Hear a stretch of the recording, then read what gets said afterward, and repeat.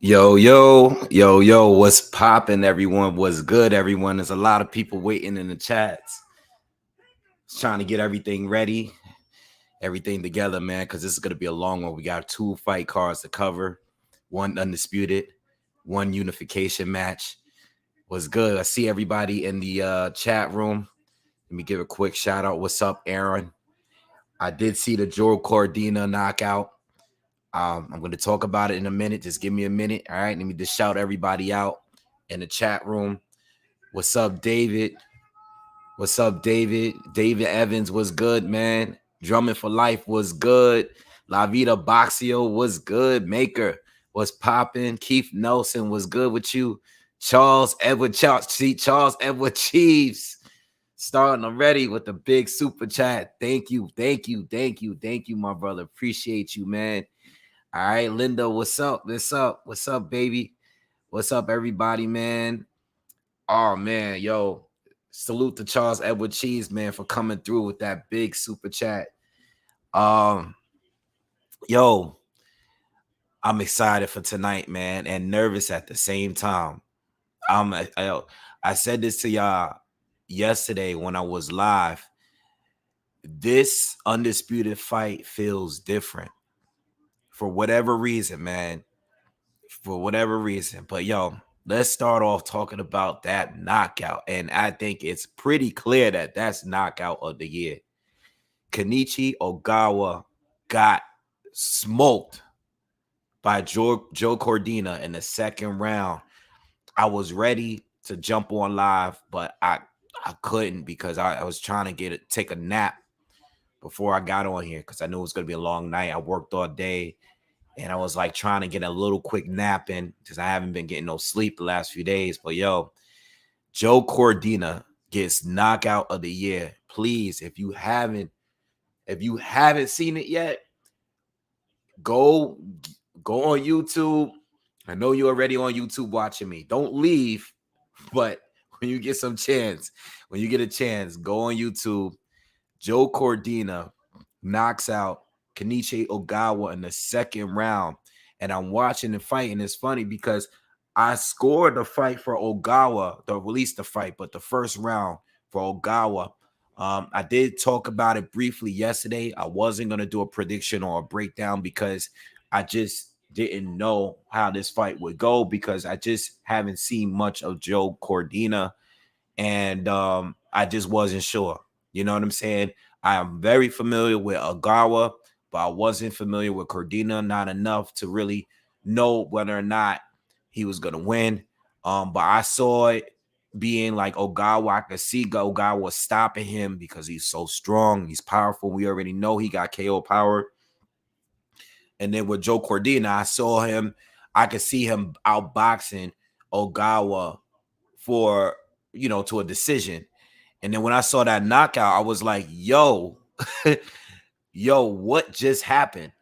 Like, that was totally out of nowhere. Like, I can't believe I had watched it I watched it like 20 times straight.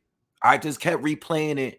I mean, look, we got a crazy KO last week with Tank against Rolly, but this KO is on a whole different level. I mean, one punch and this dude was laid completely out, bro. Definitely fight or KO of the year. And this is at 130. Cordina is a champion now. And I know it was a crazy knockout, and he is a champion. There's other fighters out there. Shakur Stevenson is one of them. He's unified. He's the king at 130 right now.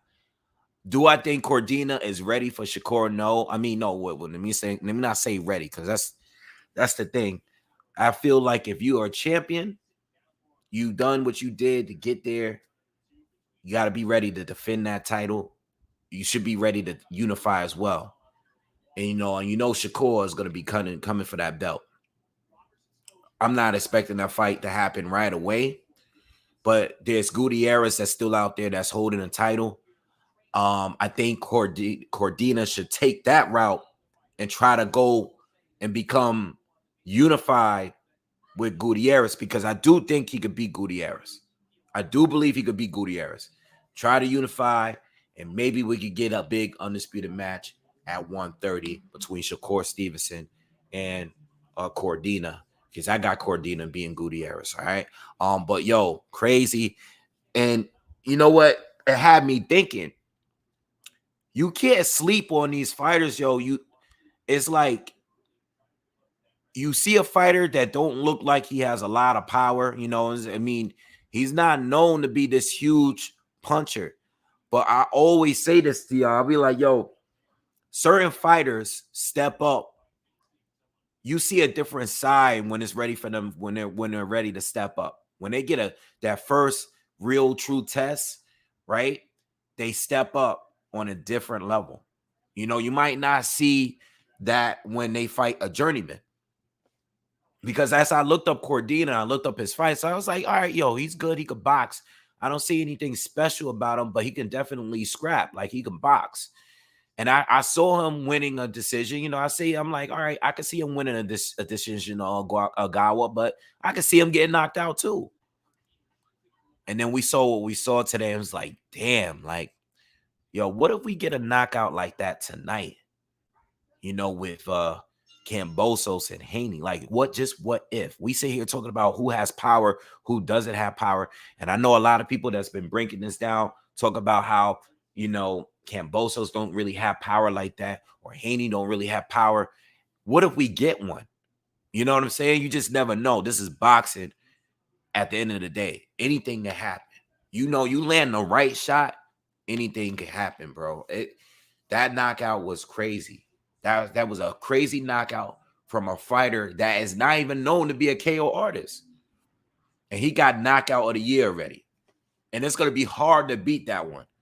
I mean, my man was laid out. For real. So, yo, shout out to everyone that's here, man. Everyone that's coming. Make sure you hit that like button, man. Again, thank you. Thank you to Mr. Charles Edward Chiefs for coming through again. What's up, Jay Foreman? How you doing, man? Hope you good. Tay was good. AKA Johnson, what's up? The Awoken One was good with you. Eddie Morales, what's happening? Clayton Young was good with you. Hannah Boxing Review, what's happening? I see y'all all in here, man. I'm familiar with all the names, man. Chenny Haney, what's up? Chenny Haney.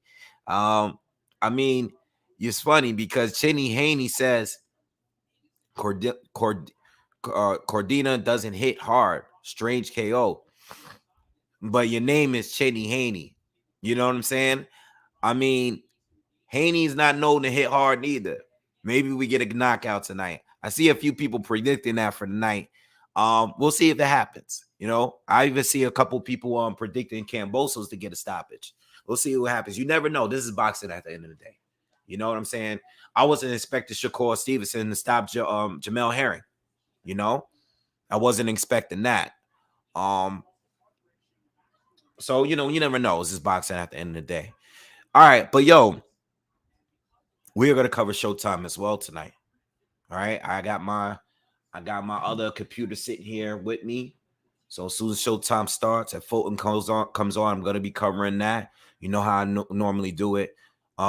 If there's a fight, whatever fight is the better fight, that'll become the priority on this channel, and I will cover one and go back and forth if I have to. All right. There's no major undercard. You got Morel Jr. that's going to be fighting on the undercard of Stephen Fulton and Danny Roman. So I might check that out on the undercard of this. Nothing major. But again, we're going to cover these fights as we go. If you're not watching the fight, or if you're here in America at least, you can watch the fight on ESPN Plus. That's what I'm watching it on. I don't believe it's going to be on television. I believe the whole card might be on ESPN Plus. I'm not sure. It might be on regular ESPN. They sometimes change it from ESPN Plus, the app, and then go straight into ESPN on cable. All right. So I don't know, but I will let you guys know if I have to change it. Oh, excuse me. If I have to change it from the app. All right. All right. So what's going on in boxing? What else is going on in boxing besides this big KO that we saw earlier? What's happening? Anthony Joshua. I see he selected Robert Garcia as his coach for this fight. It looks like Anthony Joshua is doing a whole lot of preparation for this fight against Usyk. And then, he's bouncing around. I know he was trying to select. I know he's been working with James Bashir Ali, who's also working with, who used to work with Usyk. I'm not really sure what's going on with AJ. As long as he's ready for the fight, whatever works for him. You know what I'm saying? I'm not going to sit here and tell you guys what's right, what's wrong. I don't know, man. I mean, I don't know. I'm not the boxer. I'm the fan here. And these guys are on the highest elite level of boxing. And Robert Garcia, well-known boxer. He's been around. He's trained some very high elite level fighters over the years, and he was a great boxer on his own. Just got to wait and see at this point. I mean, at the end of the day, when I'm ready to do that breakdown, I'm just going to go on who I think is going to win. And a lot of that is going to be based on what I saw in the first fight. But I gotta, I understand that this is going to be a different fight because I think AJ is going to take a different approach. I think most of us are going to expect him to be a lot more aggressive. I think he can train to be more aggressive. I think he could train for a lot of new things, but mentally, can he be different? It's all about the mental with me and AJ. And what happens if you're losing? What happens if the game plan in this fight is different and you're not successful? Do you stick to that game plan or do you go back to boxing a different way? And that's my whole key. So we just got to wait and see. We could try to bring all these theories into play on how the fight is gonna go. I definitely gonna have my own when I'm ready to really talk about that fight when we actually have a date. But you just gotta wait and see. You know what I'm saying? And yeah, definitely smash that like button. Tay says, do I think Derrick James would have been better for AJ? I say yes. The reason why Derrick James is the one that definitely came to my mind first is because the transformation of Jamel Charlo, specifically him. And I know that's just one fighter. And a lot of these trainers, they've done a lot to improve on certain fighters. I know Robert Garcia, the first guy that came to mind that he actually transformed into a different fighter is Marcos Maidana. I'm sure it might be some other fighters since then. I can't remember because I can't remember every single fighter that Robert Garcia trained over the years. But as far as transformations, like, a difference in a fighter style and it being effective after Robert Garcia got their hands on them, I think of Marcos Maidana because he went from just being your typical brawler who's been outboxed by the likes of Khan and even Devin Alexander. You know what I'm saying? You got to remember, Devin Alexander, once upon a time, was able to shut out Marcos Maidana. And then Marcos Maidana went from that to the highest level of the welterweights. All right. Beating up Adrian Broner, bad, knocking him down multiple times, going to war with Floyd in one of Floyd's best fights ever. You know what I'm saying? As far as action, that was one of Floyd's best fights ever. One of his closest fights. Excuse me. A fight that he had to actually run back. You know what I'm saying? So with that being said, I'm thinking of that. But when I look at Derrick James and recently him being the coach of Errol Spence Jr., but him being the coach of Jamel Charlo. Jamel Charlo fought a completely different fight back then. You know what I'm saying? And once he got with Derrick James, he went from being one, crafty boxer, pretty athletic, but a guy that used to really use the ring, not a KO artist at all. Maul was the KO artist at 154. Jamel was not. He just wasn't. And now he's one of the biggest KO bar artists in the sport. And now he's undisputed. And I said to you guys before when he beat Castano in a rematch that he is officially the most improved boxer in the sport, bar none. Bar none. I mean, from him not even being the top guy at 154 to him being the best, one of the best fighters in the world says a lot. And being that he was trained to be effective, being aggressive. And I know he took his loss. You know, I know he took the loss to Tony Harrison. Some say he took the loss to Castano in the first fight. That's cool. But he was able to run those fights back and score knockouts.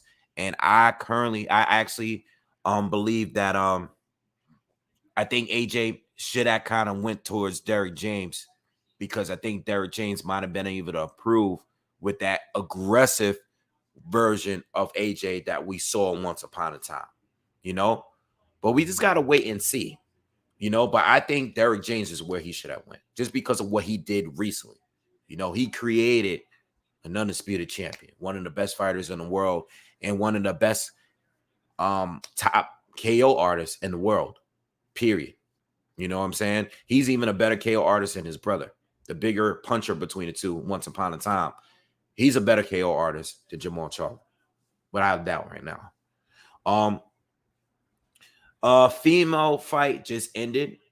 Okay, we're basically, the main card starts at 9 p.m. Eastern, which is about 40 minutes from now. All right, so we're on the preliminary fights on ESPN Plus right now. And I believe this is the second fight, the end of the second fight. So we have a lot of fights to go. So if you're just checking in, we're nowhere near Devin Haney and George Kambosos. We're literally hours away from that. So if you're checking in, just trying to jump in and see the main event, we're nowhere near close to that. All right. So if you're just joining us, either chill out or bounce, come back later. All right. And check in. All right. So I think, speaking on AJ and finishing up with that, I would have went with Derrick James. But again, you know, those are the professionals, and maybe they're seeing different things from what I'm seeing. You know what I'm saying? What's up, bro? What's good with you?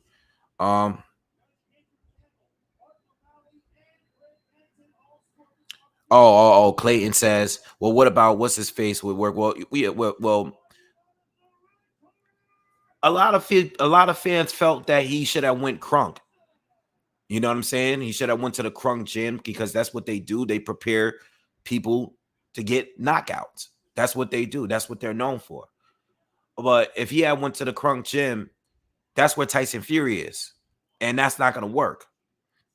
You know, so I knew that was never an option. That's something that I've talked about on this channel before. You know, I would have liked for him to go to Derrick James. Derrick James was a little bit more, but again, you know, you never know. We don't know what's going on behind the scenes. Maybe AJ met with Derrick James or had a conversation. I don't know. It's based on the chemistry. You know what I'm saying? He might have met with Robert Garcia and had better chemistry with him. You know what I'm saying? So I really don't know. I really don't know. It's really about the chemistry. I know he met with a lot of coaches, and he went with who he felt like was the right coach to go with. And Robert Garcia is that guy. You know what I'm saying? Oh, not Sugar Hill, the other guy, Jonathan Banks. I see where you're going with that. I think Jonathan Banks is good. You know, he's currently training Triple G. He was training Klitschko. I think that would have been a good that would have been good. You know, I mean, would that be a conflict of interest though, when there's two Crunk trainers training opposing, you know, rivals?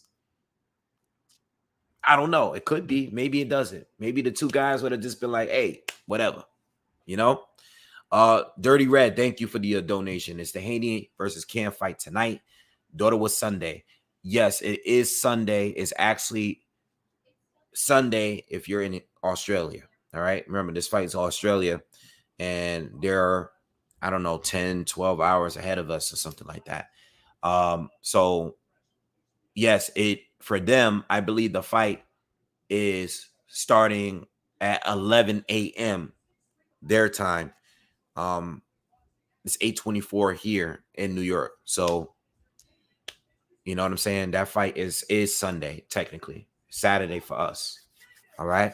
What's up, Kano Loco? Was good, man. Make sure y'all subscribe to Kano Loco Sports, man. It's in the building. All right. Ben Davison. I don't think Ben Davison would have been a good coach. Just my opinion. Very technical coach. But I'm thinking like coach that's gonna make you really aggressive. You know? But we gotta wait. We gotta wait and see. We just gotta wait and see.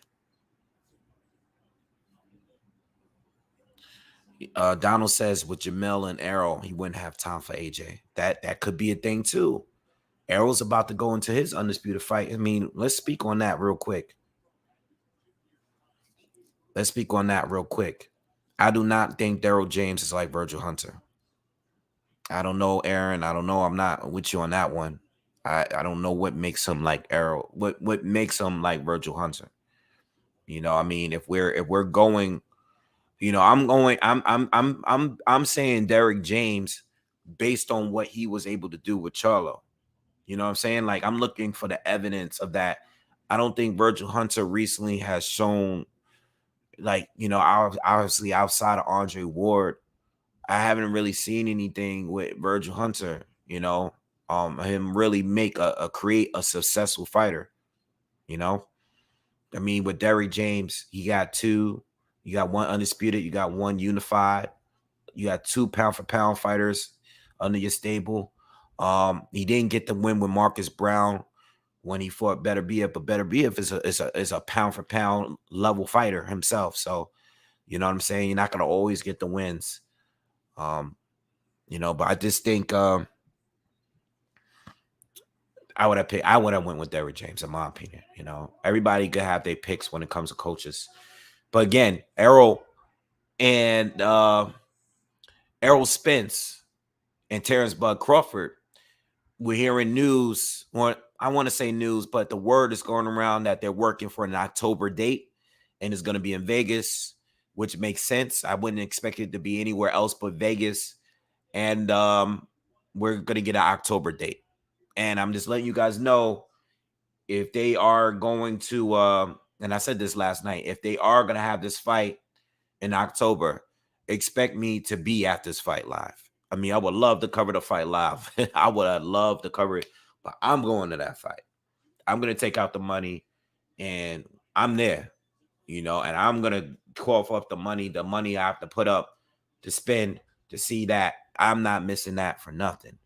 I will be at that fight. I am going to be booking my hotel and my flight the day of they announce that fight. As soon as they give me a date, I'm booking right away. I'm going to be in Vegas. You know what I'm saying? That's what I did with Mayweather and Pacquiao. I haven't done that in a long time. That's what I did when they gave us, I think before they even officially announced the official date.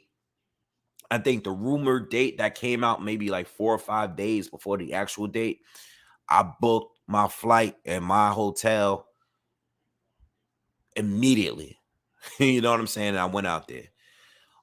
So with that being said, I'm going to be doing the same thing, because this is a fight that I've sat here and battled for and talked about over the years, made plenty of content on Arrow and Bud. It's only right for me to pay the money to go see them fight live. You know what I'm saying? As much as I would love to do live commentary, that is one that I have to go see live. Just like if AJ and Deontay Wilder were to actually fight each other, that's another one that I would have to see live, man. I would have to go to that fight for real. You know what I'm saying? So hopefully they make it work. I mean, they should make it work. They should be able to make it work. I mean, both of them seem to be the energy has been better. The energy has been better in their interviews recently, more than it's ever been. Bud is no longer with Top Rank. Spence cleaned up his side of the street. Oh, excuse me. And there's nothing that's really holding us back. I mean, there are mandatories. If they're able to work out whoever their mandatories to step aside. We should be able to get the fight. I mean, they're both saying in every interview, like, yo, I want Errol next. I want Bud next. It seems like the fight is going to really go down. I don't think there's going to be any problems with letting this fight go. All right. All right. What time is it? We got these pre-fights on. At some point, I'm going to start doing real commentary on these fights. Okay. Especially there's a couple of fights. I think the Maloney twins, the Maloney brothers are fighting each other. Or I'm not fighting each other, but they both have fights on this card. I see that Junior Fa is going to be fighting Lucas Brown. So, I'll be doing commentary on that because I love the heavyweights.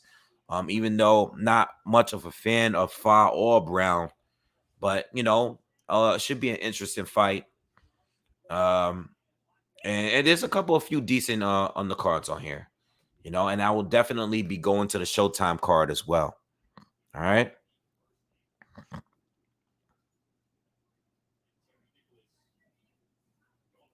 So,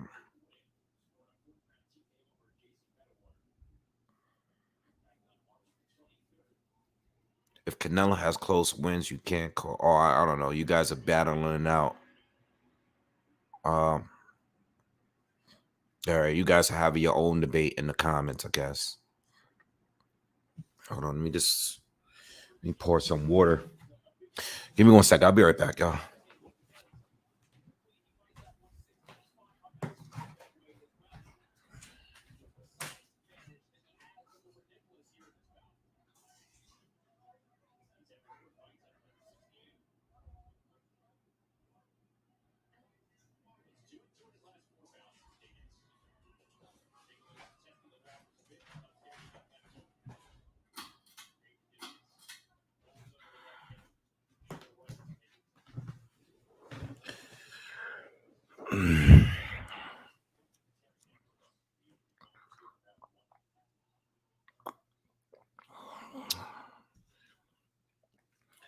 All right.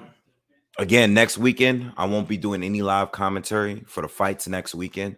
Because I will be at the Boxing Hall of Fame. All right. I'm gonna spend the entire weekend up there. Probably gonna try to do some I'm gonna try to create some content at least. And I've done it years ago. I remember the last time I was up there. I did do an old video when I was up there. I went to the museum at the Boxing Hall of Fame and actually recorded some footage of the actual museum part of it. So maybe I'll do some of that this time around too. And hopefully I get to meet my some of my idols, like Miguel Cotto and Roy Jones Jr. and James Toney, some of the guys that's going to be inducted next weekend. So I'll be up there next weekend, but I'll definitely create some content, but I probably won't be posting anything until I get back to the city.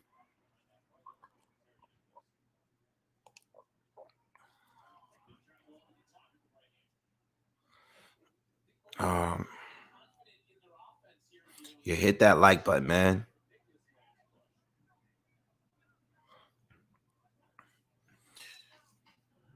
Yeah. I'm looking forward to it, man. The Awoken one. I'm looking forward to it. Oh, you guys are really arguing over this trainer thing, huh?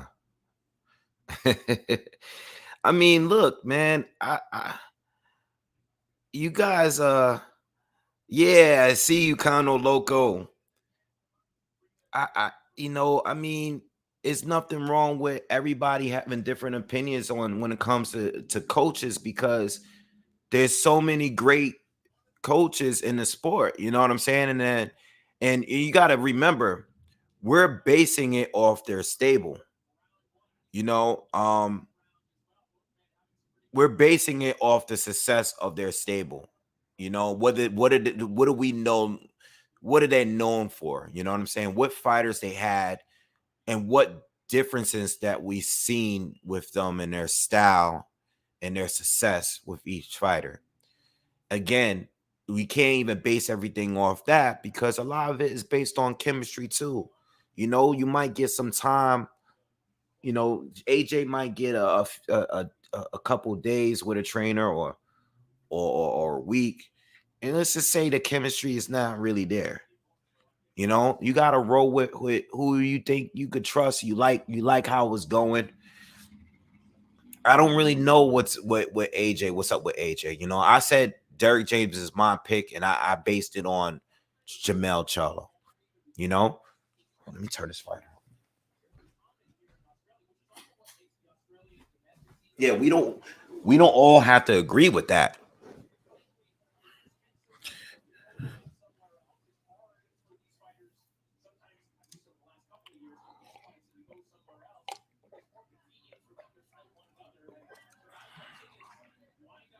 I think when it comes to trainers, usually what I'm a fan of is what I see them do in the corner during the fight, like the kind of instructions they give. If you um if you get a chance to see how they work while they're during preparation for a fight, if you watch footage of them, you get a chance to see how they work, maybe the interviews that they give us, you know what I'm saying? Exactly.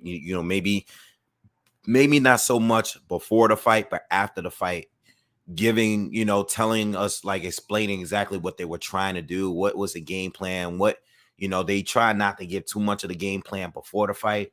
But those are the key things that I like to look at when it comes to certain trainers. Like, I have my favorites like everybody else, but it's really the biggest thing is really the results. What kind of results are we getting? You know what I'm saying? What does a fighter look like when you are in camp? And what do they look like? Like James Kirkland, for example, right? James Kirkland was getting trained by Ann Wolf. There's times where James Kirkland looked phenomenal, right? And there's times where he looked terrible because Ann Wolf was not there. And we know how extreme Ann Wolf was, very intense training.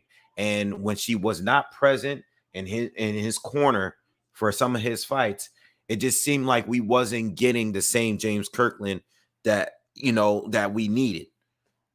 So I like to base a lot of things on that, but it also depends on how many fighters is Ann Wolf training. Some of these trainers don't have a lot of fighters in their stable. They just focus on a few major ones and that we know of.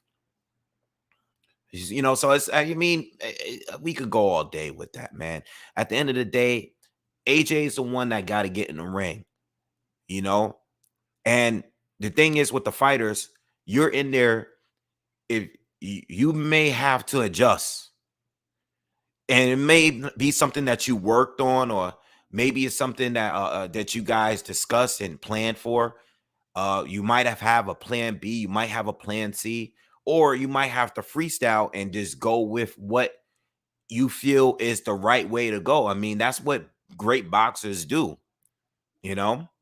That's what they do. A lot of fighters, the great ones, know they have the ability to adjust in the ring, Oh, by the way, in a way, and Donaire, I actually recorded the breakdown for that. But unfortunately, for whatever reason, I was having mic issues. And I recorded it. I actually was about to upload it without listening to it. I actually did upload it, but I had it on private because I wasn't ready to put it out. I wanted to listen to it first. And then when I got a chance to listen to it, I saw that, I listened to it and I saw that it had some issues with the mic. So be on the lookout. I will have that out by tomorrow. I just got to re-record it, but I will have that breakdown. The fight is on Tuesday, I believe, at 5:30 in the morning, something like that, 5:30 a.m. Eastern, because the fight is out in Japan. I will get up early to cover that fight. Probably not the entire card, but I will get up early to cover that fight because I know some of you are asking, where is the breakdown? The breakdown was completed late last night after I got off live, but I was not able to upload it because I was having some mic issues. My thing wasn't even plugged in correctly, and the cord was loose, and I had some issues on there. So be on the lookout for that. Clayton Young, thank you, says, what chances you giving AJ in a rematch? I actually still believe that the fight is 50-50. All right. I do believe it's still 50-50. Even though he's lost, I still believe, I think there's a slight advantage for Usyk because, he already won. And I do believe overall he's the more skilled fighter between the two. You know what I'm saying? I normally roll with the more skilled fighter. I thought we are going to see more of AJ use his size in that fight, and he didn't. He actually tried to have a really technical boxing match with Usyk, and I think he needed to do a little bit of that, but he needed to mix a little bit more of the aggressive side of him, and that's part of the reason why he lost.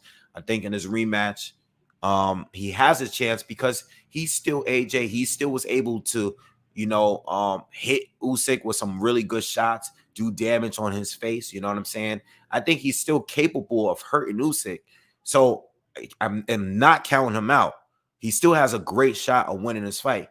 But I think his best bet is to go for the KO. But be smart, be cautious, but be a little bit more aggressive than he was in that first fight. He just was not aggressive in that first fight, in my opinion. Damon asks, Wave, what up? I'm ready for tonight. Yeah, I'm ready too, man. I'm excited. We got a long night of fights, though. We got a long way to go before we get to that main fight. All right. So, we're gonna be talking boxing and we're gonna do commentary in a bit. Probably the next fight, I'm gonna start doing the what time is it now? The main card. So we are 20 minutes away from the main cards on both Showtime and ESPN. So I will start doing commentary as soon as those begin. Even though we're still in a long way to go with these main fights. Hopefully, Fulton and Roman don't, overlap each other. All right, but if they do, you already know I'm covering the Haney and Kambosos fight. That's the priority for us tonight. As far as main fights, I want to cover Fulton because that's a very good fight. It's a unification match. Danny Roman is one of the top guys still at 122, and he's a former unified champion. But we got to cover this David Haney undisputed fight. Undisputed is always going to be the priority, for real. But yeah, in the way versus Donaire, I got to redo the breakdown video. I haven't completed. I already know where I'm going to go. I'm not going to speak too much on that fight because I want to give y'all the breakdown. I want to give y'all the breakdown. So just be on the lookout for that. And that will be out probably as early as tomorrow morning. I will probably throw it out there for sure. All right. Yeah, I did see for the people that's coming in. What's up, Deuce? What's good with you? Yeah, I saw the knockout, man. I was talking about that earlier. It was crazy. Crazy. Ogawa got stretched. Yep. He got stretched. And I don't think any of us was expecting that. I mean, even if you thought Cordina was going to win the fight, nobody expected him to get stretched out like that. I even gave Ogawa the first round. You know what I'm saying? I gave him the first round. I was like, okay, Joe was doing a little good boxing, but I thought Ogawa landed, the better shots. And that knockout just kind of came out of nowhere, man. And that's the best knockout this year so far. And it wasn't from a crazy big puncher, That was crazy. So I can't wait. I can't wait to see some unifications, some more unifications. And I think it definitely brings more excitement for that division. I already said when it comes to Shakur Stevenson, I know people want to see Shakur fight these guys at 135. And I said, you know what? Before you move up, take care of business at 130.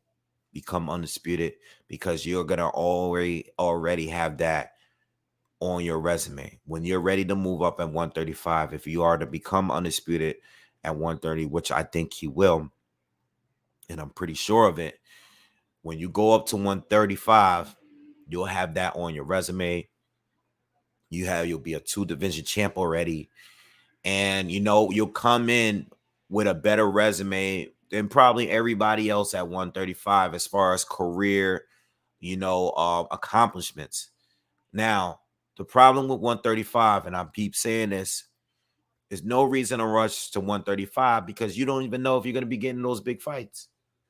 You don't even know if you're going to get those big fights. You know what I'm saying?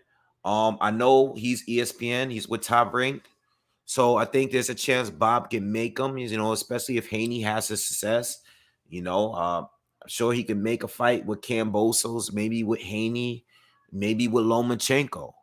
All right. So there's options there, but you just don't know. Like, listen, you're at 130, do your thing. You got a long career. You're only 23 years old. You got plenty of time to go up to 135. And at that time, by that time, you go on, the fight to be bigger. So do what you got to do at 130. Those fights at 130 should not be hard to make. There won't be any issues with, making these fights. These fights should be made, Gutierrez fight shouldn't be hard to make. I don't know if it's Cordina's gonna get to him first, or I don't know if Shakur Stevenson's gonna get to him first, but these fights should not be hard to make. My bet, and I said this earlier, what I would like Cordina to get to Gutierrez first. And I say that because I think undisputed fights are bigger when, both fighters are coming in, as unified, or, like, I wouldn't want to see like Shakur fight Cordina because Cordina got that knockout. Gutierrez don't have like that kind of crazy win. So with that being said, I wouldn't want Gutierrez to be the last fight. It's kind of like Terrence Bud Crawford. When he became undisputed, in Dongo, yes, he was undefeated, but it wasn't a big fight. At the end of the day, let's be honest, it wasn't the way to finalize it. I mean, you have to do what you have to do, but it wasn't the biggest fight. Ndongo, the only thing about him is he was undefeated.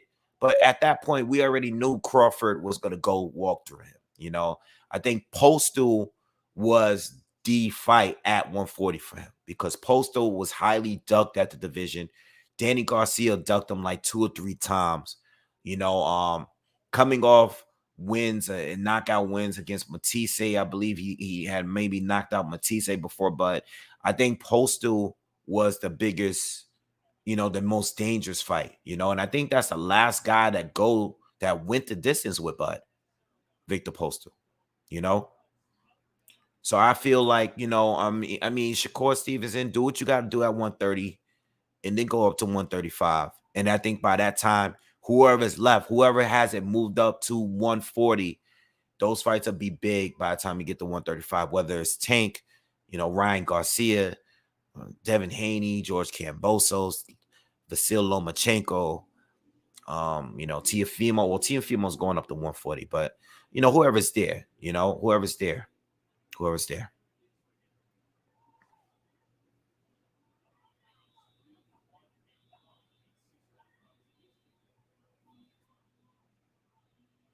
are you guys talking about? Oh, you're still talking about Derrick James? That's funny.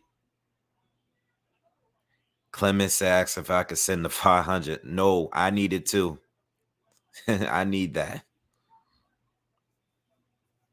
Clayton says, I don't know who to pick, Crawford versus Spence. Well, I'm picking Crawford. All right. But I also believe that Spence has the best shot at beating him, and I've said it for the last 4 years that, even when Crawford moved to 147, I didn't think there was anybody at 147 that was going to beat Crawford, but I thought Spence would be the toughest guy, and I didn't think anyone that was at 147 was going to be able to beat Spence. And that's why the fight makes so much sense now because the new group is already waiting to get their shine, And I think it makes much sense now to have this fight. And I believe that if the fight is competitive, there's still a chance that we might get a rematch out of it. You never know. It might not be undisputed rematch, but because they're gonna have their mandatories of if the fight is good enough and it's not a dominant performance, I think there's gonna be more than one fight, especially if they perform. I think there's gonna be more than one fight. If it goes to distance, it's definitely gonna be a rematch.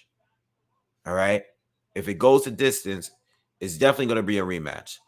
If there's a stoppage, but the fight is a complete war leading up to the stoppage, then we're gonna get a rematch. If someone just gets knocked out, whether it's Spence or Bud, and it's not that competitive, it's kind of one-sided, we're not gonna get a rematch. All right.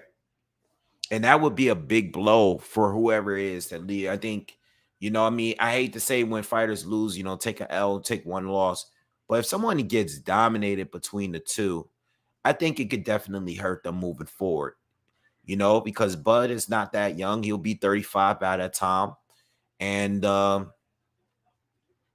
Spence, Spence being that going through everything that he grew through, the first thing, if Spence loses by domination on getting KO'd, people are gonna go and say right away that he hasn't been the same, because there's still a lot of people that feel that he's still not quite the same fighter he was, even with that dominant Ugas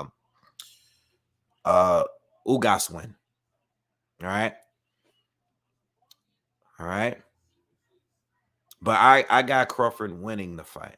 I have Crawford winning. That's my that will be my prediction at the very end of it all. But yeah, we're probably going to get multiple fights, especially if the fight is a great fight. Win or lose. And of course I'm rooting for Bud. I'm Team Bud. I already told you guys.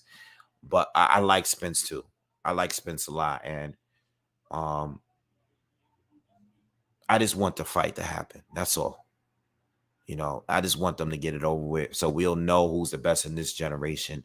And it'll be a step up, because the welterweight division, with all the stars that it's had over the years, we just haven't had an undisputed champion there in a long time. And, you had so many big names over the years at welterweight, and, we barely got unification matches. You know what I'm saying? So I would like to get this undisputed thing out the way. Even if there's no defenses at welterweight, I just want the fight so we can go on and end this debate on who's the best in this generation. Yeah. So if you're just joining us, I'm on ESPN right now. Showtime starts in about 7 minutes. All right. So I'm gonna go back and forth shortly. All right. Doing commentary. Yeah. So as far as this fight between Devin and Kambosos, because I seen a lot of people leaving comments about the rematch clause. There is a one-way rematch clause for this fight, I believe. If Devin Haney wins the fight, George can activate the rematch clause and fight again in Australia again, right? If Devin Haney wins. If Devin Haney loses, Devin Haney doesn't have the option to get an immediate rematch like George does. So everything is based on George. Now, when I was making the video yesterday, the majority of that video, we didn't know that George was going to make weight. George made weight right before I logged out of the video. So we saw George make weight, but we had a discussion earlier because I said, what if George doesn't make weight? Even though I expected him to, what ifs? I was trying to explain that if George doesn't make weight, he does not keep his titles. I think there was some of you who were saying he still keeps his titles. No, if you miss weight, you get stripped of your titles. So even if you win the fight, you don't keep the titles. Devin may not get his titles, but George, well, Devin will keep his title, but George will not get the title. That's what I was trying to explain. But George made weight, so that's not even a factor anymore. All right. And everybody, please, if you are here, if you are watching, let's get the likes up. Please hit that thumbs up. Share the video if you can, if you're feeling it. And I'm assuming you guys do, because there's a lot of y'all in here. Please share the video. Please hit the like button if you can. So we can get more people to join us and stuff when the live commentary comes on. Isan, thank you for the donation. June 18th wave. Bud clips EJ between basic combos.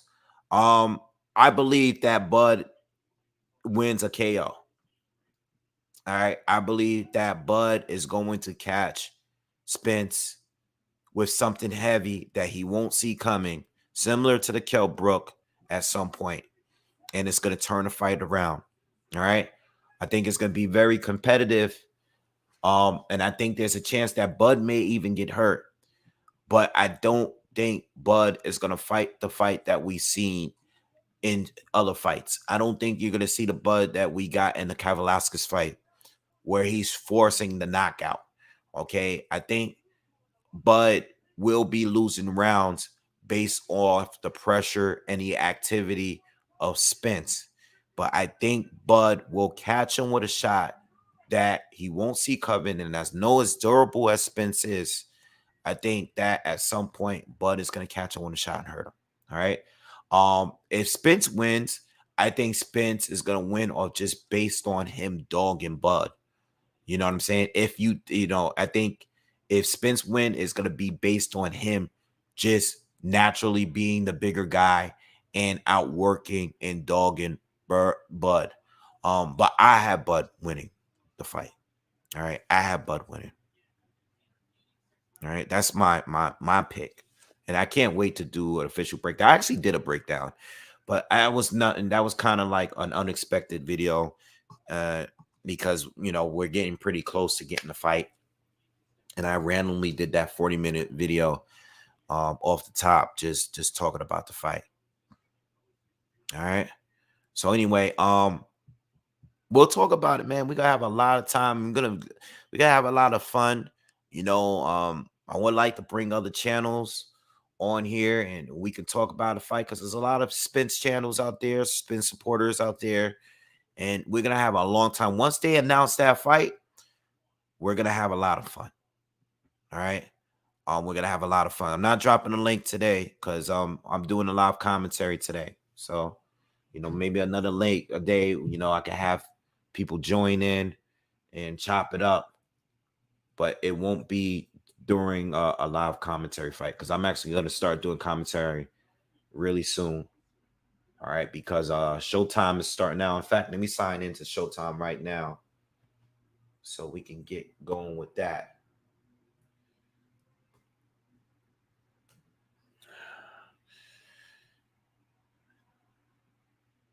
All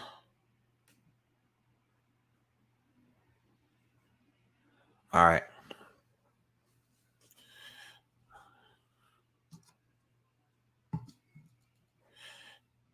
Aaron says, I'm going to the second fight in October in Melbourne. Okay. I get you. Leonard Sterling, thank you for the donation, man. The super chat. He says Top Rank and DeBella would not have been happy if George Kambosos didn't miss weight and beat Haney. All 4 titles would have went vacant. Yes. But he made weight and he dropped a whole nother pound, basically. So we'll see if it's gonna have that effect on him. Next fight, Junior Fa is gonna fight Lucas Brown. All right, heavyweights. Damn, Lucas Brown is 43 now. Junior Fa is 32. And I'm still, I don't really follow Junior Fa's career like that. All right. I kept the eye on him. I've seen him fight. And thank you again, Leonard. Appreciate that. I've seen him fight, but I've never seen him really step up outside of the Joseph Parker fight.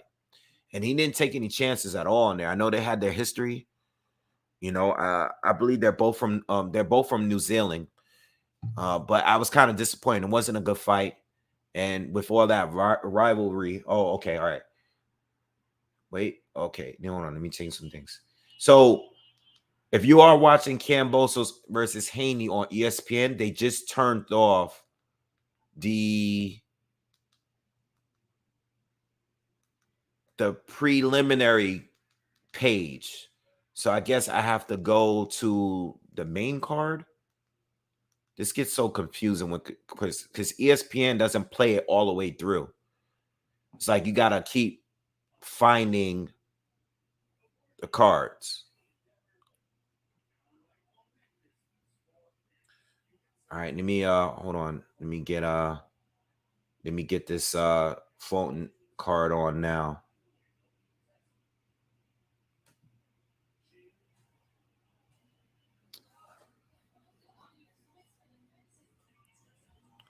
Yeah, we got a while before we get these likes. I mean, get these fights.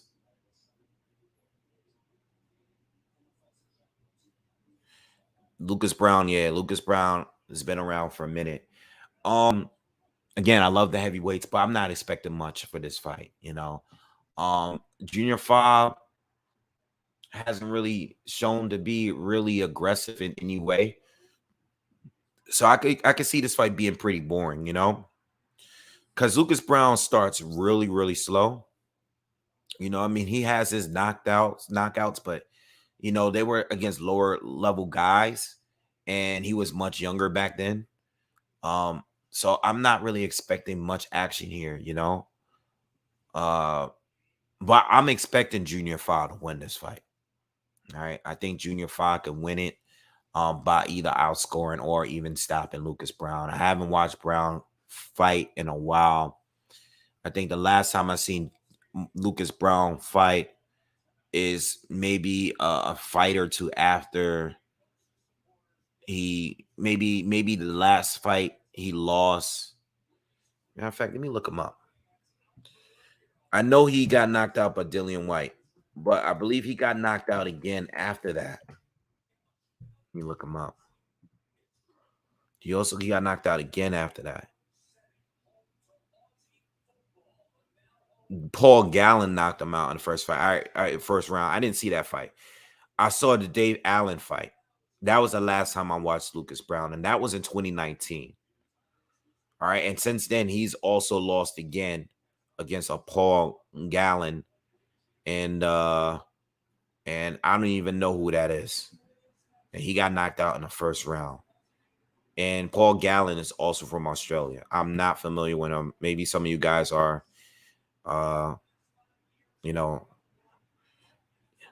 Yo, Star Fox, what's good, man? I haven't seen you in a minute. Oh no, I've seen you in here. You've been in here. Star Fox says Wade streams look super 4K, looks so clean. I think I could count his individual beard hairs. Yeah, man. I got a good webcam. Man. I got a good mic too, even though it's messing up sometimes, but really, really good mic. But thank you, man. Appreciate it. Will says Gallen is a rugby player. Yeah. Yeah, I'm expecting Junior Fa to win this one.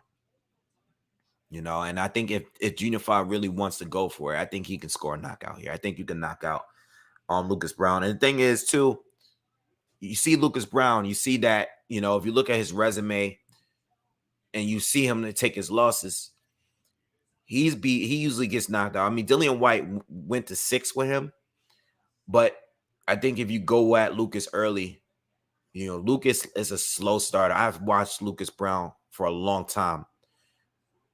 Lucas Brown is a very slow starter. So I think if this guy Junior Fa would like to put the pressure on him early, I think he can get an early knockout. But he's not a big KO artist himself. And the thing is, Fa has not been in the ring since he lost to Joseph Parker, which was a year ago. But even the 2 fights before that, and they were not elite level guys. He's been fighting journeyman throughout his career. He went to decision in the 2 fights before that, 10 rounders. All right. But it's nothing but journeyman on his resume. In fact, I can go as far as saying that Lucas Brown probably is the second best fighter that's on his resume, even at 43 years old. You know? You know what I'm saying? But yeah.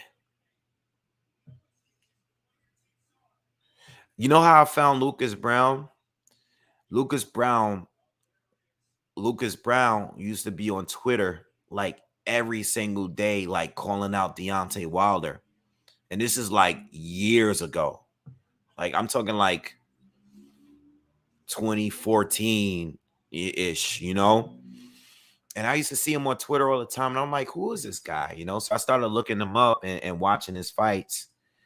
And I was like, okay, I mean, he's okay. I mean, I think Wilder would knock him out, but I thought that, I started paying attention to him early, kind of just based on him being on Twitter.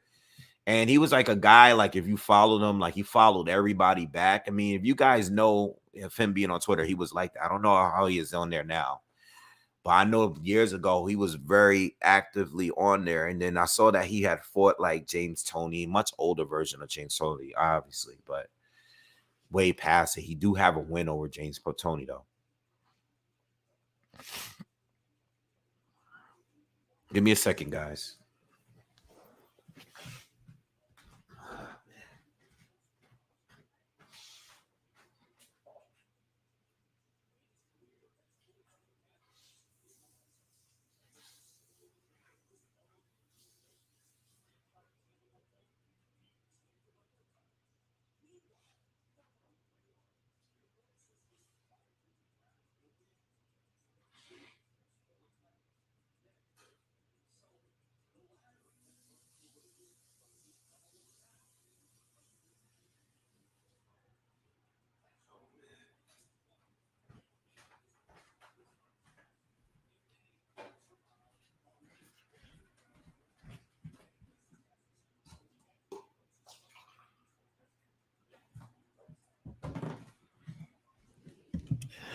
Sorry about that. I keep stepping away because been really congested like all week long. So all this talking me keeps making me get the water. But I brought it here with me. Sorry about that. Fotex, thank you. Fotex says I'm pulling for Haney, but I smell whole town cooking. And thank you for the super chat, man. To be honest, what's up, D Style? I see you. To be honest, I was thinking about putting money down for the draw. I didn't do it, but I was thinking about putting money down for a draw because I was thinking of the politics of it all. You know what I'm saying? I was thinking about it because I could see this being a two. I think that the fight is going to be somewhat competitive, and I think Haney is going to win. But I think that if he doesn't dominate him, I do believe that might force the rematch. I was thinking about putting money down for the draw, and I don't know if it's still, I'm not a gambler, but I was thinking about it. I didn't want to say that on camera neither. Sometimes I feel like certain things that I do, I shouldn't say it on camera. But I'm thinking that. And I still might do it. I might actually do it while I'm on here with you guys. It's just a feeling. And I don't call too many draws on here. But I've been right with a couple of them on here since I've had the channel. Thinking about it. What's up, Aquaya? How you doing? What's good? Yeah, so that's why I'm thinking. That's where my head is at. I already know the rematch clause exists. And they're saying that these guys was able to get 50,000 people in there, you know? So I'm like, let me do it. I think I'm going to do it, guys. I've been thinking about it all week. I might as well.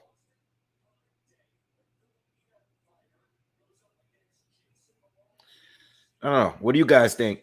Any of you guys put any bets in for this fight? What do you guys put money on? Let me see. I might as well do it. Give me a second.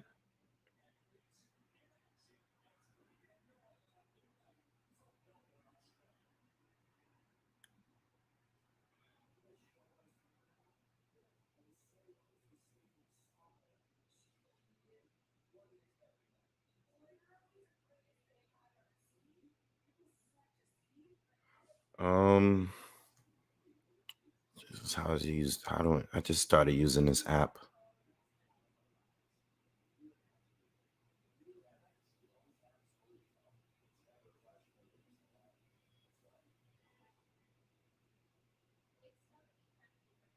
All right, I got it. All right, I'm officially in. So, all right, I'm officially in. So, put a little bit of money down for the draw. Maybe I get lucky while I'm on here with you guys. That's what I'm going with. All right. I think Haney's gonna win the fight. All right, but I put my money down for the draw.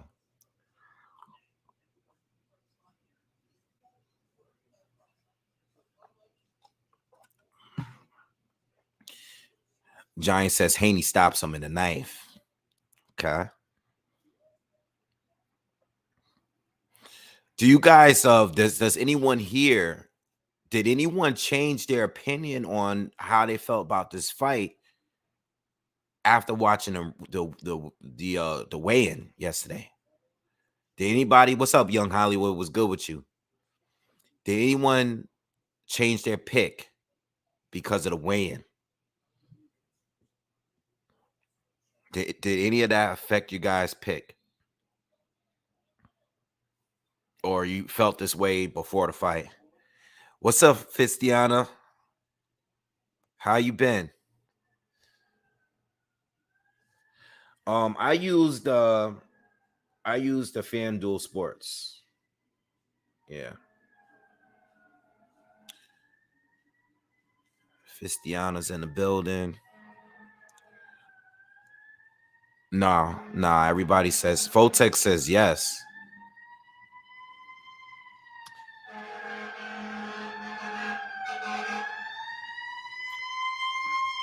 And now I'm not in a lounge, and I can't go to a lounge in Harlem because no lounge in Harlem would be showing this fight. You know, nobody's gonna be showing this fight tonight. They don't really show the fights like that unless they're the big fights. A lot of Kambosos fans is coming out.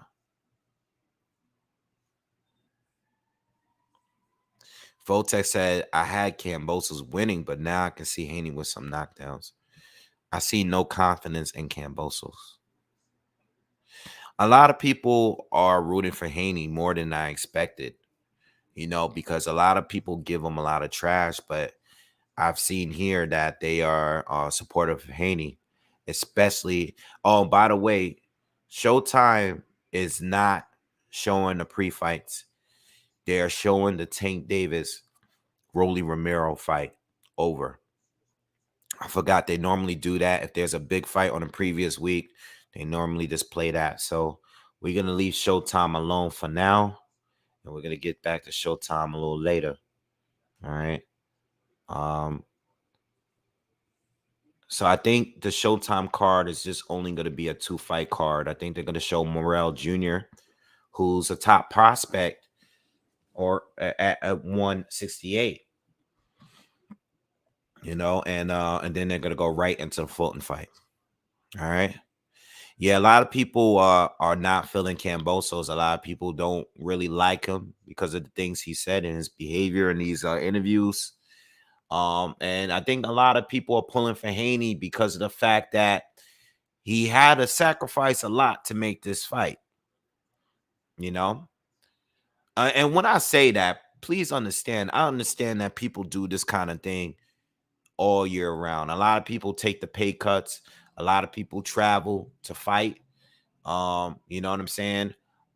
Visas are not, accepted and stuff with other people. And I get that, but Devin to be, a well-known up and coming top guy. I think that made people a fan of him because there's not a lot of fighters, especially young American fighters, that's willing to leave the States and go do what he's doing, especially at 135. And I think that's the reason why a lot of people are being supportive of him, for people that weren't fans of him before, because of what he's doing. And they're comparing him to what everybody else is doing at 135. They're comparing him with Ryan Garcia, Teofimo Lopez, Tank Davis. They're looking at all of these guys. Fights are not getting made. A lot of fighters are calling each other out, but the fights are just not getting made. And I think people respect that with Devin Haney right now. And then when it comes to George Kambosos, a lot of people respect him beating Tio, but they just don't like the behavior and the antics and stuff like that, and him now missing weight as well for an undisputed fight. Even though it's just 0.3, and even though he was able to make the weight, people don't feel like he looks like he's that healthy. They feel like he doesn't look that good at the weigh-in. We'll just see tonight. I try not to go too deep into it unless it's like a real obvious difference in the fighter. I've seen some fighters just look terrible at the weigh-in. I've seen certain fighters' face look completely sunk in, and it's like, damn, man, you're struggling to make this weight. But then I seen them look terrible at the weigh-in, and then I seen them look good in the fight. So I'm not gonna read too much into that. I do think Devin Haney is a better fighter, though. So that's the reason why when I did my breakdown, I picked him. But I think there's a possibility, being that they're going to do another. I mean, listen, 50,000 people, understand that, listen, at the end of the day, it's all about the politics. And that could be a factor. And that's why I did just bet for that draw just now.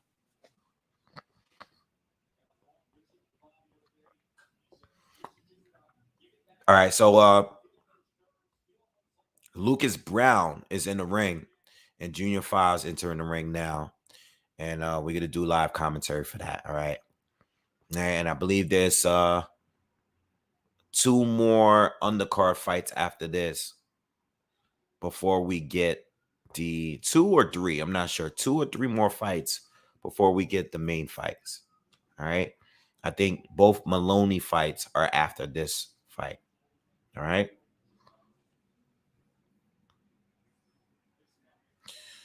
Aaron says Fa looks like the Samoan version of Tyson Fury. I hope we get a knockout, man. Wrap these fights up so we can get closer, because last week the Tank card, oh my God. If you guys were here last week for that card, that card was so boring, man. We wasn't getting any knockouts until Lara fought. The first 2 fights weren't as action-packed, and they went the distance, and they felt so long. It took so long for us to get the Devin Haney fight, All right, so both fighters are in the ring right now, and I'll start covering the fight as soon as they start.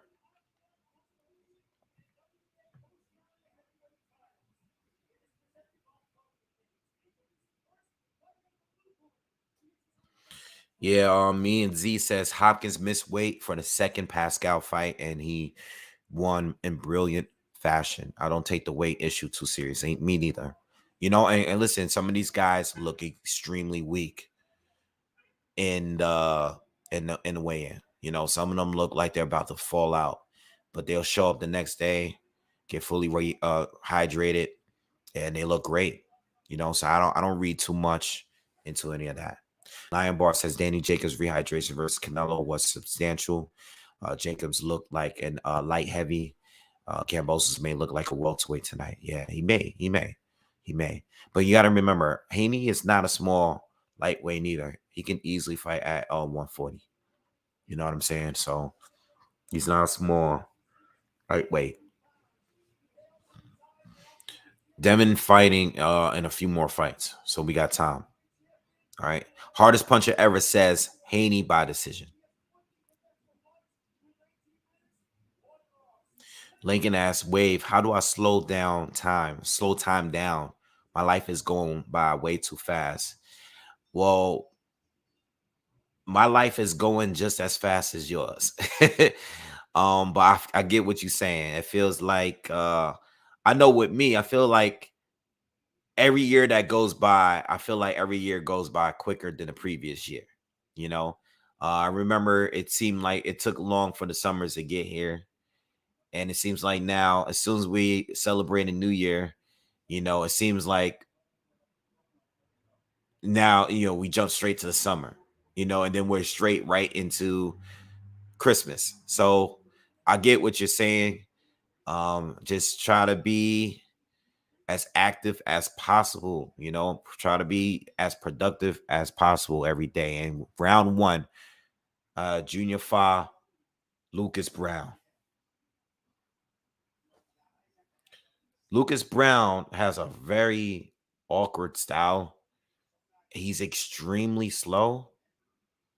And he fights with his hands low, but he's not great like as far as reflexes. So it's just kind of awkward, you know, because he's kind of easy to hit and isn't the most durable fighter. You know, again, I believe that if Junior Fa just goes for it, he can get the knockout if he really wants to go for it. But he probably want to get the rounds in just because he hasn't been in the ring since he lost to Parker. All right. But right now, so far, not much happening here. Junior is using the ring a lot more. They're tying up a little bit. Junior lands a left hand while they were tied up. Oh, whoa, whoa, yo, Junior Fa is knocked out. Whoa, now he's done. He got up, but yo, Brown hit him with a right hand, and it didn't even seem. Nah, he's not. He can't continue, man. He's gonna let it continue. Junior Fa is totally out on his feet right now. I don't know what happened, but Brown, it seemed like they were getting ready to tie up, and Brown hit him with a right hand. And yo, Junior Fa was like, what? Like, he looked like he was having a seizure on the ground, but he was able to get back up, and he's on the move now. And Brown is chasing him down. It was just so weird. Another overhand right, and Fa is knocked out. Oh my God. Yo.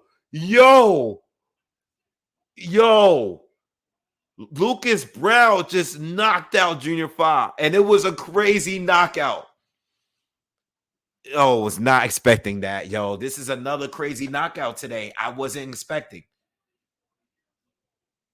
Oh, man. 43 years old, just knocked out Junior Fa. Yo, I don't even know what to say. This is so random. Oh, okay, he stepped in and caught him with an overhand right, and it hit him like right in, like behind the ear area. It was perfect. Yeah. Oh, wow. I didn't even see it. And Fa fell down like with his left arm behind him in an awkward way. And he was just on the ground shaking, like flopping like a fish. And yo, sometimes I probably react. I react so crazy because I didn't even understand. I did not expect that to happen. I just said to you guys that Lucas Brown is probably gonna get knocked out. Jesus Christ. That was a crazy knockout, man. First of all, I don't even know how Junior Fa got back up from that. I don't even know how the ref let him continue. Bro, that was a crazy, Crazy, crazy knockout. That was a crazy, crazy knockout. Yo, see, when I see stuff like that, and it makes me, it's so weird because Junior Fa and Joseph Parker went the distance, and it's like, bro, Joseph Parker is on a completely different level. This is a former champion here. I just can't see how they went. This is what it just, I guess, you know what? Boxing is boxing. At the end of the day, this is the heavyweight division. I don't want to think too much deep into it, but you gotta understand why Junior Fa never stepped up in opposition. After watching this, you gotta just like, all right, this is part of the reason why he never stepped up in opposition here and kept it safe. Because I just wouldn't expect him to get KO'd like that. I'm thinking like he excuse me, you guys just heard me. I gave Lucas Brown no chance to win this. That knockout was crazy. Oh my God. Yo, if you guys are not watching this, please find a link somewhere. I'm sure somebody will upload it in YouTube in a matter of minutes. That was a crazy knockout. I mean, this guy was flopping around on the floor like a fish. I don't even know how he was able to get up. And he got knocked down, right back down, right away. Lion Bar, he said Junior Fa was doing a Harlem Shake. Yes, sir. Yo, the heavyweight, this is why the heavyweight division is the best. And it will always be the best, yo, because it just takes one punch, man. And this guy's 43 years old, slow as hell. But Brown timed that right hand perfectly, bro. It was perfect. And yo, that was it. It was over. Over. Yusef, thank you for the donation. I mainly watch these videos to see wave reaction when someone gets knocked out. Yeah. You know what it is? You just don't expect it to happen. I really wish I covered, and I could have covered it live. I really wish I was on here when Agawa got knocked out earlier today. I wish I was on here, man, because that knockout was so crazy. Oh my God, that knockout was crazy. This knockout was crazy too. This was, I can't wait to do a review of today's events tomorrow, because I got to do a post-fight review of everything. And, for the people that's not going to be on here tonight, man, yo, we got some crazy knockouts today from some unexpected ones too. You got Lucas Brown, 43 years old, recently got knocked out in the first round by a rugby player. He gets a first round knockout of Junior Fa, bro. And then you got Cordina, who's not a KO artist, straight knocks out Agawa in the second round, one punch. You just never know with boxing. And my reactions are crazy because I'm not, it's like you don't see it. There's sometimes where guys get knocked out and I'm like, oh, what's his name is down. Oh, this such and such is down. I don't think he's getting back up. You won't see me jump. You won't see me yell, but it's the ones you don't see coming, especially when you're wrong. Like I didn't even see Lucas Brown even. I'm waiting for him to get knocked out. I gave this dude no chance at all.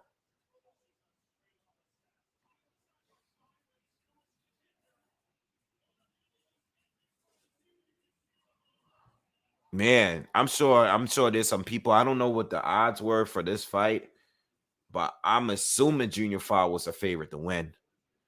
Man, I don't know, man. Losing to Parker, losing to Lucas Brown like that, that's a tough loss, especially when you haven't been active. I don't think Fa got the confidence, man. He just don't have the confidence in himself.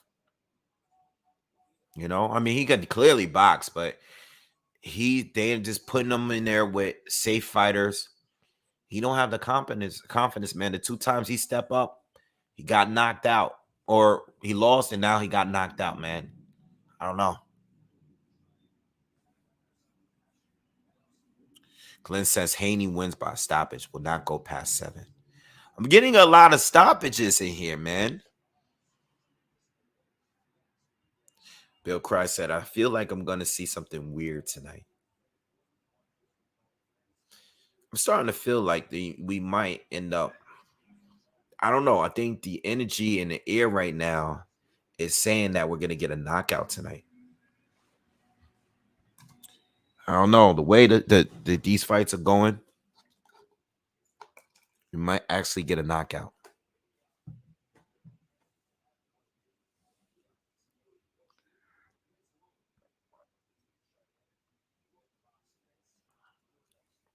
Jay Foreman says, I heard someone on the broadcast say Brown was a plus 800. That's crazy. Some people made some money out there today. You know, even if you're just putting out there, you're just putting $20, $25 out there, make a nice bit of change, You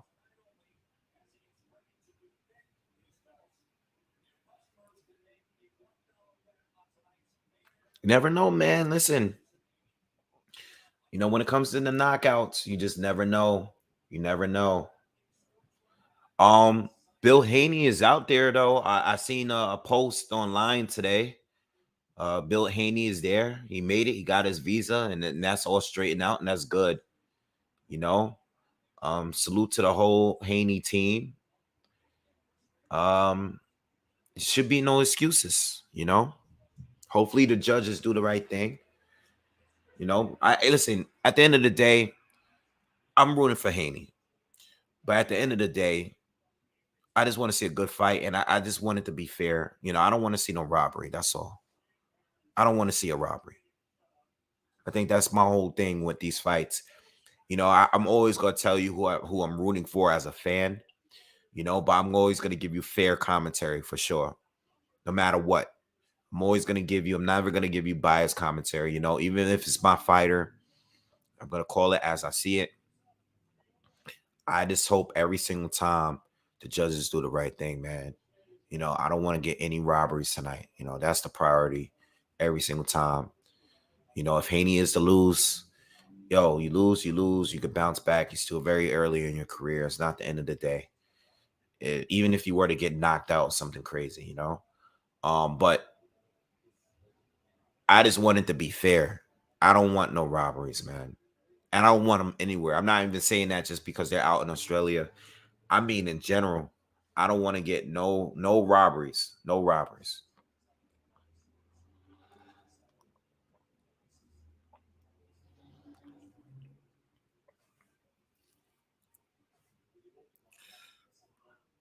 Like I'm fair enough to, even in my breakdowns. How you guys know in the breakdowns, I tell you all the time who I'm rooting for, but I'll tell you who I think is gonna win. I tell you who I think is gonna win, and I tell you who I'm rooting for. And sometimes those are two different people.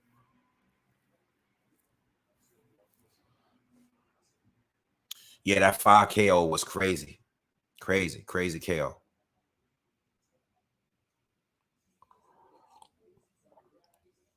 Eddie Morales says they robbed Higgins a fight before Brown. Yeah, I was watching it on the corner of my eye, but I wasn't really doing commentary because I was talking to you guys. But from here on, every fight. Let me go back to Showtime. I know they're showing the tank fight, but I'm gonna go right back to Showtime to see where they're at with that fight.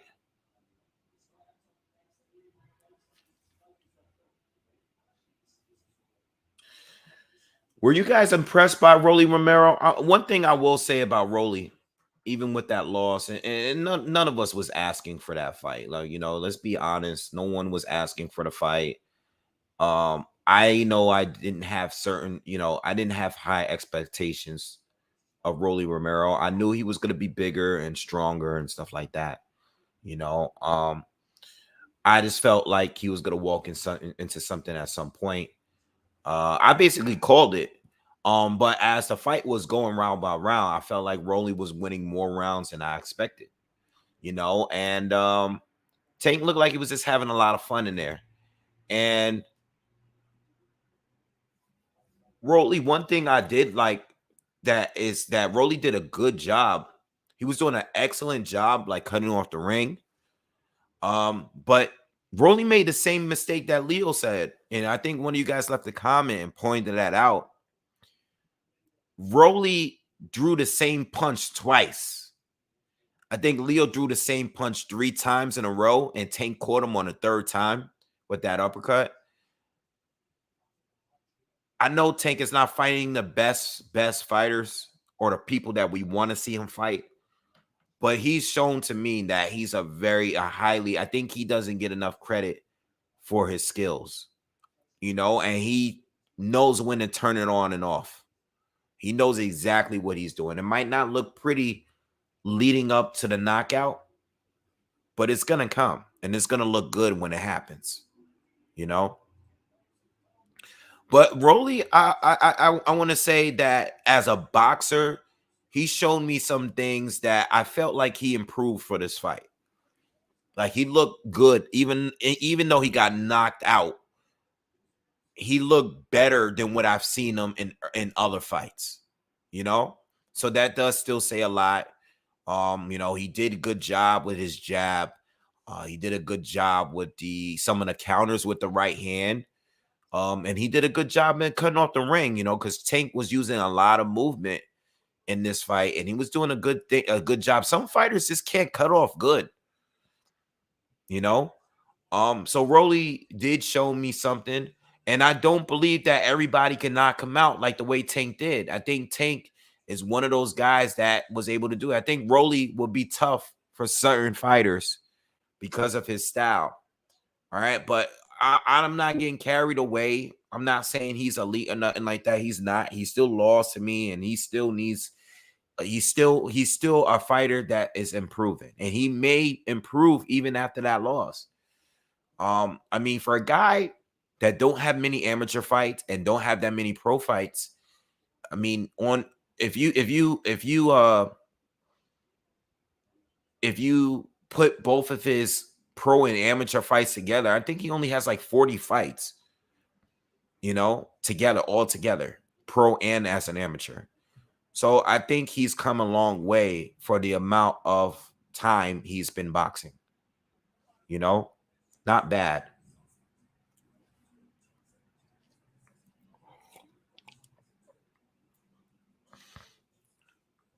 Alan Babbage against Lucas Brown isn't bad. Babbage got rocked in this last fight, and that guy he fought, as I was watching it, I was tweeting about it through the fight. I thought Babbage was gonna get knocked out, but Babbage is fighting at the bridgeweight, I believe. So I don't think there's gonna be any chance of him fighting Lucas Brown because Babbage is not a big heavyweight, and he's doing that bridgeweight thing. All right, so I don't see that happening, but I mean, I would pick Babbage to win against Brown, but again, look at what we just saw.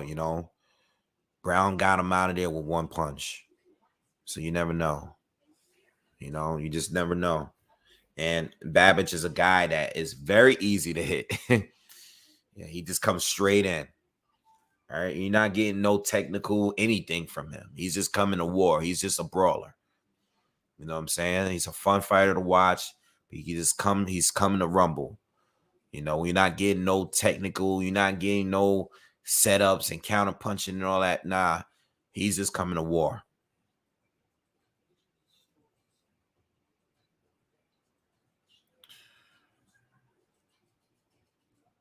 No, I don't think Haney is going to fight safe against Kambosos. I think the styles I've said, I don't think this fight is going to be as good as the Teofimo Lopez fight. But I do think that this fight is going to be better than any other fight that these two have been involved in up to this point. Both have a lot of hand speed. You know what I'm saying? Both are very good counter punchers. Like I said in the breakdown, Kambosos is a guy that likes to ambush you with the combinations, where Devin Haney likes to just, he's more of a, he throws the combinations more often. I think Kambosos do it in a way where he's ambushing. You know what I'm saying? But both are really good counter punchers. I think this makes this is a good matchup between the both of them. And I think whoever is falling behind in the rounds is going to step it up more, and we're going to see them be a little bit more aggressive. So I really think this is good. It'd be a good fight, And if you guys are, if you haven't already, please hit that thumbs up for me, hit that like button for me, all right, and share the video if you can. I never rated Fa much neither. All right, but at 43, I figured, Lucas Brown was gonna take an L today. All right, but we saw what happened.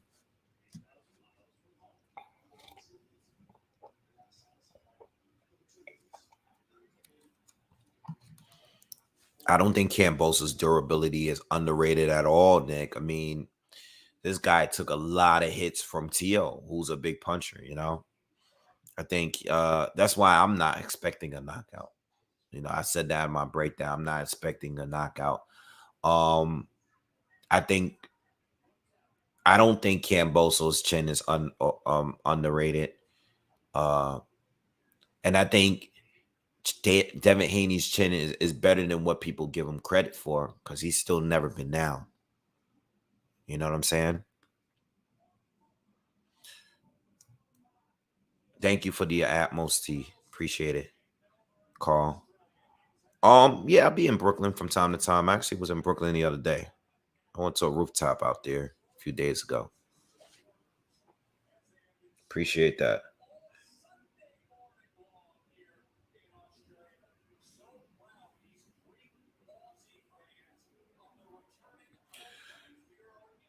They just showed knockout on Tank. So I don't know. I don't know what time. They probably not going to start fighting until 10. I just hope the Fulton fight doesn't overlap the Kambosos Haney fight. What do I think about Broner coming back? Broner, who's he fighting again? I did see who's Adrian? Just throw the name out there in the comments. I can't remember who. I did see him coming back though. I did see the news of him coming back. I mean, he came back before when he fought Santiago. I mean, he's not active enough to me to really be a factor. I just don't think he's active enough. Adrian Broner don't have any interest in boxing to me. He come back for a quick bag and that's it. He fought once in 2021, early in the year in February. And this was after a 2-year layoff after losing to Manny Pacquiao. I mean, look at his track record. He fought twice in 2017 against Mikey and Granados, right? Fought once in 2018 against Jesse Vargas. Fought once against Manny Pacquiao in 2019. Went 2 years without a fight. Fought Santiago in a fight that I think he lost. And then we haven't seen him again since that.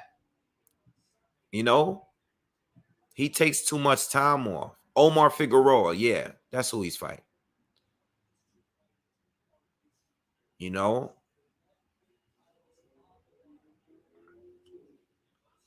How do I deal with my favorite fighter losing? I mean, I think it sucks, but I don't lose any sleep over fighters now. I mean, I've seen some of I think they hurt a lot more when I was a kid, when I was a child, seeing Mike Tyson lose to Holyfield, watching, because I didn't watch Buster Douglas fight live. I don't, at least if I did, I don't remember watching it live, but I remember when it happened, and I know my dad was taking it bad.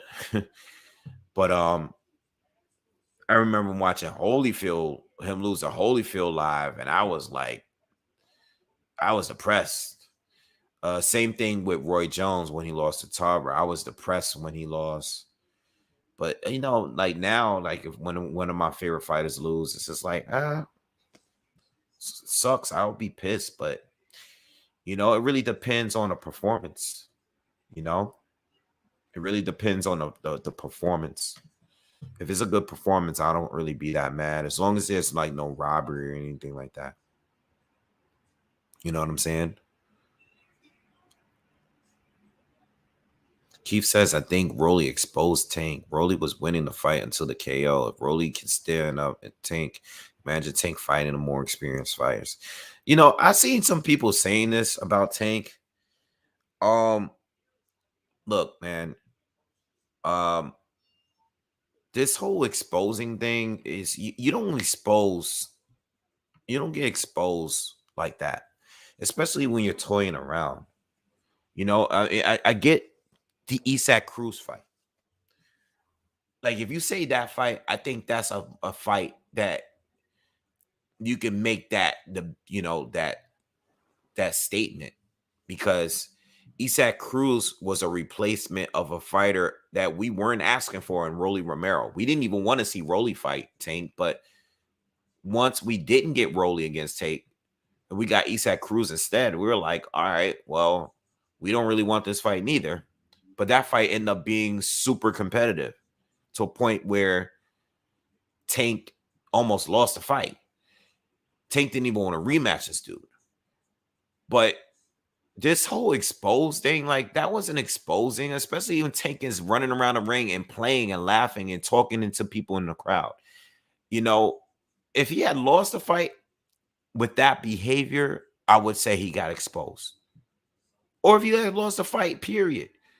But you can't say he got exposed because he was losing rounds. I mean, I had the fight scored 3-2 for Rolly before the fight was over.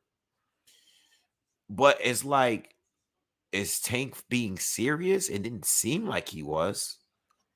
I don't think Tank got exposed in any fight. And I think if you are to say he did, it's only the Isak Cruz fight. But for us to know that, we got to see if Isak Cruz look good against the other top fighters. You know what I'm saying? Like, I think people like to jump the gun. You got to see how these fighters look in the fighters, in certain fights in the future. Like Adrian Broner, for example, I was just talking about him. I don't think he beat Santiago, right? I think Santiago clearly won the fight. But what happened? Santiago looked good against Broner. We're like, oh, who's this guy? But then he goes on to fight Antoine Russell at 140. And I'm talking about Santiago. And Antoine Russell dominates him. So that makes Broner look bad because you struggled. And in my opinion, you didn't even win the fight. But Russell, who's on the come up, destroys him. That kind of exposes you. So even if we're going to use Isak Cruz, for example, we got to see what Isak Cruz does. Like, let's say if he fought Ryan Garcia. Now, if Ryan Garcia is able to get him out of here in like a few rounds and make it seem easy, then that exposes Tank. But Tank dominates Pedraza. And Pedraza goes on. And yes, he took a couple of losses. But no one dominated Pedraza since he lost to Tank. Tank beat Pedraza better than anybody else did. That's what makes that win age very well. Even the Mario Barrios win, yes, he's losing on points because he's fighting a taller fighter that knows distance well, knows how to use that length that he has, that length advantage that he has, the height advantage. And he's, boxing Tank, keeping him on the outside, keeping him on the end of the jab. And we go on to see Barrios in his very next fight Keith Thurman, who was in tremendous shape. And we see him hurt Keith in the fight. You know, I mean, Keith dominated too. He didn't stop him, but he beat him up pretty bad. But for Tank to stop him and drop him multiple times, that the win actually ages pretty well. You know, so I don't like to jump the gun with the word expose. You know, I think somebody has to really get exposed as being like, you know, it got to be more than just having a competitive fight or a tough fight with someone. You know, rounds a little tough, but then you get the knockout, and we're only in the 6th round. You know what I'm saying? We didn't even get through halfway through the fight, and there was a knockout. I don't think you get exposed, especially when you didn't get dropped. You know, there was no scored knockdowns or anything like that. You didn't get rocked with a shot where you were dizzy and, you know, you lost your legs. That wasn't a situation at all. They're showing the fighters in the dressing rooms, by the way, and you see Bill Haney sitting here with his dad, and you see Yoel Judah as well. So they're all in the dressing room here, and the referee is this basically. Oh, I have an echo here. Hold on.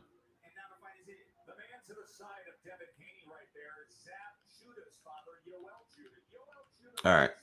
So yeah, they're just showing these guys getting the instructions in the dressing rooms. They were showing George Kambosos not too long ago. All right.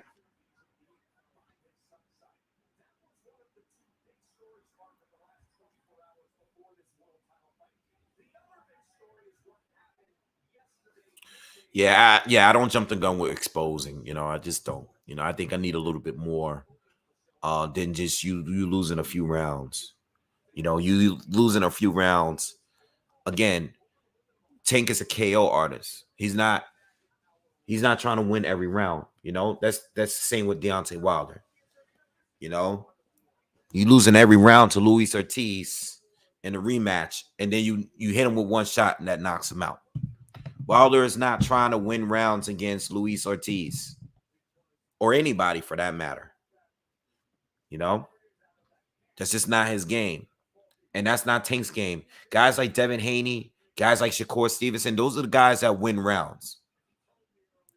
You know, Ryan Garcia is a KO artist. He's trying to knock you out. He's trying to clip you with the left hook and put you to sleep. That's what he does. Devin Haney, Shakur Stevenson, those are not the guys. They can stop. They got some stoppages, but they're trying to win rounds. They're trying to outbox you. You know what I'm saying? And many, Marlon, you just stole the words out of my mouth. Yes, many of the greats give up rounds. A lot of fighters give up rounds in order to get what they want.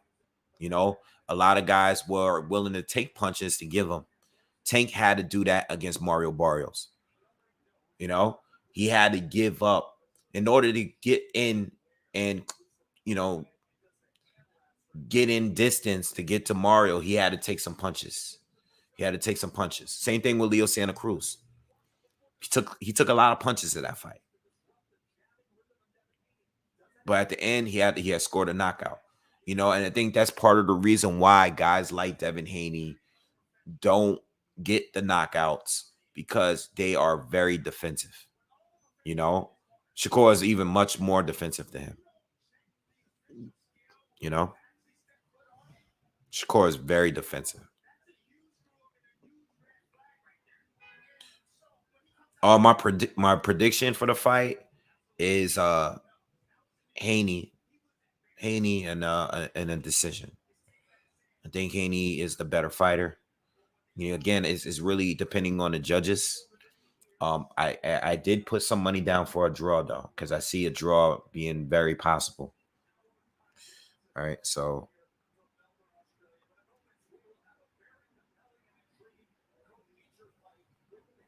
what was I about to say? Yeah, I think like what I said in a breakdown about this fight, this is gonna be a round where there are gonna be some swing rounds. Okay. I think certain punches can change the outcome of the round. And I do think things like I think the crowd could affect the judges too. You know, I mean, or at least not the judges, but at least the people that are viewing the fight. You know, I can tell you from sitting ringside and certain fights, I can definitely tell you that the experience is completely different from watching it on television. You know, no matter how good the camera angles are, how clear they are, sitting ringside at fights is a whole different experience. You're gonna see punches that you didn't see on TV. You know, you're gonna see different punches when you're sitting there. So with that, you know, the judges are able to see certain things that we can't see from where they're sitting for sure. But at the same time, I do think crowd reaction do affect how people view the fights. I've gone to live fights. You know, I might not have been sitting as close, but I thought like certain fights were closer while I was at the event. And then when I came home and watched it again, I changed my pick. You know, I think Danny Garcia against Keith Thurman could have been for Danny. You know, I think in the building, I think Danny won the fight. Then when I watched it on TV, I was like, nah, Keith got that.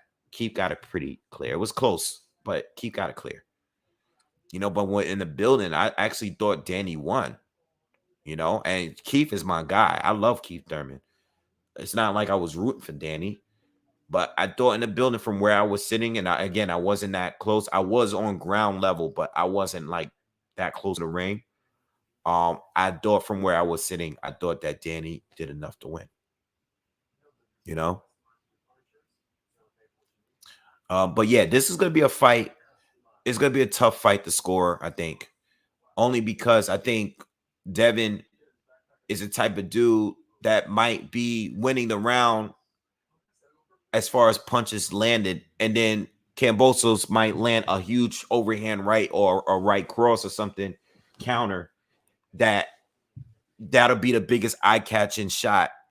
And that might be a round that might go to Devin Haney or go to Kambosos. It might really be one of those fights. I'm expecting it to be one of those fights, you know, where either Haney is landing more or George is landing more this round, but Haney lands a big shot, you know, a big counter, you know.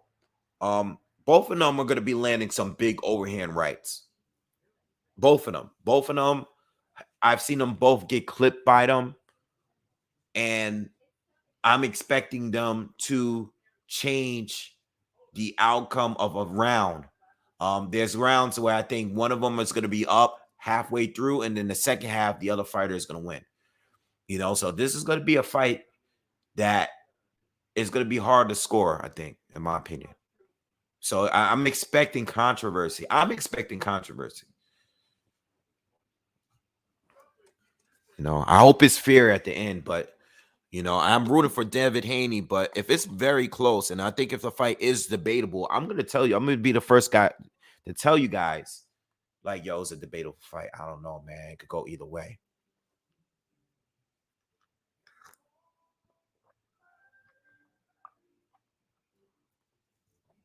Yeah, I heard Danny Garcia is fighting Jose Benavides. Uh, and let me tell you something. I saw Jose. Jose has not been active. Let me look him up real quick. Hold on. Jose Benavides has not been active since that Terrence Crawford loss, if I'm correct. Yeah. And he looked horrible in that first fight he had. Now, Jose Benavides fought Crawford in 2018. Went 3 years without a fight. Returns in 2021, late last year, and had a draw. And let me tell you something. I saw that fight. I don't think Jose Benavides won that fight. All right. I think that was a gift draw. He looked terrible in that fight. I have Danny Garcia dominating him. You know, and I believe I don't think has Danny been in the ring since losing to Spence? I think that fight was still last year, though. Danny Garcia. Danny fought Spence in 2020 in December. Okay, so he He fought him at the end of the year. So he's like a year and a half without being in the ring. All right. So he's a little bit rusty, but Jose is extremely rusty. And he looked terrible in his comeback fight. The truck driver game and says Garcia Derman Toon would have been a good for fans. Yeah, that would have been a good fight. Still a good fight. I always wanted to see Broner fight Danny. But I'm honestly not looking forward to seeing Broner. I just don't like, when you don't seem like your heart is really in it. I don't really care to see you fight. I don't really seem like, I don't really, Broner doesn't seem to really be into it like that.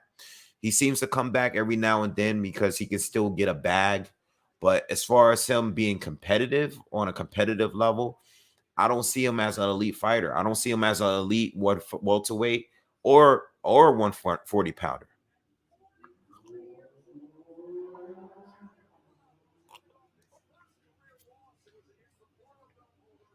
They are referring.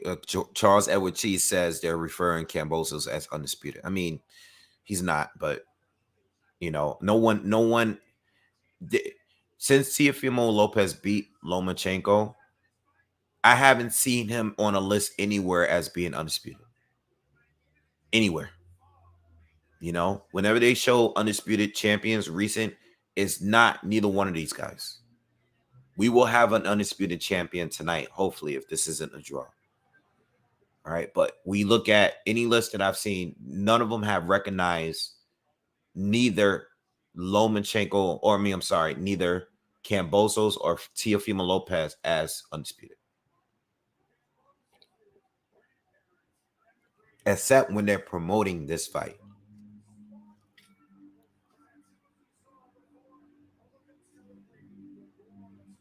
Clayton says Broner is a draw because people like to see him lose and say he won.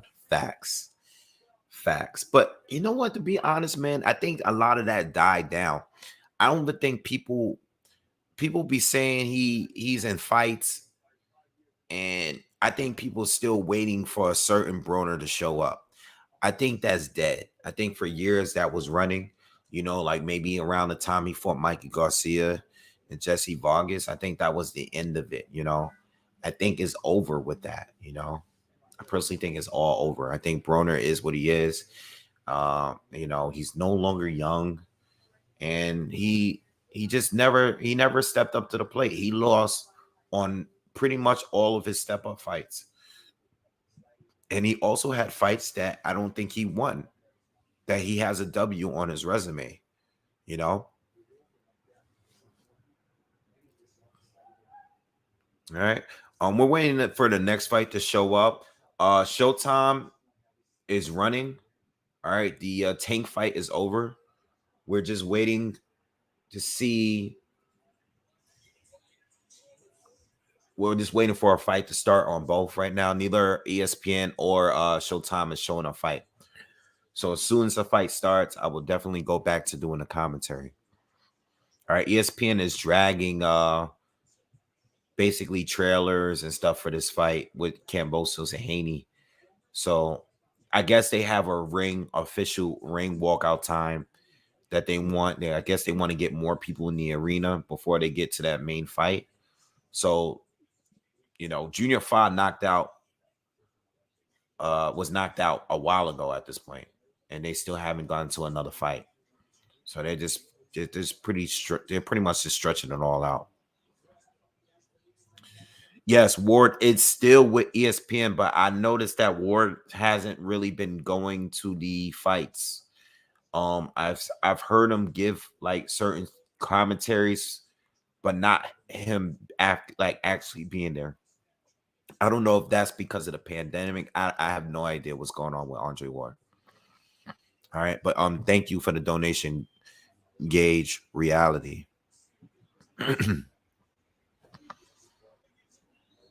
Yeah, Ward doesn't like to be out there with the COVID, so I don't know what's going on. Ward was quarantined, and he was all right. David Morel is coming out to fight Calvin Henderson. And Morel is a guy that a lot of people are looking to be that next big top guy at 168. And people are already saying they want to see him fight even Canelo. I've read a couple of comments like that.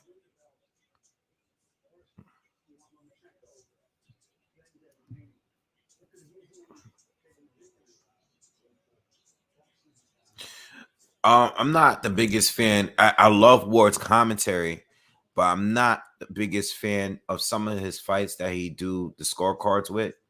I think sometimes when he's scoring the fights, they're like completely off of what most people are looking at. It's every once in a while you're gonna get Ward a fight where Ward is doing commentary and gonna be like, you're gonna look at his unofficial scorecard and be like, what the hell is he seeing? Because whatever he's seeing, that's not what I'm seeing. All right, so we're gonna cover Morel and Henderson because that's starting now. All right, so as soon as the first round starts, we're gonna get in. We're going right straight into that. The Morel fight is on Showtime. All right, so you have to be subscribed. It's not free. You have to have Showtime unless you could find some way to watch it. All right, everybody, please hit that thumbs up for me too as well.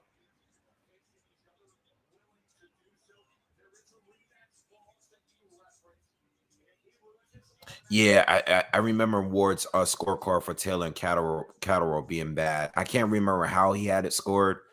I personally thought Catterall won the fight. With so I think 7 rounds to 5 plus Catterall scored a knockdown. I don't remember how Ward scored it, but I knew that I disagreed with him. David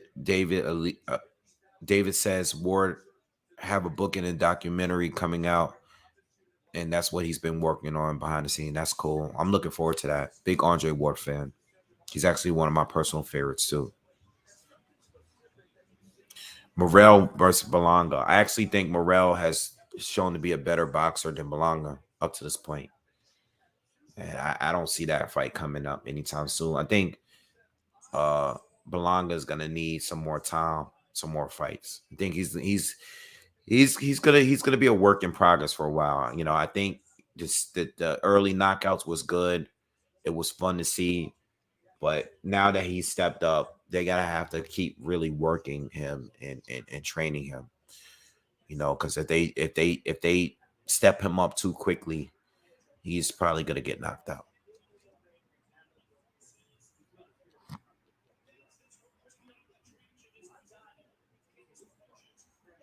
The Haney fight is on ESPN Plus.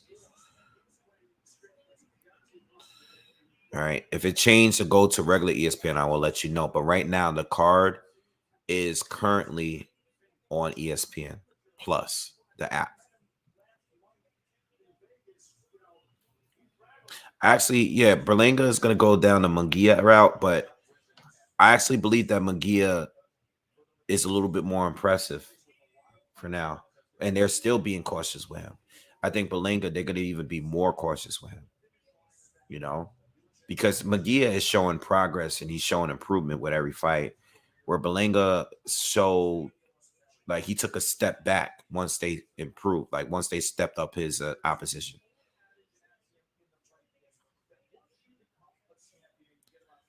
Canada Boxing is a real supporter of Henderson. We'll see what he got. Charles says, what's nasty is when Haney dominates this, he has to come back because of the contract. Yeah. Well, we'll wait and see, Maybe if he dominates them enough, maybe they don't want to they won't run a rematch, You never know.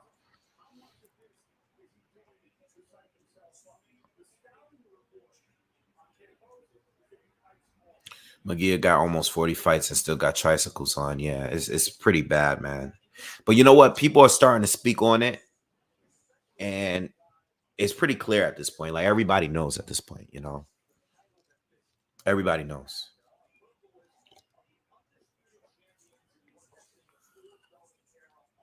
Yeah, Zayas is the best right now. He's the best out of the young Puerto Rican fighters that I've seen so far. he has a lot more potential because he's getting his knockouts. But it's a thing when you're getting the knockouts, but you're boxing well too.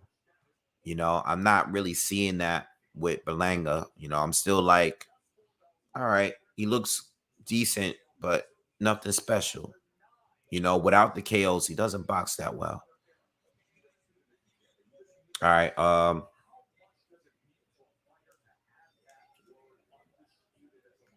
All right, let's get Morel. We're on Showtime, y'all.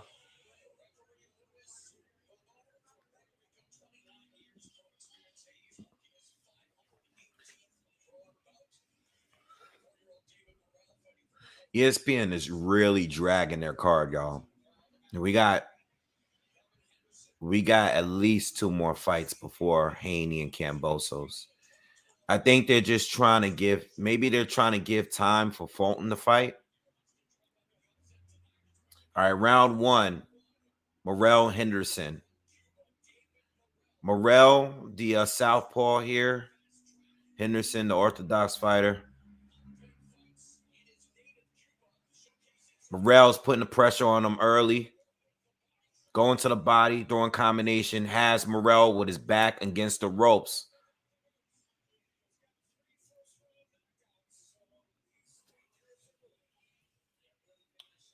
Morel's all over him right now, but he has to be cautious because Henderson is trying to catch him with a shot in between the combinations. Hey, didn't I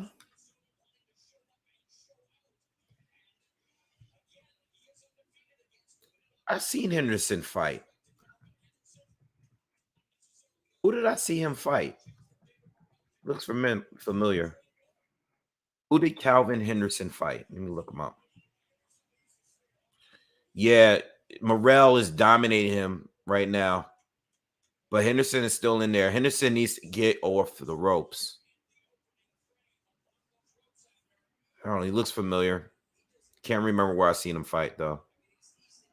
But right now, Morel is just he has him in the corner. He has his back against the rope. He's just teeing off on him. Henderson is trying to tie, like he's trying to just cover up. But he doesn't look really hurt yet. He's still in there. Morel got to just be careful. He doesn't want to completely punch himself out. This is a 12-round fight, by the way. I can see that Henderson is bleeding from the mouth a little bit. We have just over a minute left in the first round. And Morel has been dominant, but he's been catching some shots in between the combos. Henderson just landed a nice right hand to the body, but Morel just, another counter right hand lands for Henderson. Henderson is cut. He's bleeding over his left eye.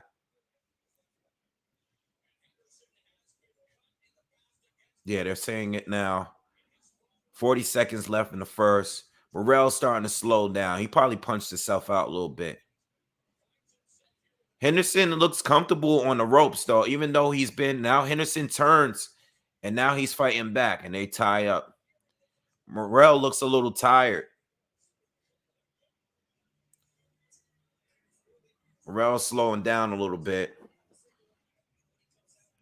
Another counter left hand lands for Henderson. Morel lands a right to the body. Morel stepping it back up now. 5 seconds left. Good round. A lot of action from both. A lot of action. Good round. Good first round. All right. Definitely a Morel round.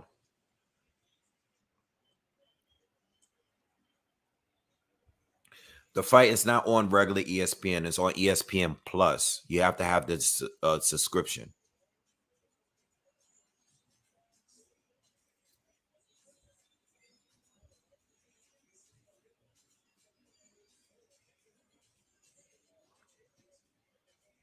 It's on TV too. It is on TV. Okay, I didn't know that.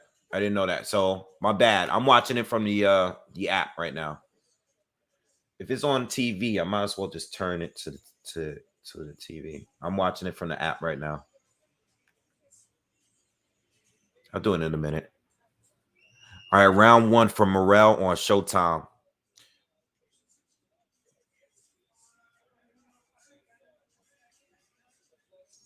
Sorry about that, guys. I didn't know it was showing on TV. Round 2.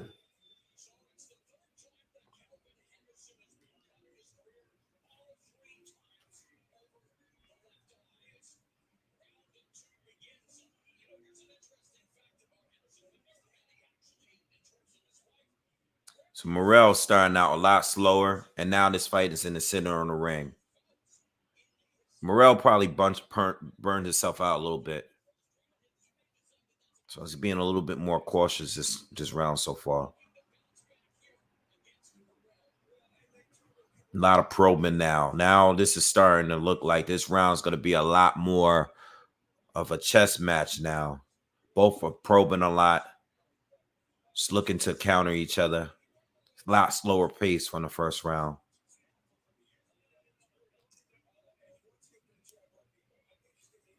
We're a minute into the round. No significant shots landed yet. Just some jabs from both.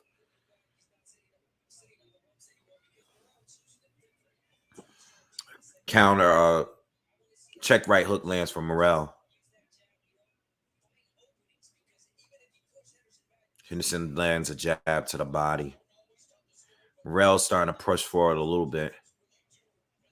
Another right hook to the body lands for Morel, and he steps in, tries to ambush Henderson, and Henderson is back against the ropes again.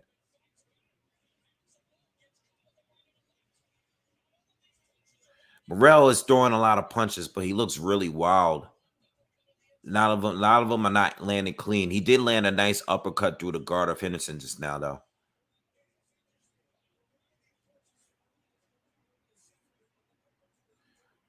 I think if Morel was to like probe a little bit more, you know what I'm saying? Use that lead hand to like split the guard a little bit and then throw something instead of just throwing wild power shots over and over again. I think he would land something a little bit more clean. But Henderson caught Morel with a nice little combo just now. So this fight is starting to look like it did in the first round. But Henderson's doing a good job and countering and getting shots through in between Morel's combination. Morel's getting hit a lot. He's still in control, but he's getting hit a lot. Henderson looks very comfortable on the ropes this round. Oh, they both trade hooks. I like Henderson. Henderson landing the cleaner shots. I like Henderson that round. I like him in that round. No, Morel is doing the work. He's doing more work, but not a lot of clean shots with him. Didn't look good that round.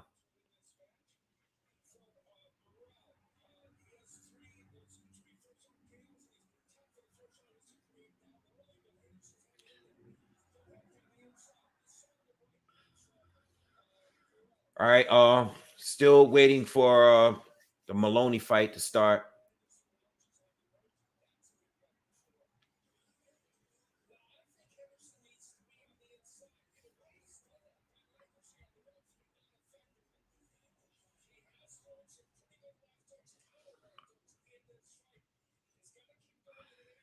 Is Morel overrated? Yeah, in a sense that people are saying that, I've seen some people already comparing them to Benavidez and Canelo. I think it's too early for that. I know he wants Benavidez. I mean, he wants the top fighters. I mean, but I think Morel, even with the 6 fight, he's a Cuban fighter. I'm sure he has a great amateur background. I think maybe like a Berlanga is a more a realistic fight. And I think he beats Berlanga. All right, Morel slowed down the pace because Henderson forced him to. All right, so we're in this third round, starting out similar to the second round.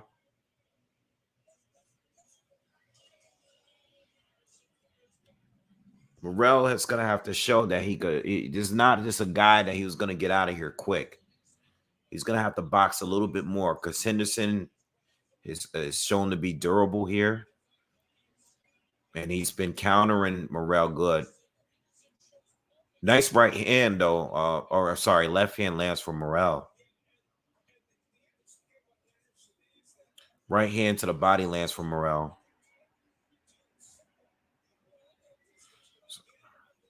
Watch the elbow.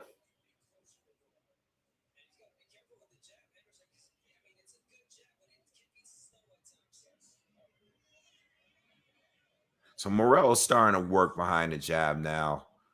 I think he gets it. Like, he gotta have to box this one. Henderson is doing a good job at keeping the distance, but he's not really he's just kind of waiting to counter. And now Henderson is back against the ropes.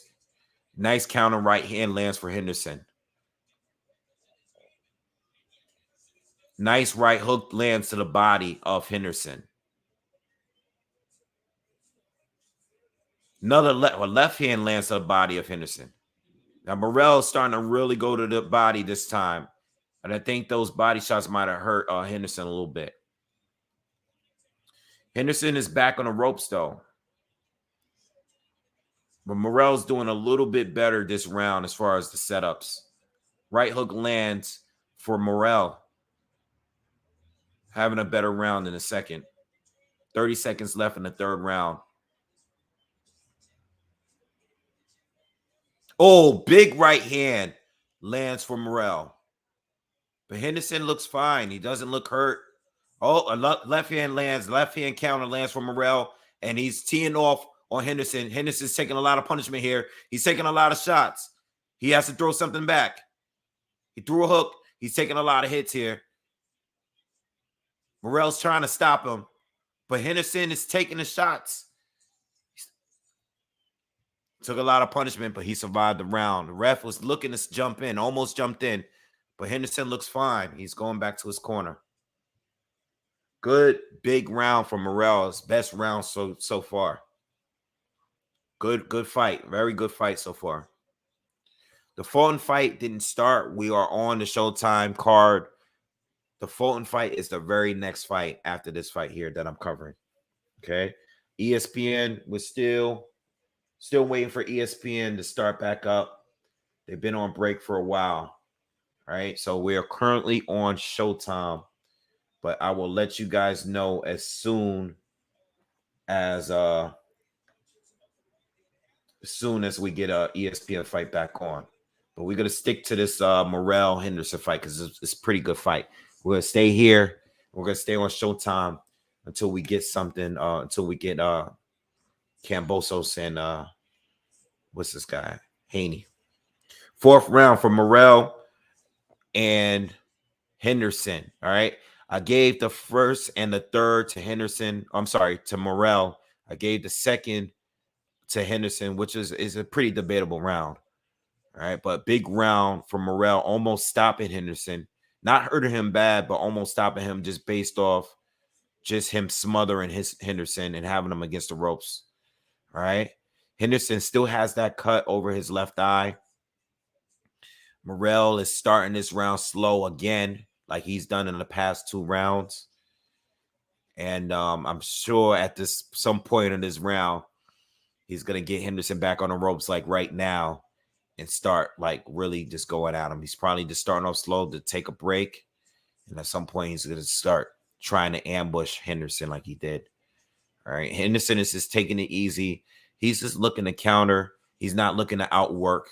Nice left hook lands for Henderson, right? In between the punches of Morel. And that's what he's been doing all fight long. He's just trying to counter Morel and catch him with a big shot in between those punches. And I think it is a good strategy here because he's not going to outwork Morel. But what he could do is hurt Morel, possibly hurt him with one shot, one counter, one big counter. That's what I think he's banking on right now. All right, but slow round so far. We're halfway through the fourth. Not much action here.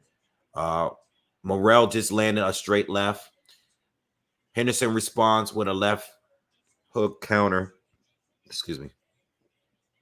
Close round so far. Not much action. Morel might actually be trying to take the round off.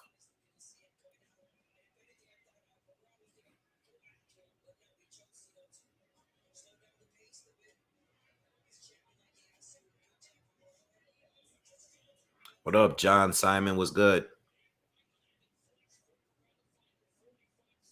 Slow round, y'all. Slow round. 45 seconds in the fourth.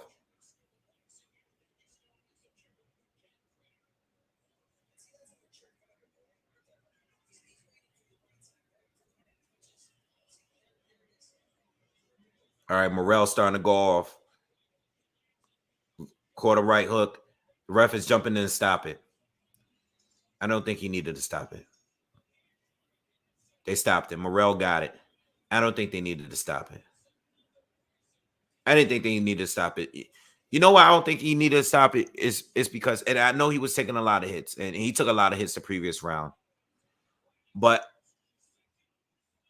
I don't, you know, Henderson wanted to be there.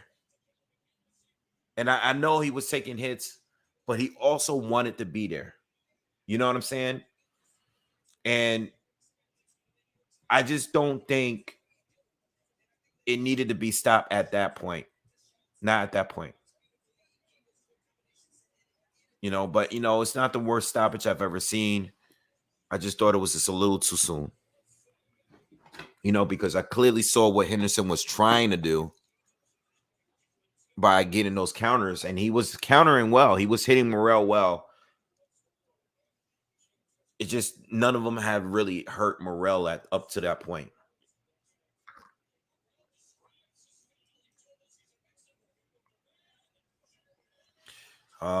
We got a while before Haney. All right. ESPN hasn't shown a fight in a while.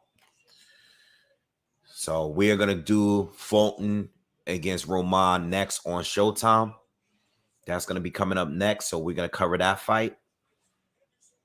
And then we'll go right back to the ESPN card piece. ESPN hasn't shown the fight. It's been at least an hour since Junior 5 got knocked out. At least an hour.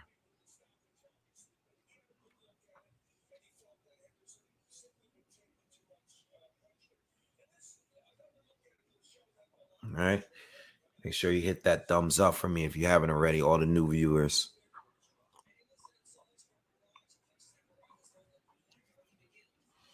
Yeah, Clayton, I didn't always have facial hair. I've been doing this a long time. So if you look at my older videos, I looked a lot younger. And I didn't have any facial hair.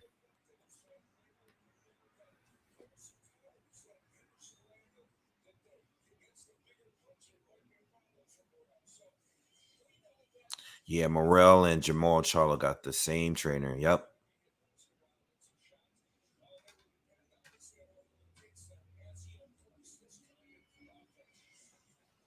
Yeah, I don't think it needed to be stopped, but it's good because this means that, yeah, hand the boxing. I know that's your guy. I did give him the second round. I don't think it should have been stopped that soon, but we getting the Jason Maloney fight starting on ESPN.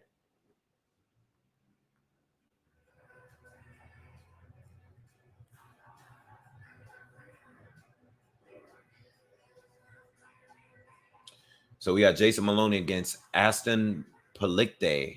I'm not sure. I hope I'm saying his name right. All right, Aston Palikte. I think that's what his name says. We'll see in a minute. Aston is walking to the ring now. All right, and we are on ESPN.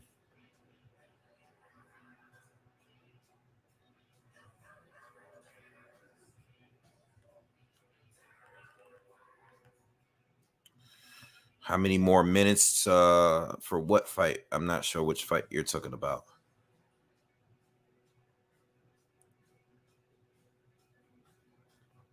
Calvin was doing good counters. All right, but it wasn't enough neither. Don't think it should have been stopped yet, but it was getting there. He was taking a lot of punishment. I don't want Morel to fight Benavidez right now. I don't want Morel fighting Benavidez yet. I don't really want to see him fight the super elite of the division. It's too soon. I think he's only 7 fights in. It's too soon. But he looks great. But like I said, I've heard Benavidez. I've heard Canelo, like, that's too soon. It's too soon, he's good, but it's just too soon. Too soon.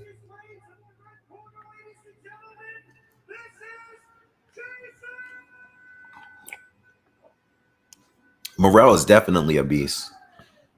I think he beat Berlanga, though. I do think he beats Berlanga right now. But again, Berlanga is nowhere near. Like, I wouldn't want him to see. I wouldn't. I think if anybody's, one of you guys said Darrell. I think if anything, Darrell would be a good fight. Maybe not next, but in the near future. I think the Darrell fight against Morel is somewhat a decent fight. But I don't want to see anything above that at this point.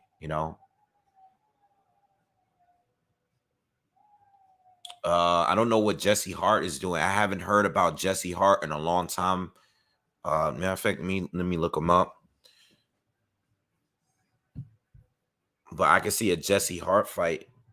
I just haven't see what Jesse Hart is doing. Or is he fighting at 175? I'm not even sure. He fought twice in 2021. Once at 175 and once at 169. So at a catch weight. So I guess he's still at 175. So let's not remove him. But yeah, Morel, we don't need him against elite guys yet. He looks like he has a lot of potential to fight an elite guy pretty soon. But I don't want to jump the gun yet, He looks good. Again, just like with Berlanga, I just want to see him box a little better. I don't want him like this fight here. He clearly tried to go for a first round KO. He didn't get it. And when he didn't get it, he didn't look that great because he caught a lot of counters. But I think he's more impressive than Berlanga, though, right now. For sure.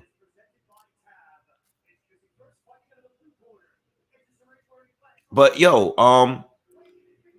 Steve Rose, Berlanga just fought him, and I believe they went. How did that fight go? It wasn't a great look for Berlanga. I think Berlanga might have stopped him late, or did it go to a decision? I can't remember. I know it was recent. Yeah, it went to decision. It went to a decision. Yeah, I think that's a guy you want to put Morel in there with right now,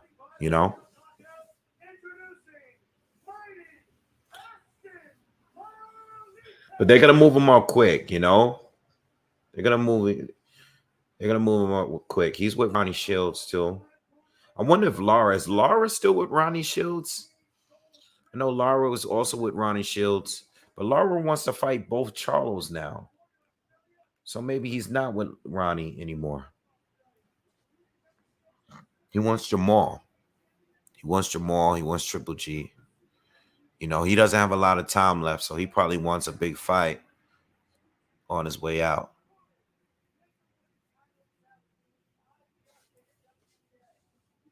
So Jason Maloney is in the ring.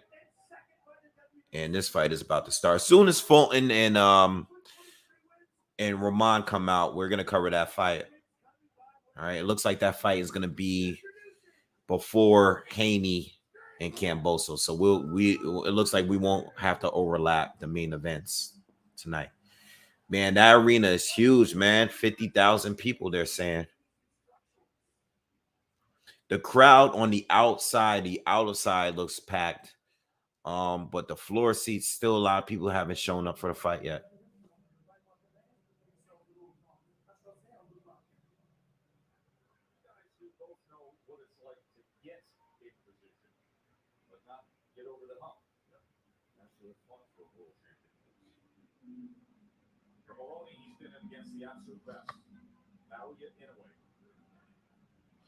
If Benavidez fights Morel now, Benavidez wins. But Morel does have a lot of potential, though. All right, so we're in round one, Jason Maloney. Lead up in this fight. Ooh, nice uppercut right there. That's one punch that Maloney's going to have to look out for. He's a shorter opponent. Polite has a full arch. Polite landed a couple of uppercuts already against Jason Maloney. Looks very big. Compared, he does have a size advantage over Maloney here.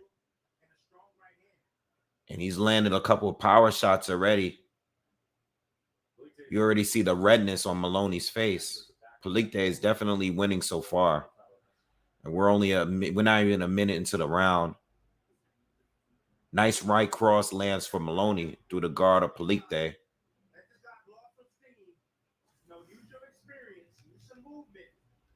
Nice check left hook lands for Maloney.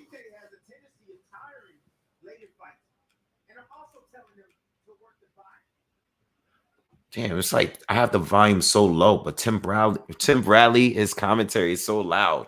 I don't hear anything else but him talking. I don't hear none of I hear the crowd. I don't hear the crowd or the punches. All I hear is Tim Bradley's voice.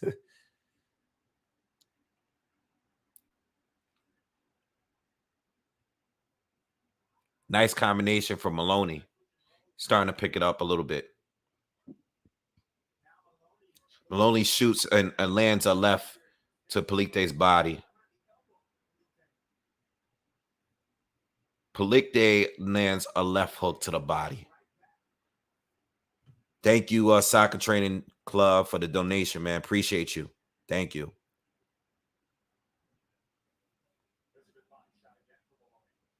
Nice body shot to the body. Nice body shot for Maloney, and a right cross lands for him. So he's starting to open up a little bit better now. 45 seconds left in the first. Maloney's currently doing a better work.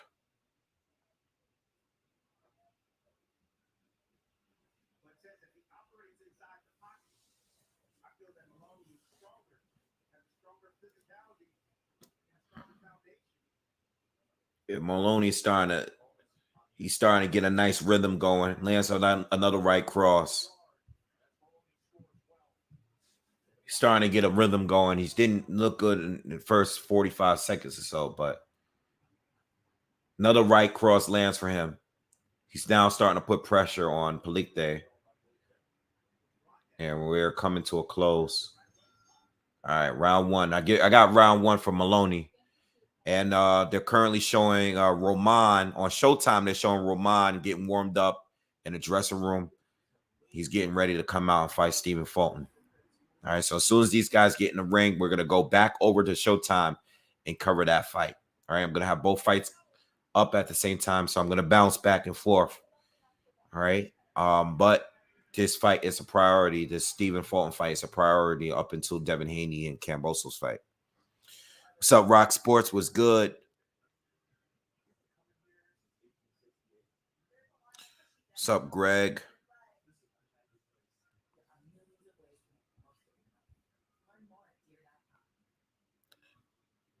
School is the best. Les, what's up, everyone that's here? Hit that thumbs up. Now they're showing Stephen Fulton getting warmed up in his dressing room. He's getting ready to come out. And I got Fulton winning. You know, I did my breakdown. I got Fulton winning a unanimous decision. You know, I've been reading the comments. And some of you got Fulton getting a late stoppage here. I saw a few of you said that. All right, so we're in round two.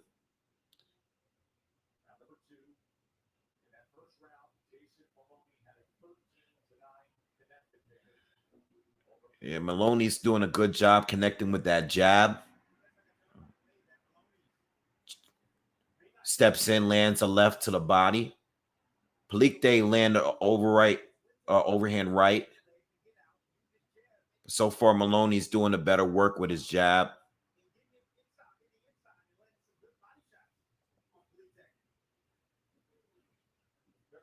Another right hand to the body for Maloney. He's doing a good job mixing it up. Nice left hook through around the guard lands for him. Polite is being very active, though. but Maloney's doing a good job tightening up that height guard. And Polite is not really getting through with it. He got through with an uppercut there on the inside. And that's been his punch. It's the uppercuts. You know, I think Maloney, he shouldn't stay in the pocket because Polite has been doing good, landing those uppercuts. That's the punch that is the money punch for him. I think Maloney needs to, get that, stay on the outside and work behind his jab. He does the better work on the outside. He keeps getting caught with uppercuts now. He's trying to back the bigger man up.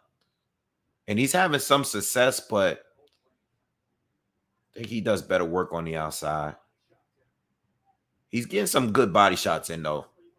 We got a minute left in the second round here. That left hook to the body was too low. Another left hook for Maloney. Maloney's doing some good body work.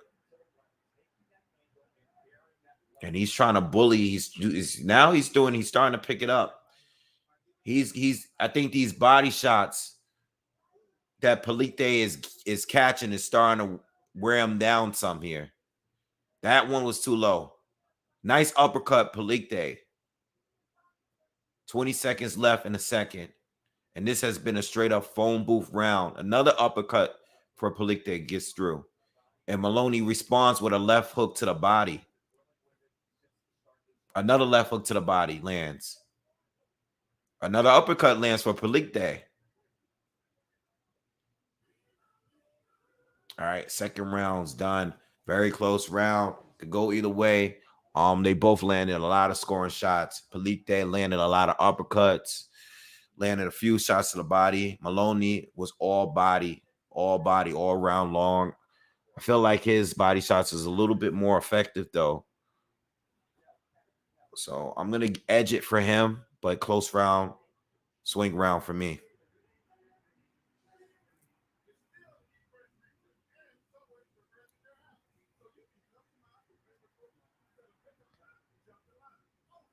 I don't see Tank fighting Pro Gray or Taylor. I don't think we're going to get those fights.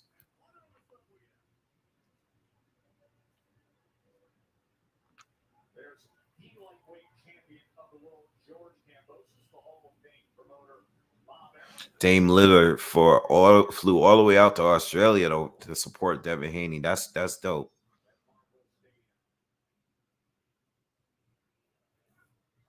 All right, so we're in the third round. We're still waiting for the Stephen Fulton fight to start. It should be starting any moment now. And so far, I have it 2-0 for Maloney, but it's a very competitive fight. Nice step back uppercut lands for Polite. Backs Maloney up a little bit.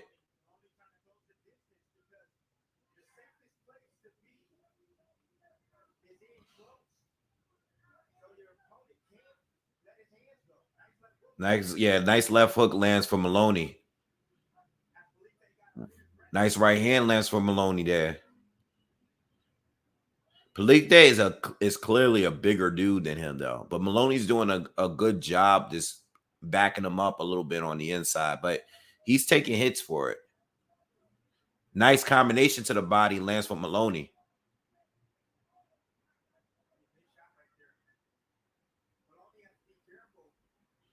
Polite lands another uppercut.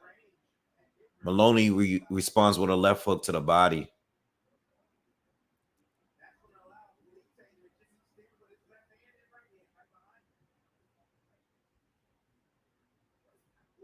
Nice right hand lands for Maloney. Good shot. So Maloney's starting to pick up the momentum again. Another right cross lands for Maloney. He's starting to pick up the pace again.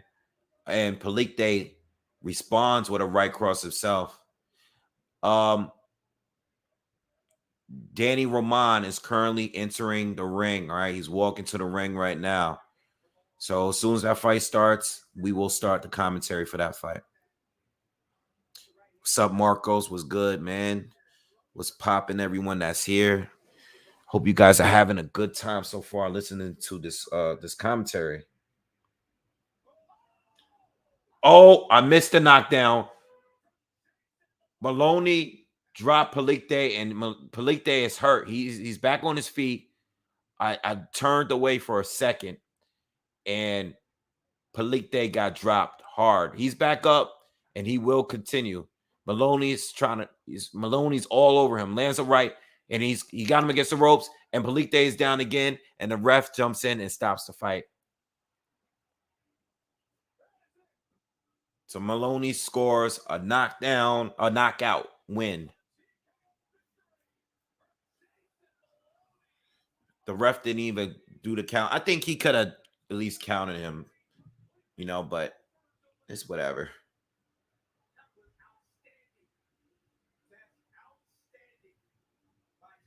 All right, right on time because the Fulton fight is about to begin right now.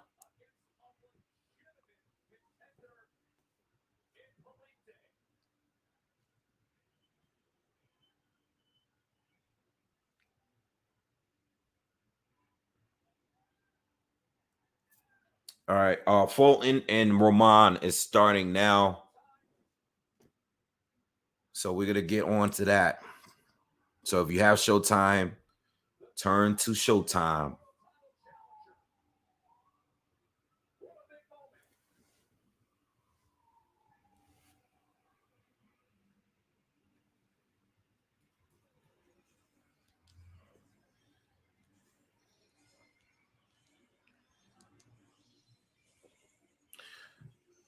All right, Fulton is entering the ring now. He's doing his ring walk thing. Yeah, try to keep the chill vibes all the time, man. The Fulton fight will be very good, man. This is going to be a good fight. It's going to be a good one. It's going to be a good one. I think if Fulton really wants to make a statement, he'll get a stoppage. I have him winning, though. But Roman is a tough fight. It's going to be a good one. It's going to be a good one. It's definitely going to be a different fight than the last two, though, between Leo and Figueroa.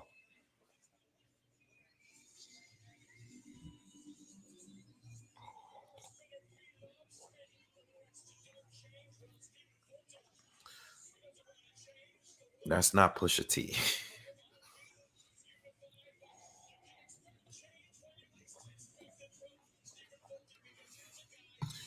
Yeah, a lot of people have Fulton pound for pound right now. I personally have him right outside of that. I tend not saying that he has to be undisputed for me to think he's higher, but you have another good undisputed champion right there. And in these divisions, like look at 115, for example. I personally don't really like putting those guys in a pound for pound because there's so many good guys at 115 who are pound for pound capable fighters, but they're not fighting each other. They're starting to fight each other, and some of them have fought each other in the past, but I'm not sure who's the best out of all of those guys at 115. And now you got the newer guys, like you got Bam Rodriguez, who's on to come up too. So we just gotta wait and see,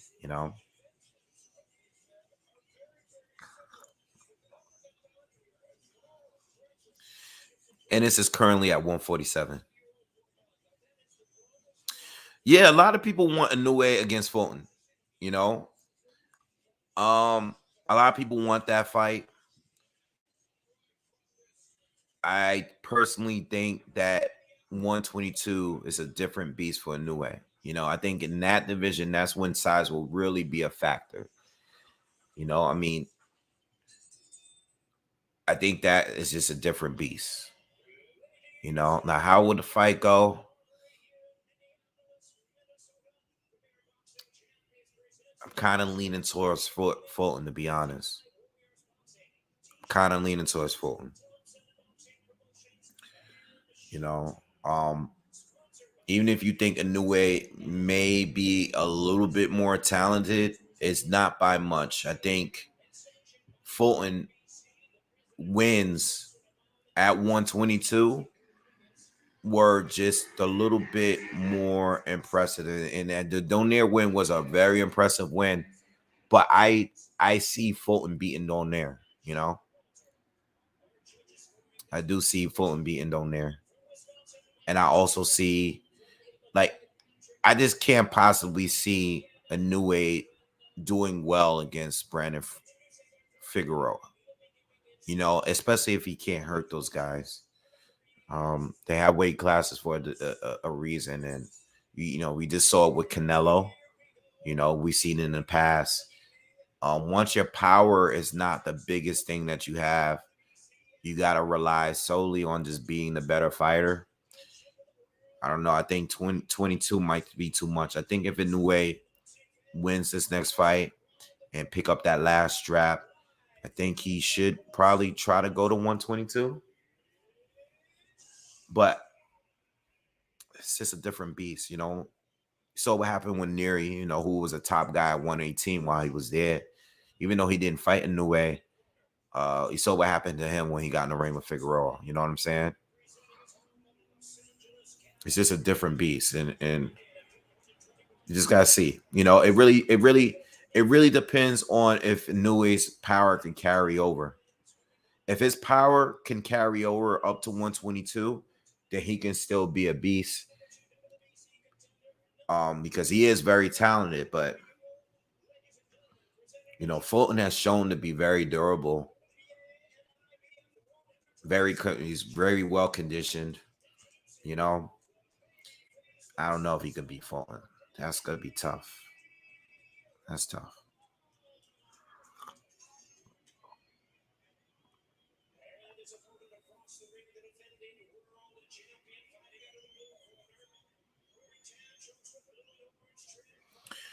Well, Fulton plans on moving up to 126. I think Brandon will do fine there. I think the guy to beat right now at 126. I mean, I don't know what's up with Gary. I got to see how Gary looks when he returns from his surgery. You know, it's been a tough year for him, losing his dad and everything. I got to see how he looks when he returns. Also, you got Mark Masayo up there. I believe Leo Santa Cruz should really come back down to 126. I don't know. I think he still holds a strap at 126, but he's fighting at 130. But I like Navarrete. You know, that's my guy. I like Navarrete. And Navarrete against Fulton would be tough. Navarrete is tough, man. I would love to see Navarrete against Figueroa. I think Figueroa definitely holds his own at 126, though. For sure. I seen Leo's last fight. He's holding up, but I wasn't as impressed in his last fight. I seen that fight. All right, so listen, we're getting into Roman and Fulton. Round 1 is starting right now. All right, ESPN is on a break right now. If you're just joining us, definitely hit that like button if you haven't already, and subscribe if you haven't already as well. I have Fulton winning this one. I call a decision, but I have Fulton winning this one, and it's going to be unanimous, if not stoppage. But I think I'm going for the decision win. All right, round 1.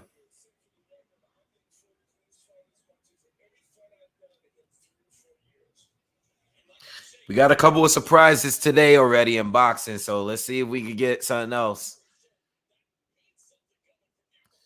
All right, so far this fight is in the center of the ring. Both of these guys trying to figure each other out. Both of using their jabs. Keeping it in the center of the ring for now. As expected. I think this fight is going to take a change at some point. Right now, nothing clean. They're both being real slick, being very cautious, both of them. Nothing really landed from neither yet.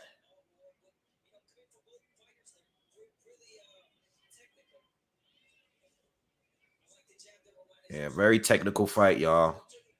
Fulton's landed. He's touched Roman a couple jabs so far, but both are moving well. Both are showing very good speed. Fulton lands another jab. So far, he's doing better on the outside.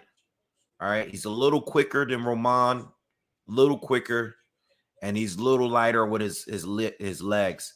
Roman lands a jab to the body, and we're halfway through. Not much action yet.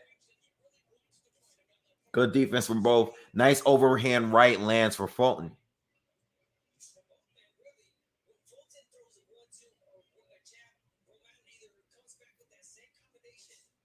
Oh, nice counter jab for Roman.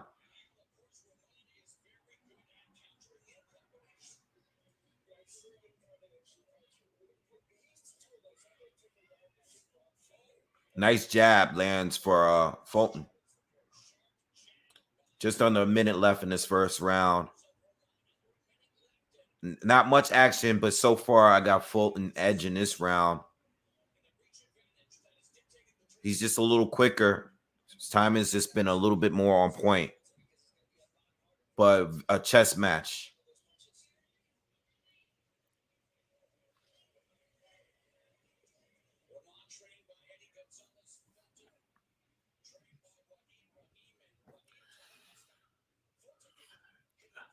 Roman's been attempting a lot of counters, but it's been off the mark a little bit. Nice overhand right lands for Fulton again. Fulton's just showing good defense so far. It's been really slippery in here so far. Roman's trying to pressure him, trying to trap him a little bit in the first round. Give me a second. I'm gonna try to change this to the TV because getting a couple skips.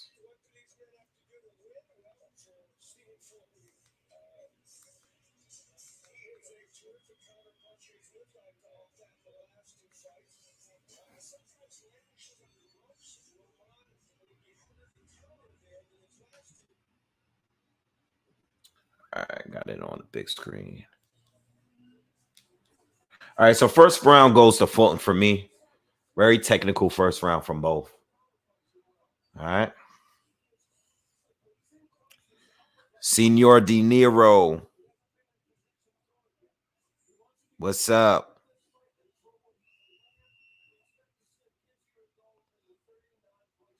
I did not say I have Kambosos by 6th round. I have Haney winning a decision. All right. Haney winning a decision. All right, round two.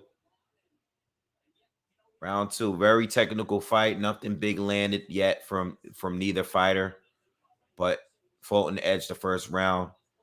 Overhand right lands for Fulton. Roman responds, but it was blocked. Oh, Fulton caught Roman caught him with a right hand just there. Roman starting to pick up the pressure a little bit. Fulton is still trying to keep it a distant fight.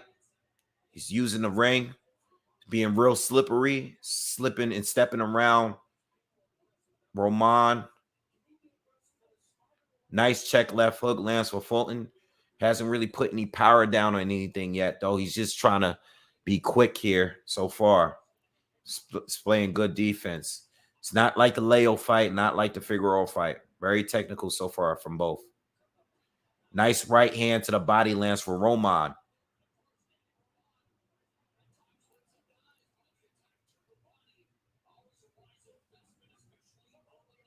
One-two lands for Fulton, and Roman counters with a jab. Another left to the body lands for Roman. It's being a lot more aggressive this round. Nah, I think that shot was blocked.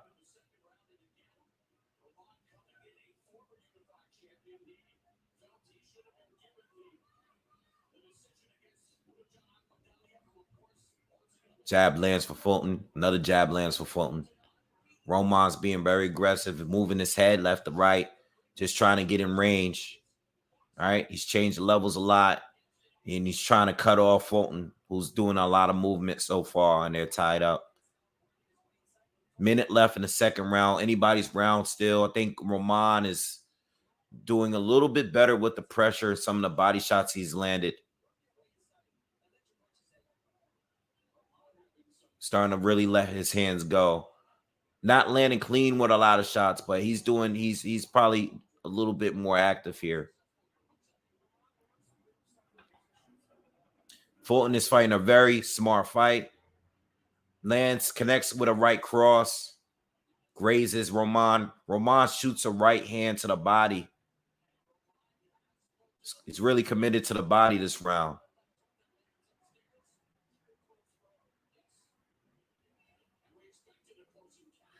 All right, about 10 seconds left in the second round.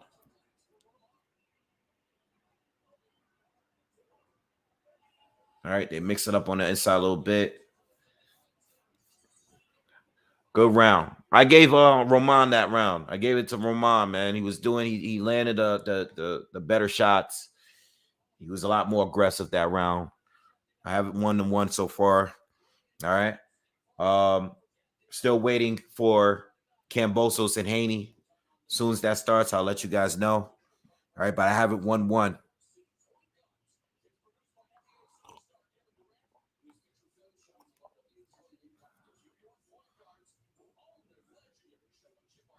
I believe that, I said on a breakdown, I think Fulton is going to box this way, use the ring. I knew it's going to be very technical early.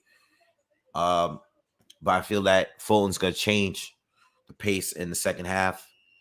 I think Fulton's going to start really be aggressive, be more aggressive on the inside in the second half of this fight. All right, take it more like the way he took it with Leo and Figueroa. We'll see. We're in the third round. I have it 1-1 between both. Nice jab lands for Fulton. All right. They're back in the center of the ring. Nice overhand right. Nice time shot lands for Fulton. Very clean. So Fulton's changing it. And now he's being a little bit more active, but he's still using the ring. Nice check hook lands. And he's being a little bit more aggressive, but still being smart. He's landing a few shots already in this third round. He steps in with a lead left hook. And now they're tied up again. Roman landed a body shot on the way out. Very technical boxing match right now, still. But they're starting to step up the pace, both of them.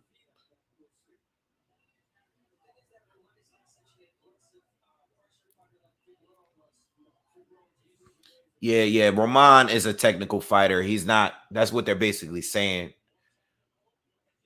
He's not the pressure fighter that Figueroa or even Leo is. Leo's a big body puncher. It's all about distance, this fight. Nice counter right hand. Fulton lands clean. He's having a good round so far, halfway through in the third. Roman steps in, lands a right and a left to the body. He's trying to work on the inside. Fulton creates a space, sneaks in a little right hand.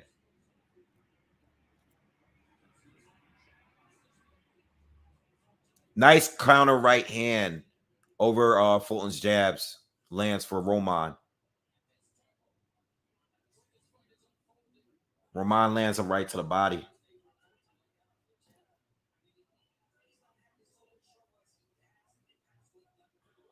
Roman has Fulton on the ropes and landed a few uppercuts there. Nice 1-2 lands for Fulton. Back in the center of the ring.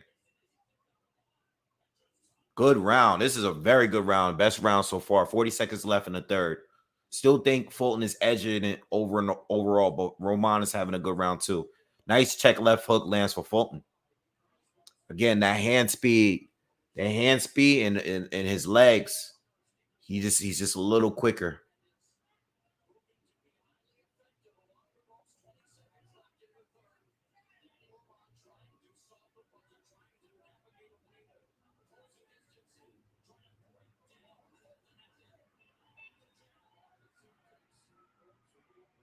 All right. Another right hand lands for Fulton and a check left hook, and round is done. 2-1 for Fulton. 2-1 for Fulton. Cool boy Steph. Miami Kid says, yo, Roman is nice. Yeah, absolutely. He's a former unified champ.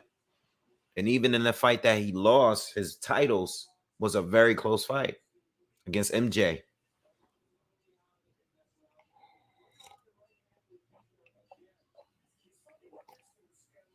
Marco says Fulton way more effective punches. Yeah, especially in that round.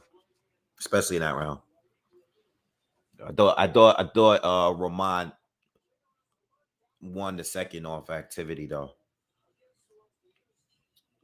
So I have a 2-1 so far for Fulton.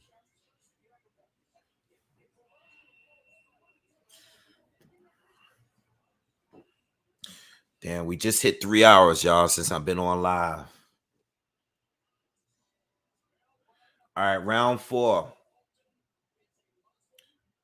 Round 4.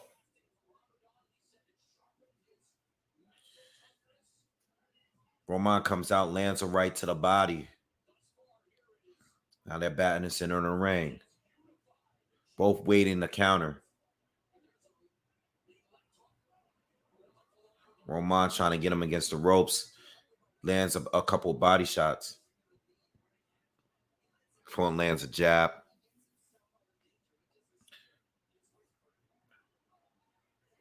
Right hand lands for Fulton.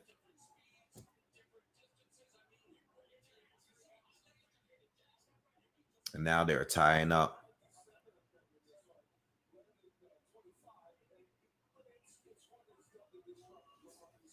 Oh, nice counter right hand to the body for Roman. One of the best body shots he's landed in this fight so far.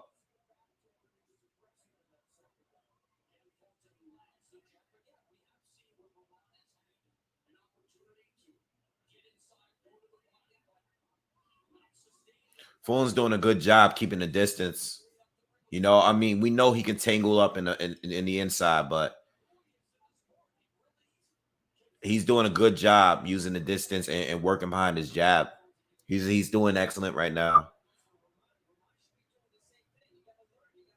No power shots really from Fulton yet in this round, though, but he's doing a good job keeping that jab out there.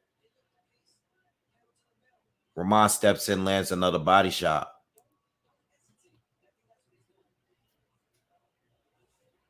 Another jab lands for Fulton. We're just over a minute left in the 4th round. Still feel like it's anybody's round. Fulton obviously out jabbing Roman. I think they had a clash of heads there. Yep, they did. No cuts. And they're back at it. 50 seconds left in the 4th.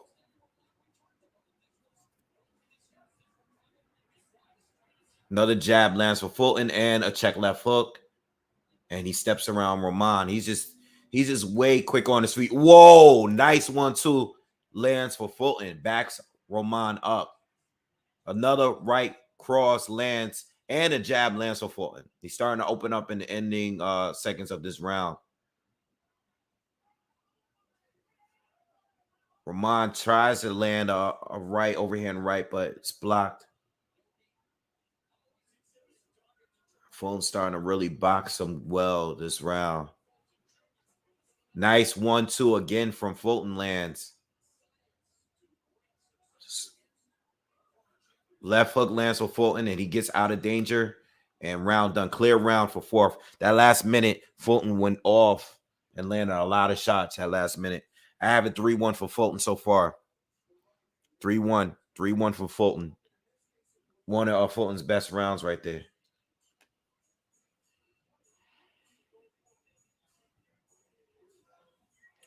You just get a second. I'm just going to turn over to ESPN real quick to see where they're at. All right, it's just showing commercials. As soon as that fight starts, I'll let you guys know. Still waiting for George Kambosos and Devin Haney. Hasn't started yet. As soon as it starts, I got y'all. Gotcha. As soon as it starts.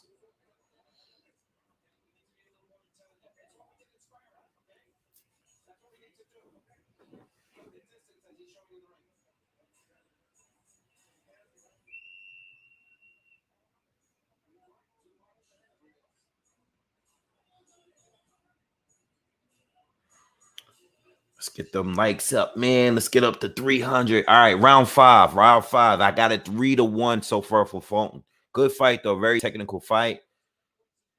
Fulton's speed is just a difference, man. His timing, his speed, his feet, is everything. He's just keeping the distance, and he's just outboxing Roman so far. Very competitive, though. Roman's he's had his moments, but another left hook lands for Fulton.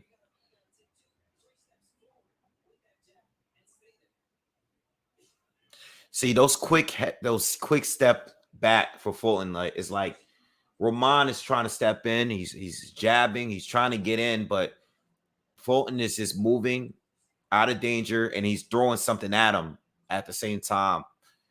And Roman is he just can't get in, because Fulton is doing a good job at keeping himself off the ropes. Because again, Roman is not on a level of a pressure fighter as a Leo or Figueroa. And this is one of the key things I said in that breakdown. This is just a different fight. This is going to be a technical fight. He's fighting a technical boxer. He's not fighting a pressure fighter. Roman can bang for sure. He can go to war, but that's not what he's an expert at. He's a technical fighter as well, but Fulton is just better. Fulton lands another left hook. And the thing is, Roman is trying to he's trying to be more aggressive. Like this round so far, he's being very aggressive, but he's not being effective, and he's getting caught more.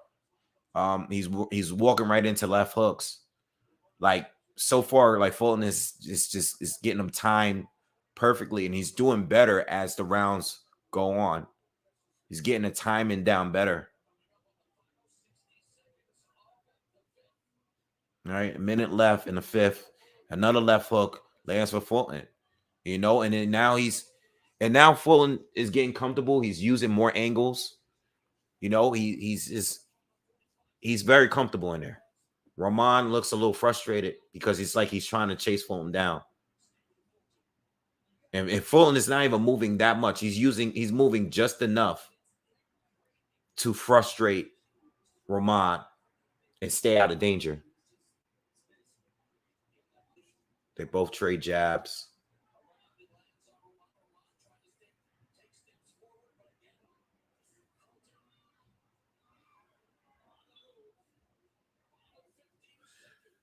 Yeah, it's starting to look like a pretty clear round for Fulton again.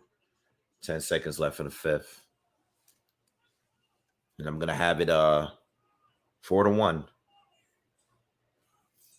4-1.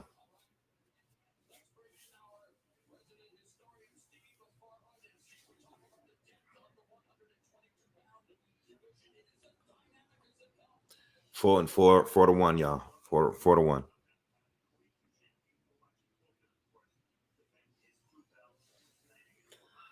I got Haney. I got Haney a decision. I think Haney's gonna win a decision. I put some money up. You guys were here earlier. I put some money up for a draw. But I got Haney winning a decision though.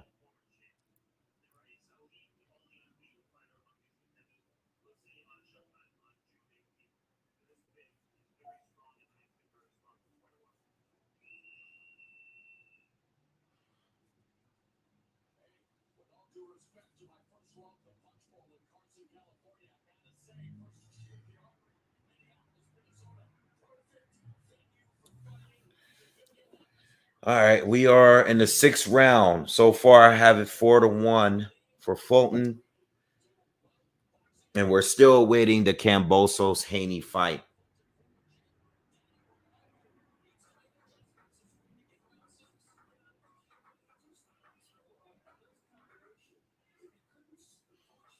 Now, what does Fulton do from here? Does he continue to box this way, or is he going to change and become a little bit more aggressive to go for a stoppage? Do you continue just clearly outboxing Roman, or do you change the pace? I said that he would win doing this.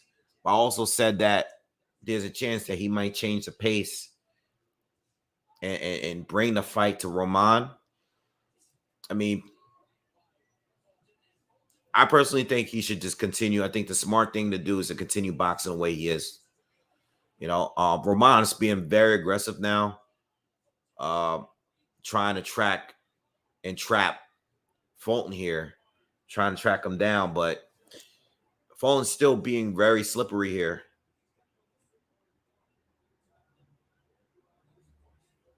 Outside of a body shot here and there, clubbing right hand lands for Fulton, spun Roman around.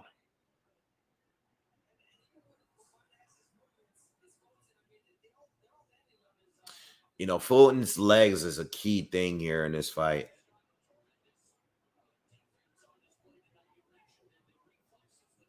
Fulton's actually kind of making it look easy, even though it is competitive.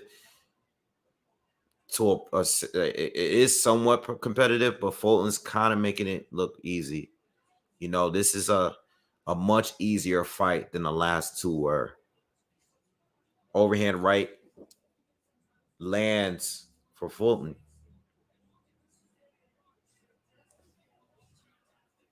Another one lands for Fulton. 45 seconds left in the sixth.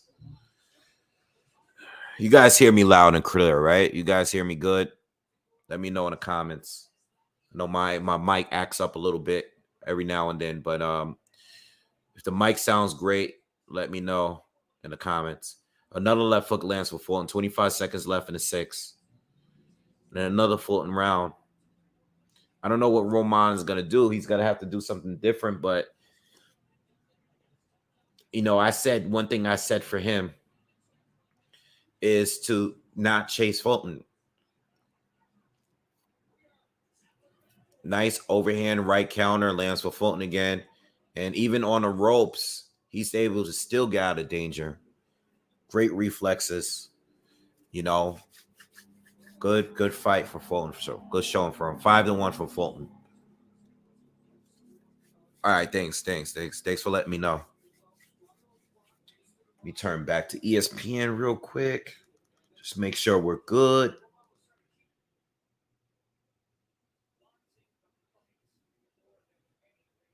All right, I think everybody's holding their phones. Somebody entering the ring.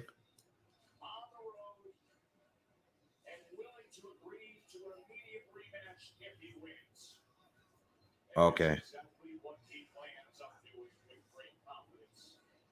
I'll turn back to Showtime in a second. I'm just trying to see where we at with this fight here.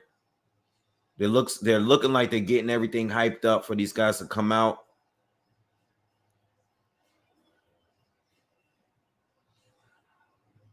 Everybody got their phones out. I think they're getting ready to come out. I'll turn back because I don't want to, I got this Showtime fight on, but don't worry about it. I got you guys. I'm going to cover the fight. Just don't want to miss this Fulton Roman just in case something happens.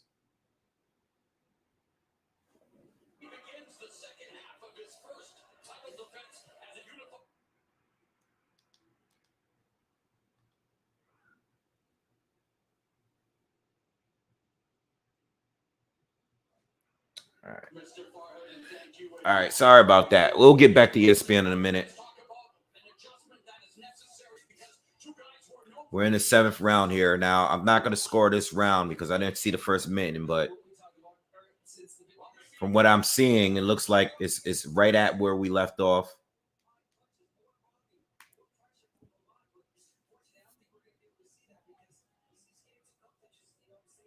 Yeah, Fulton is very, very quick, man. Very quick. This is what I'm saying. Like, performances like this, it would be hard for Inoue. I know Inoue has a lot of power, but he'll be fighting a bigger guy that's been in wars, that's been at the division, that's planning on moving up. Nice right hand lands for Roman, caught Fulton, left him off balance a little bit. And Roman has Fulton again on the ropes. He's trying to be aggressive here, and he's caught Fulton at the ropes a couple of times here.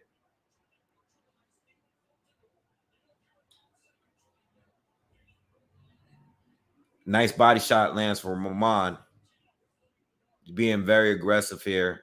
Again, he's still just trying to track Fulton down. I'm still curious to see if Fulton is ever going to just stay in a pocket with him. I guess he feels like he does. Whoa! Big left hand lands for Fulton. All right, from a southpaw stance. All right, he didn't actually fully switch, but momentarily he was standing as a southpaw, and he landed a big right hand and lands a combination in the center of the ring. Another 1-2 lands for Fulton, and now they're tied up, and we're coming to a close. I'm not going to score this round because I didn't watch the full round, but it looked like Roman was having some momentum, but then Fulton just ended that round really, really strong.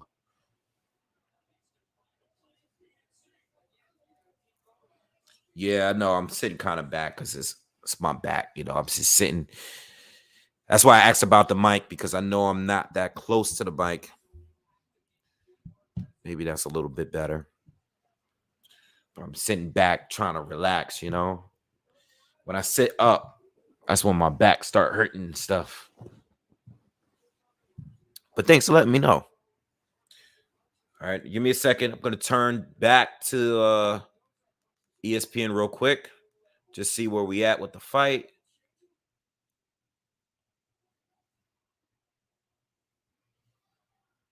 I hear DMX still.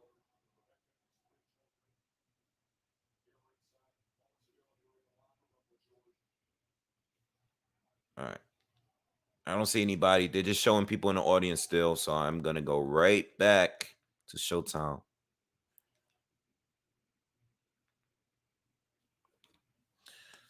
All right. Where we at? We're in the 8th round. Clear win for Fulton so far. All right. Even though I didn't score the 7th,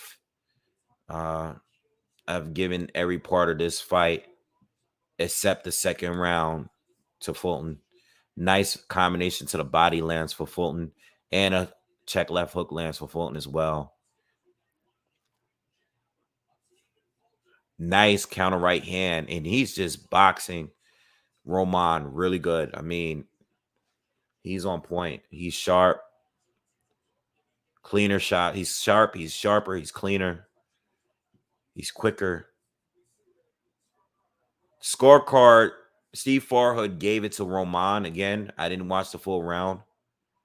Another check left hook lands for Fulton.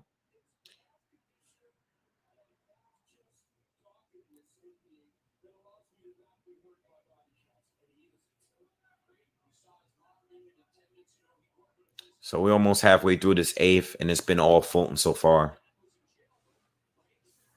Oh, nice exchange between the two. Roman even connected with a shot there. Nice body shots from Roman in this exchange. Fulton's back on the move.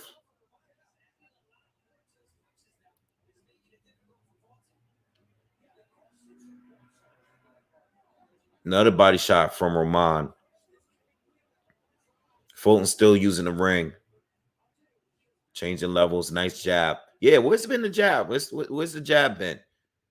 Oh, just freeze for a second.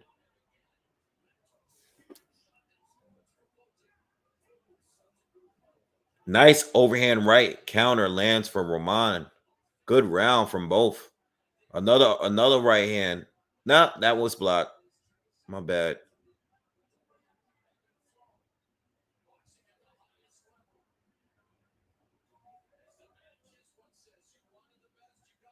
Close round. Still feel like Fulton won majority of it though, but Roman's been doing the last minute or so.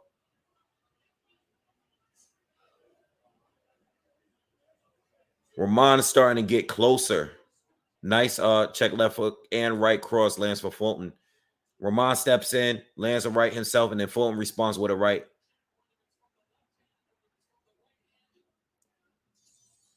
Close 8th round. Close 8th round. Close 8th round. I got Fulton winning. But Roman is starting to get closer, but he's still getting hit a lot. You know?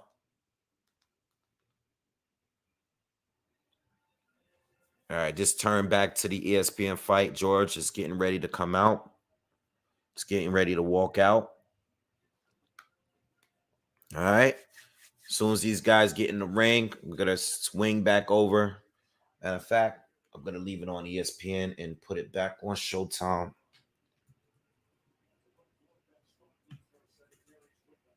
Give me a second, y'all.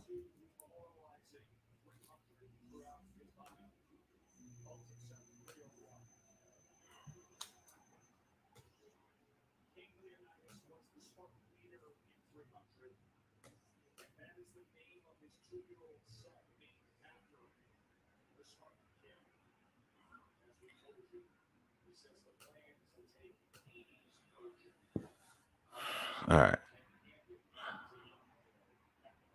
I got you. Haney's already in the ring. All right. I didn't even get to see his ring walk, but George Kambosos is doing his ring walk now.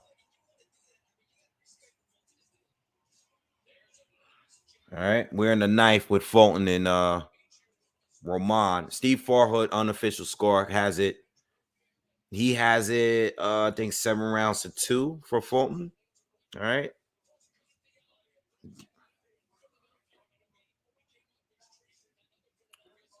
All right. Kambosos is walking to the ring. He looks fired up.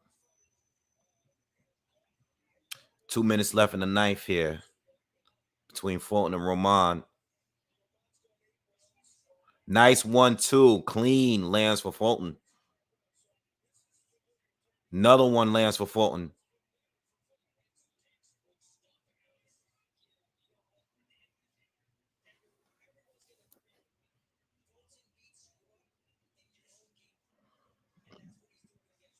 Nice check left hook. Fulton's back on his shit, man.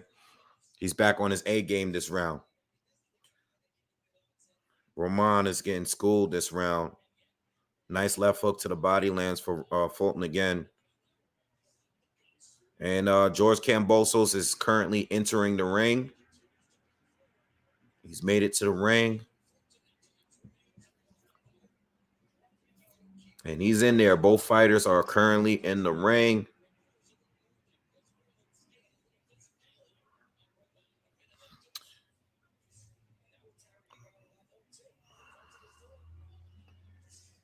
Nice left hook for Fulton. Now, I'm going to keep my eye out on the Fulton fight just in case anything changes. I mean, it's a pretty dominant win so far. Pretty clear win. If anything changes, I'm going to keep my eye out on it, and I'll let you guys know.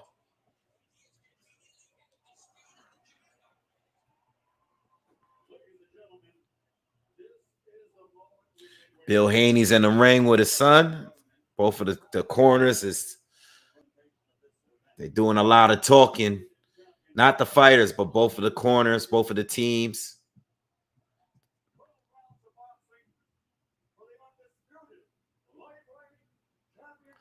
Uh-oh.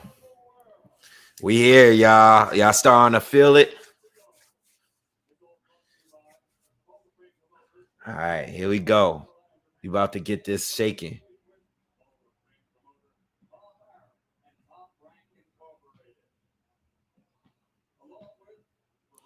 Who y'all think looks more ready? Who do y'all think looks nervous? Not that I think I care about any of that. Devin Haney doing a lot of talking now.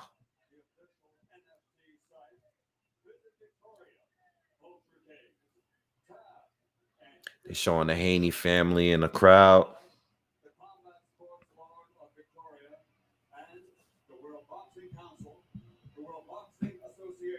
Let me know who you guys got for the fight. Who do you guys got? How this fight gonna go? Haney or Kambosos? Let me know in the comments.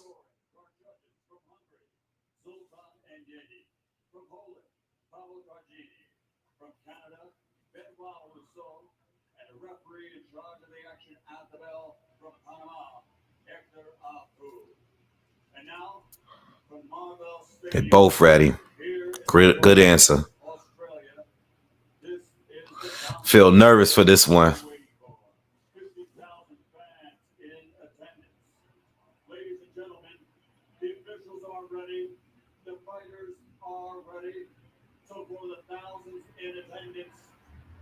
and the millions watching around the world. Ladies and gentlemen, let's get ready to rumble! Let's go.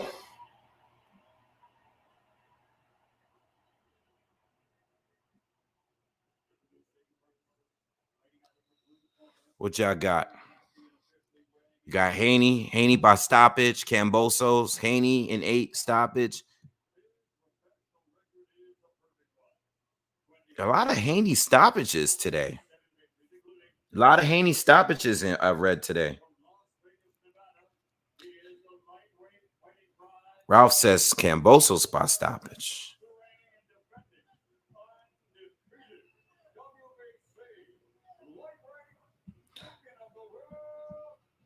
Haney looks in good shape.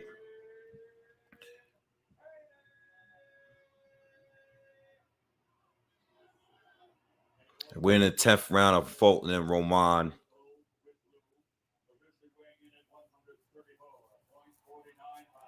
Whoa, wild left hand thrown by Fulton. Lost his balance here.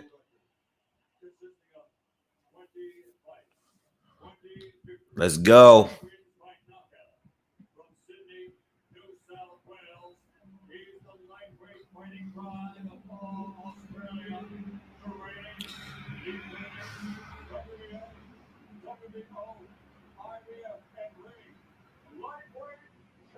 Jay Foreman said, when's the last time a young American champ fought another champ overseas like this? I know Errol went over there and flew and over out there and beat Kell Brook. I remember that one. Trying to think of who else. I'm sure there's other people, but all right, let's go. Phone fight is going. Roman is still keeping the pressure up. Looked like Roman had a decent round this 10th round, but we're closing out the 10th round. But we're going to go in this Haney fight because it's starting right now. I'll let you know. I'll keep my eye out on Fulton just in case someone gets dropped. But looks like a pretty clear win for Fulton.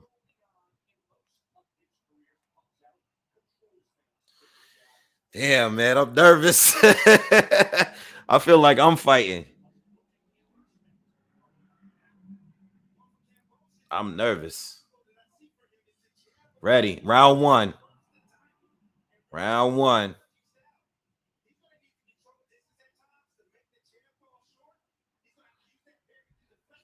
Haney starts with a jab. Lands through the guard of George. They're both in the center of the ring, just filling each other out, just waiting.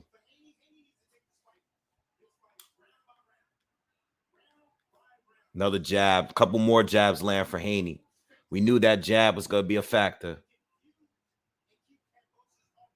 Another jab from Haney lands. Nothing yet from George. A lot of feints from Haney. George is just waiting. Let me lower this down a little bit. Sorry about that.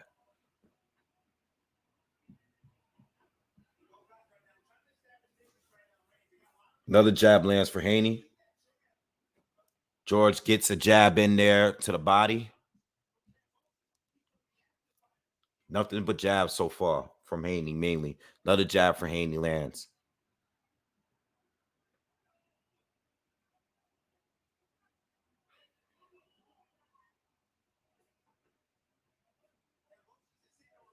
Another jab lands for Haney. Halfway through the first. And they get into a little exchange and they tie up.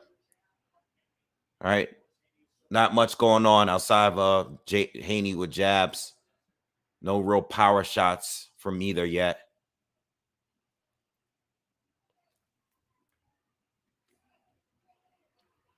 Another jab for Haney. Another jab for Haney, and they tie up. A minute left in the first round. Yo, it's funny. I'm listening to Tim Bradley. Tim Bradley is literally rooting for Haney. He's talking about everything what Haney needs to do. You can hear it, you know. I mean, we all have our bias, but you can hear it. And Tim Bradley is just talking about yeah, keep doing it. Nice tie up there, Haney. Sounds like he's in this corner. Oh, they both go into a little exchange there. Haney's doing a good job with the jab, though. We're not getting much from George yet. Wait, what is this ref doing? I think the ref is complaining, like, once he wants to separate the two, he's basically telling George, yo, if I tell you to split up, split up. Good round for Haney so far, though, with the jab.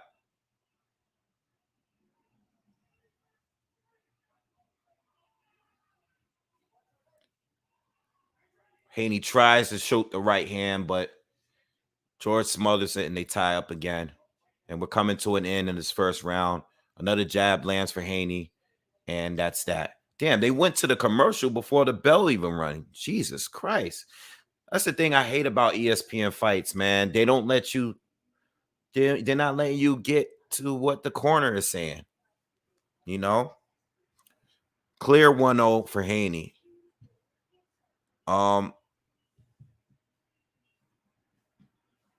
Yeah, we're closing out the 11th round, and it looks like they're both like phone boothing now between Fulton and Roman. And this is a fight.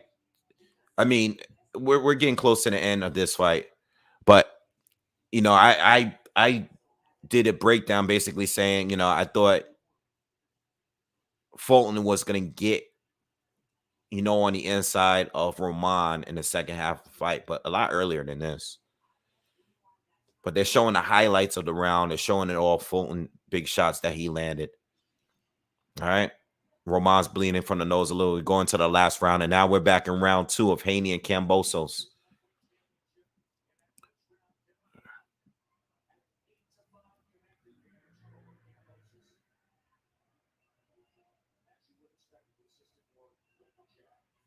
Another jab lands for Haney. 2 more jabs for Haney. Another jab for Haney.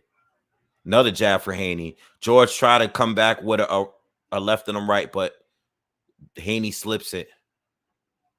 So far, Haney is in full control with his jab.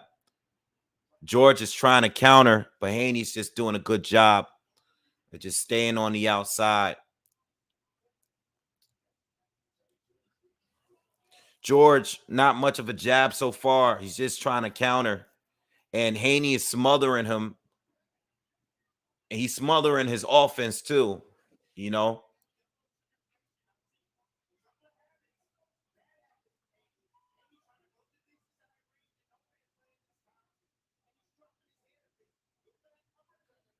Haney's doing a good job feigning. Oh, big right hand lands for George. Haney threw the jab, and George countered it with a right hand and caught Haney. But Haney's good. He's not hurt, but he did catch him on a big shot. Good shot. Halfway through the second so far, 1minute, 30 seconds.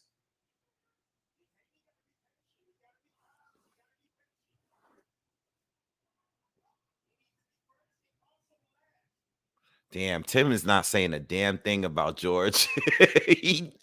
he really don't want George to win. Oh, man. Jab. Again, Haney's back on the jab. Outside of that one right hand that George landed, nothing else from George. Not even any jabs. He's just waiting to counter Haney. 50 seconds left in the second, and it's all Haney outside of one punch this second round. Another jab lands for Haney. It's just been all jabs. Not much action yet. Another jab.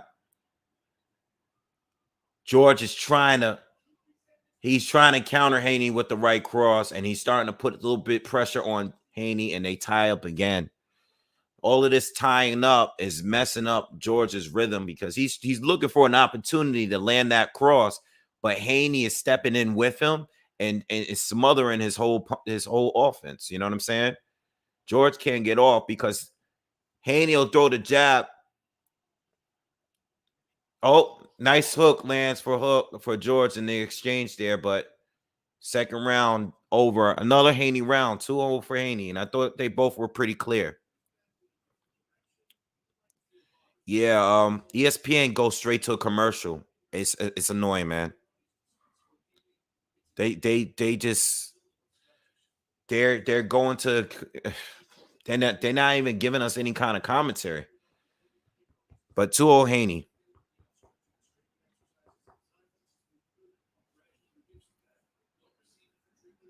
Let me know as we go. As we go, please put your scores in the comment section so we can all see. You know, if anybody disagrees, let me know in the comments. I have it 2-0 for Haney. They were pretty clear, even though George, and this is what I said in the breakdown. I knew there were going to be opportunities where George is going to land a big shot. But you got to do more than just 1 or 2 shots around, especially if guys jab you to death all around. You know what I'm saying? But I think that I think it's 2-0. We do have a 1-1 in here, or a few 1-1s.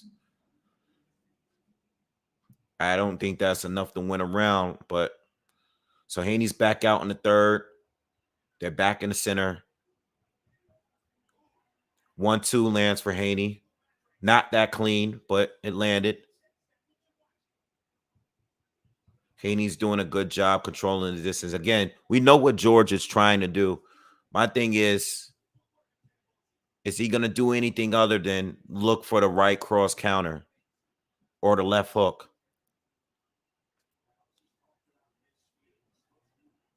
George lands a jab to the body, and Haney returns a jab up top and lands the jab to the body.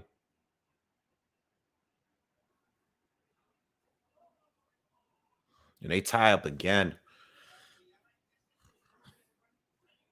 Fulton Roman is done. You know, I actually have a sound down, so I didn't hear the scorecards or anything, but it was a very dominant win.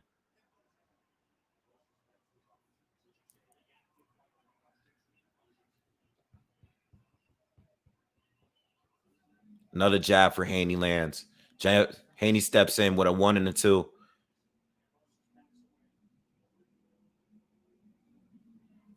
Another 1-2 lands for Devin Haney.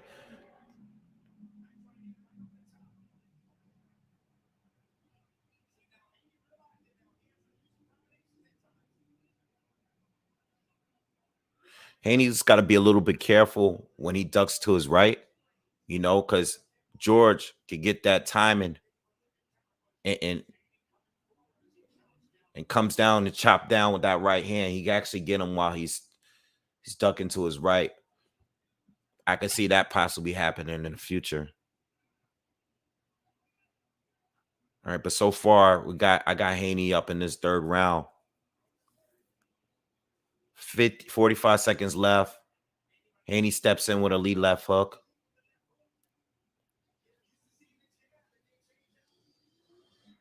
George is having a hard time dealing with Haney's jab. He's a little. He got to relax a little bit. He looks a little real tense in there, a little frustrated. He steps in with a wild lead left hook, and Haney ducks underneath it and steps around him. He's a little too frustrated. He got to calm down. Another jab lands for Haney to the body, and we're coming to a close. And Haney finishes off the round landing a check left hook. Another Haney round for me. I have it clear for Haney.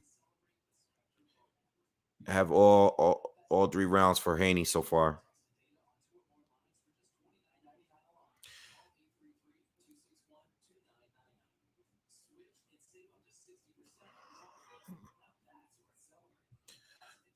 I mean, George is fighting the fight he normally fights. It's just that, all right, at some point you got to adjust, you know. We knew that Haney was going to win the war of jabs. You know what I'm saying? Haney has a better jab, you know. I mean, if you guys seen these guys fight, you know that Haney was going to win a war of jabs. I know Kambosos is very quick, and I knew he's going to counter with the right hand, you know, the left hook, but he needs to do more than that because Haney has been he doesn't even have to take much risk here because George is not doing anything other than just trying to counter with one shot. He's not throwing anything at all. He just can't get around the jab so far. It's just all jabs. Haney's just beating him with straight jabs. And I hope he's not coming into this fight on some, I just want to land one big punch and that's it. Because if that never happens, you're going to lose all of these rounds clear. So we're in the fourth now. Stephen Fulton won officially. I can't hear it. I don't know what the scorecards were, but it was pretty close.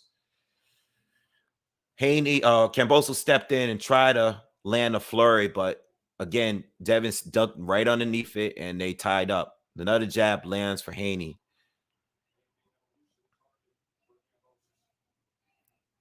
Another jab to the body for Haney. Haney's not throwing many power shots. He's not. It's not many hooks here. Not a lot right here. He's being cautious, but again, he's winning just off jabbing. So it's not making for an action-packed fight. But it's the feints, it's the change in levels of Haney, and it's just his reflexes just to get out of the way of whatever George is throwing, which is he's hardly throwing anything. Like, where's his jab? Another jab for Haney, another two. Where's anything? George is starting to guard up a little bit more.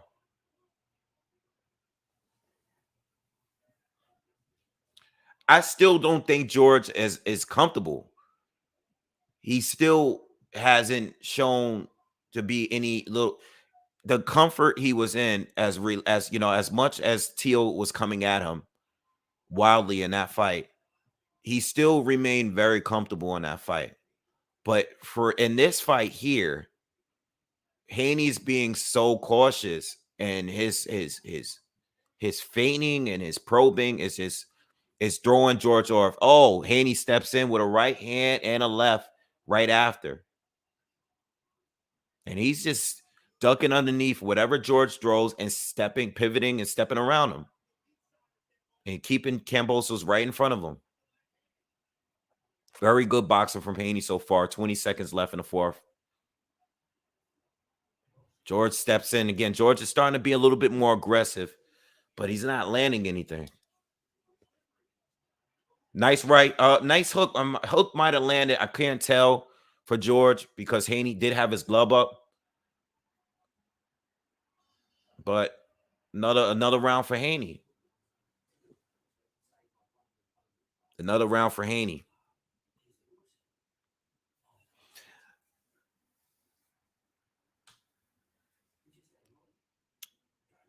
Vigilante says those belts are cursed. It's like the Lord of the Rings. He just passed. He who possesses the belts box like arrogant one-punch artists. And I've been reading. I've read a few comments underneath my videos about people saying that these belts, they just keep getting passed around. It's like these guys win the fight and then they become a different person. Just think of Teofimo Lopez before the Lomachenko fight. I mean, going into that fight. Like, how good he boxed that fight. And then going against the Kambosos, and look at how he looks. In this fight here, Kambosos is just, he's like totally neutralized so far. But you never know. He can change the fight around with one punch, maybe. I just don't think that's a good game plan. We're in the fifth, and I have it 4-0 for Haney. I think some of you gave George the second round. A few of you did, but I gave it to Haney, man. I think it's clear so far. Good defense for Haney. And it's an easy night for him so far.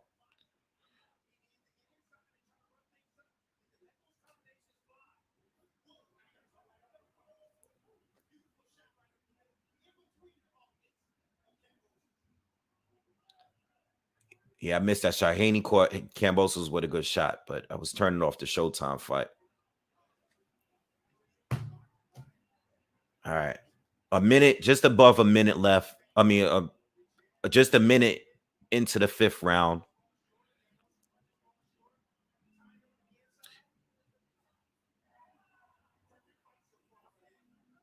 The crowd is reacting to anything that George is throwing. But I don't think they realize that he's not really connecting with anything. Nice right hand to the body lands for Haney. George steps in and lands a right to the body. A lot of tying up. Ref is breaking it up. Halfway through the fifth.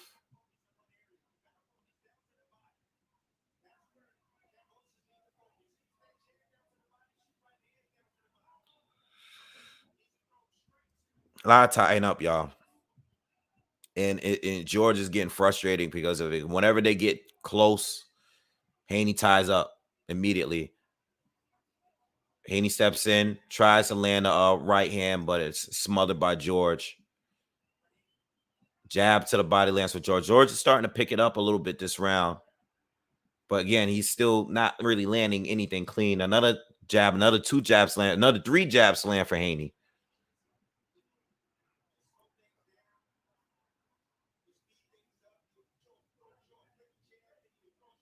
And the thing is, I still believe that Haney is the better fighter on the inside. I'm surprised that he's not working on the inside. I guess he feels like he doesn't have to because he's winning this way. George tried to counter Haney with a left hook, and Haney blocks it with his glove. George lands a jab right there. 25 seconds left in the fifth round. George goes to the body. Haney backs him up.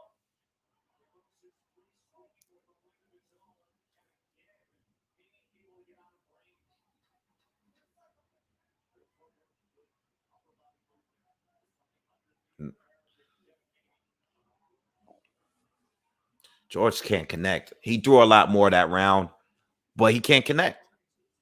It's not connecting with anything, man. Yeah, the crowd is gone. The crowd is gone. It's not. He can't really get through.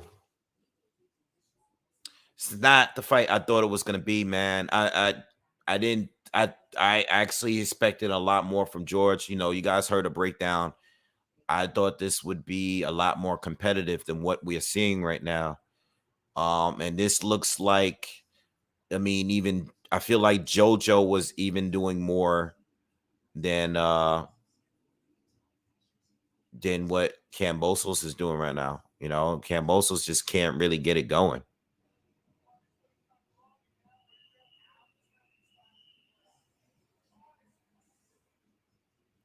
All right, so we're going into the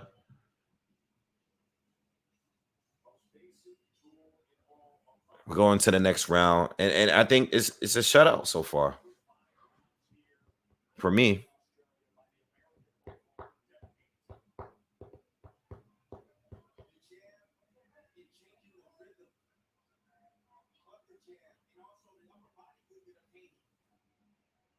Haney steps in with a 1-2, connects with the jab. Another jab lands for Haney. He steps in, lands a right hand, back out with the jab.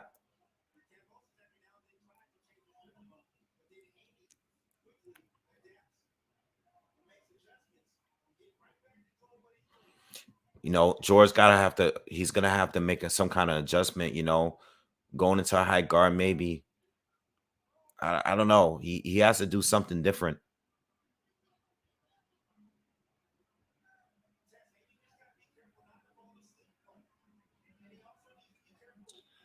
Haney's George steps in and Haney lands a left hook.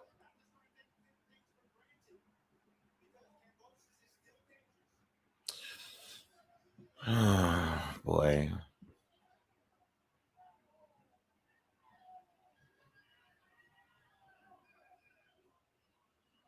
Another jab for Haney.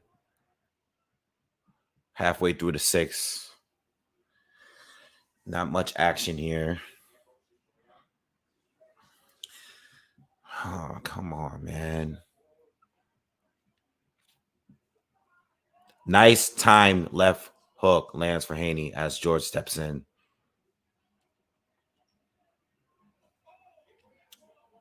George steps in and lands a left hook. Best one of his best punches this fight. And George lands a jab as well, We're a minute left in the 6th round here.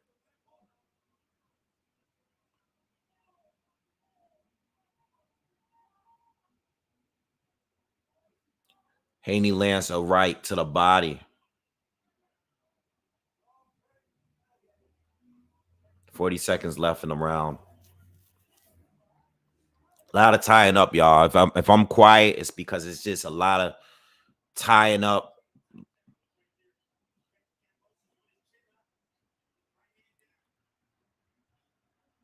A lot of tying up. More offense just being smothered.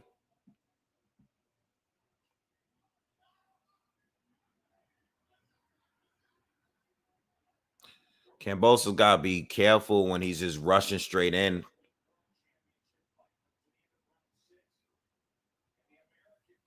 Another jab lands for Haney.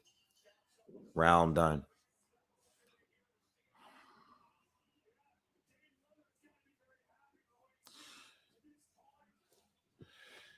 Easy fight, man, so far. You know, outside of George landed maybe about 3 really good shots this fight. It's not much going on. So anyway, what are you guys up to? You guys got any plans going on this weekend?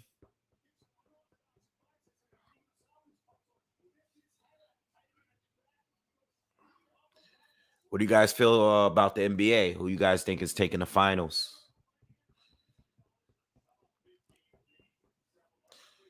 Flow jabs. You must have given George any the rounds, anything he landed in this fight. I can't really see George winning any more than 1 round. But you know, it's cool. I respect it. We're in round 7, y'all.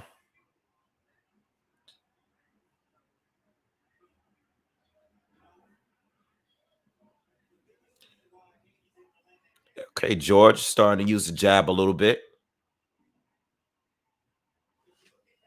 I would like to see some power shots from Haney. I would like to see more. Nice lead left hook. Nice lead left hook. That was blocked by George, but I like it. You know, I just want to see something else. George comes in very aggressively, throws a flurry. Didn't land clean, but I like the fact that he's being aggressive. I don't want to see Haney keep complaining. I think George just need to be physical, you know? He got to do something. Can't keep going like this. Another jab, another 2 jabs land for Haney.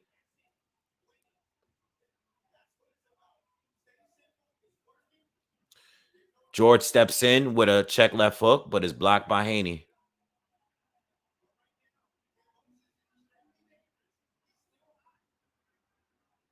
I like the energy from Kambosos this round, though. Haney lands a right to the body. Lands a jab, steps around Kambosos. Halfway through the 7th. Still anybody's round. Nice right hand connects for George there.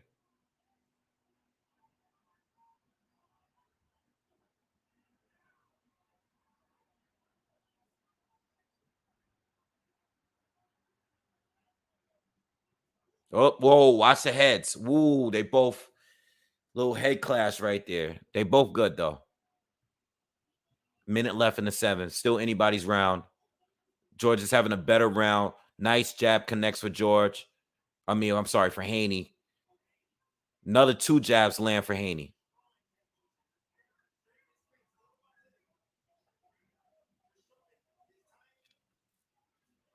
Right hand to the body lands for Haney. George connects with a right hand to the body. 30 seconds left. Oh, nice step back right hand counter from Haney. And 20 seconds left. I like this round. This is probably the best round so far. Another jab from Haney. Best round so far. More fight from George. Still not enough to me, though. But more fight from George this round. I like it. kind of forced Haney to start opening it up a little bit because George was coming in a lot more aggressive, and I got a lot more from Haney that round. All right, but anyway, what did you guys answer? What do you guys got? Celtics is 6. Oh, a lot of Celtics people here. Okay.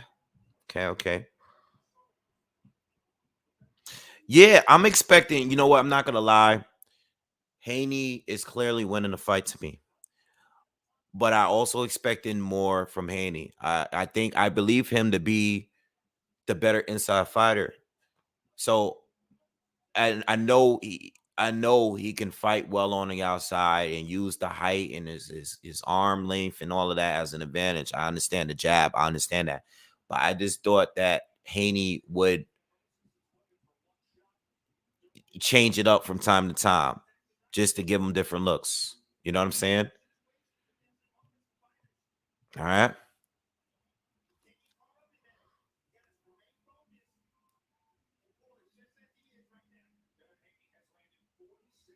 So we're in the 8th round. If you're just joining us, and please, if you haven't already, please hit the thumbs up, man. If you're still here, if you've been here all day, just do me that quick favor and hit the thumbs up.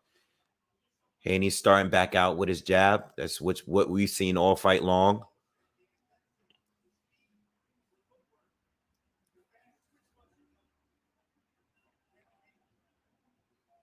Another jab. Haney's going jab crazy this round. Nice step in left counter from George, but didn't land. Oh, nice 1-2 lands for Haney. Then steps around George. George got to do something, man. 8th round. Right hand lands for Haney. He's doing good defense.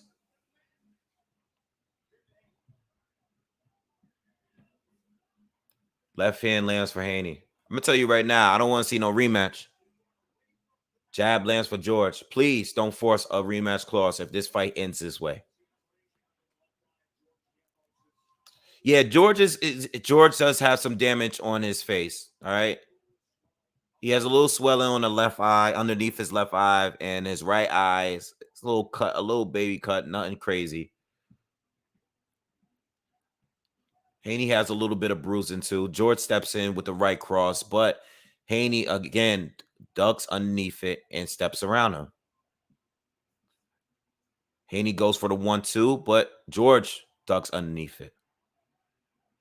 A minute left in the 8th. Haney lands another jab. Another jab lands for Haney. Another one lands. 50 seconds left in the 8th so far. Pretty clear for Haney again.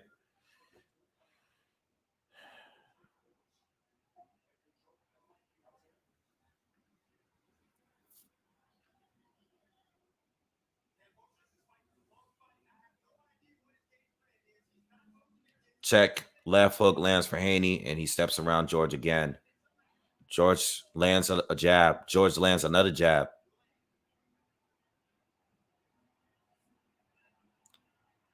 Right cross lands for Haney. Another jab lands for Haney. Think the crowd is starting to get into it a little bit. Cheering George on. Trying to fire up George. George lands a right hand overhand, a right overhand right. I'm sorry. All right. Round done. Another clear round for Haney. George tried to pick it up towards the end.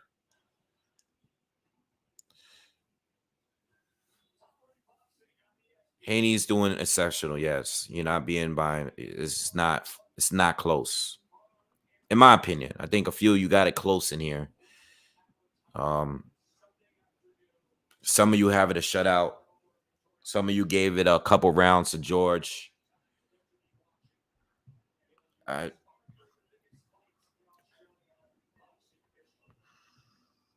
Yeah, some of you have it a shutout. You know.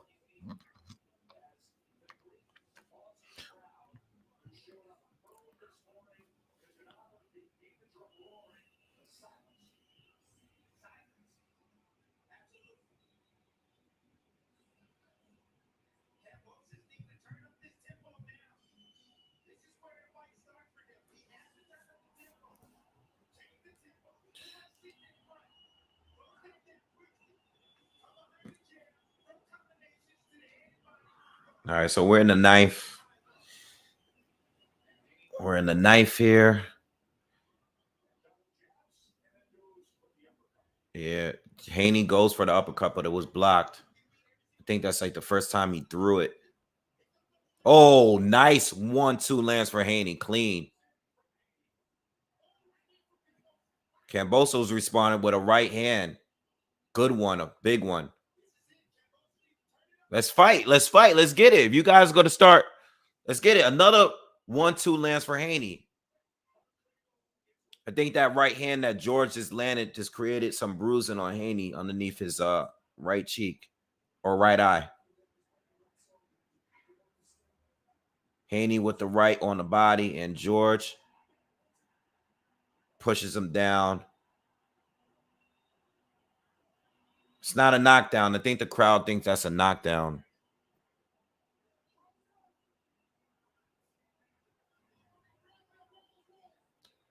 George is starting to be a little bit more aggressive this round. He needs to be. Comes in wild, swings with a left hand, misses, and almost goes through the ropes. Haney goes for the 1-2 again. Blocked this time by George, but Haney does land the jab.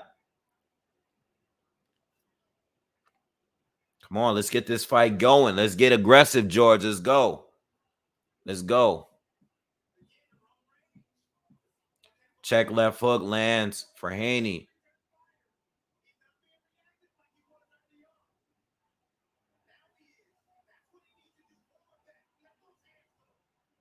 Yeah, George is being more aggressive this round.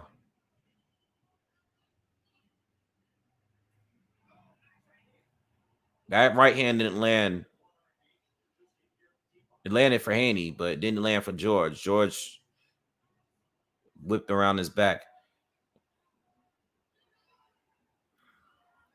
Another left hand lands for Haney. And a right. 30 seconds left. George lands a right to the body. Oh, and they tied up again.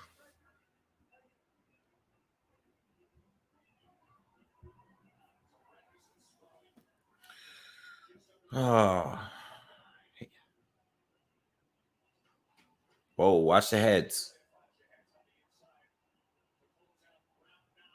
Watch the heads. And they're wrestling again. And we're coming to a close.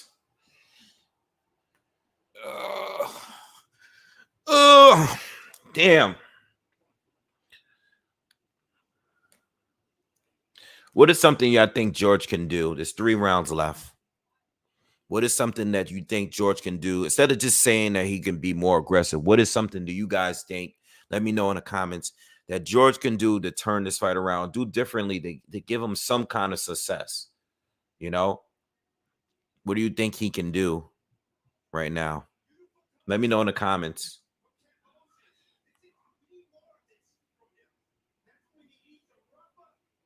Yeah, I think the volume is the main thing. I think when George gets aggressive, though, he gets a little wild. You know, he loses his balance. He's getting spun around a little bit. I think the volume needs to be higher for sure. I hate the fact that he's just not. He doesn't even have. He's damn near like doesn't even have a jab. You know, when he's throwing a jab, is usually just to set up the right hand. Like he does not throw enough jabs. I think if he did more, you know, like threw more jabs and probed a little bit more or something, I think he can set up his shots better. All right.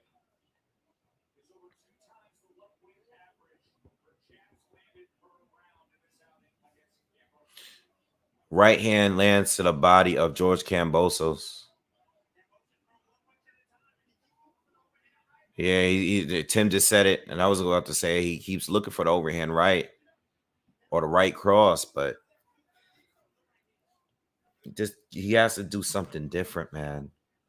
You know, it's just like you're just getting beat the same way every round. And I know Haney could do so much more.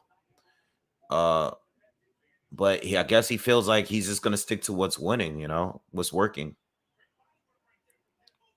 Yeah, George did land a nice left hook to the body just now. Nice left to the body and right over the top for George. Well, it didn't land that clean, but it was still a scoring shot. That's why I didn't hurt him.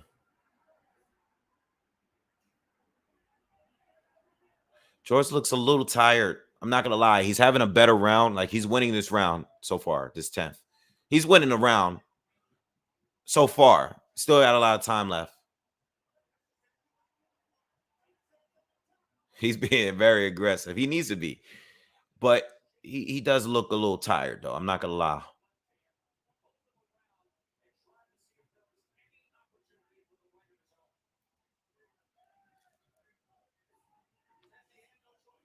Haney back to the jab.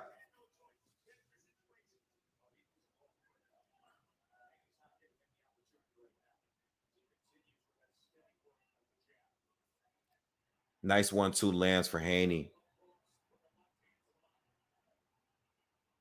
30 seconds left in the 10th. We're in the 10th here. Close round. Haney starting to pick it back up. Momentum is going again. I think George was winning the first half of the round, but Haney's starting to pick it up here.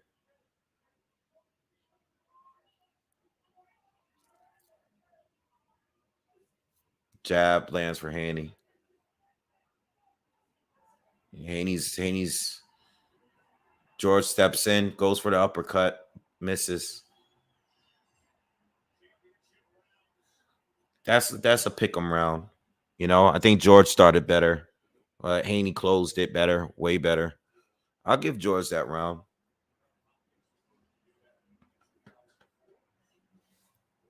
You know. You know what? Before the Teal fight, I probably would have told you the fight would have went like this. But, the Teal win made me, put George in a different category because of, how well he did in that fight. But, like, this fight here makes George look very normal.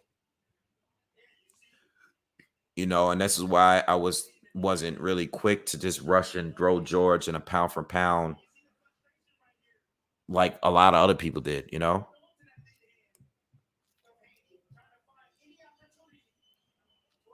I can't see George, like, anyone scoring George. We're in the 11th. I think 2 rounds is, I can't really see it being more than that, man.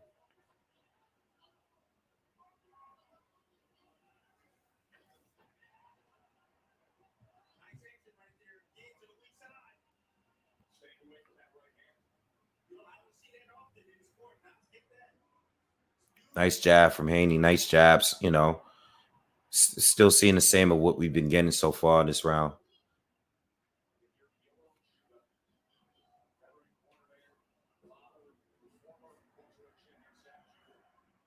Even if you got to give George 3 rounds, it's like you're still giving Haney another 7.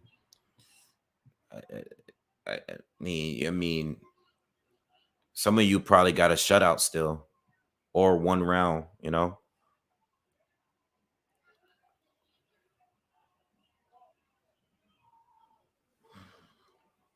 George is being aggressive though, but he's not being effective.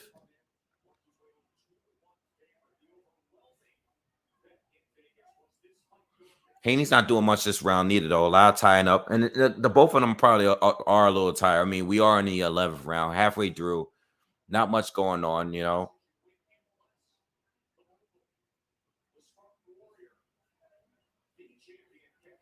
Nice jabs from Haney. Real clean jabs, popping George's head back. Nice hook from Haney.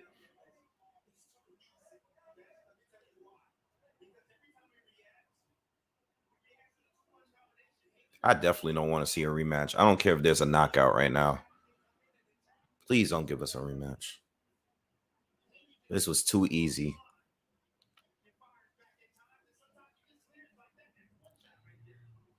George is going for it. He's going for it, but he's getting caught more. And he's still missing. But he's being more aggressive. You know, he's being aggressive. But oh, big left hand lands for Haney and a right. This is please don't give us a rematch, please. You can't rob Haney at this point. You can't rob him. It's too clear. He's hitting George with everything right now. Now his hands are down and he's toying with George. You can't even rob him. You can't rob him. You can't do it. You can't even do the split decision thing. You can't do the split decision majority. It's just too clear. George needs a knockout. You can't even rob him. It's so clear you can't rob him.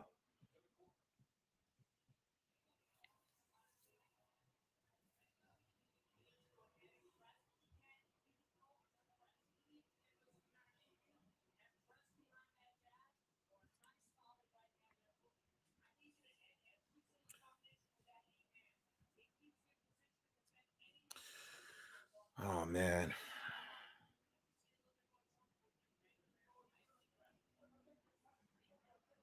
Carrie, thank you. I appreciate that. I got your donation. Thank you. I know you're out there somewhere. I don't think I see you in the comments, but thank you.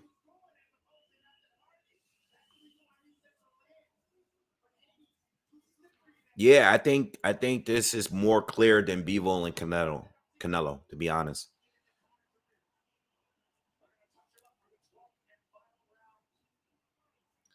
Hey, George, you need a knockout. You need a knockout, bro. And the crowd has been silent the entire fight. There's a few cheers. There's been a few cheers from a few shots, big shots that George has had landed, but for the most part, the crowd has been very quiet.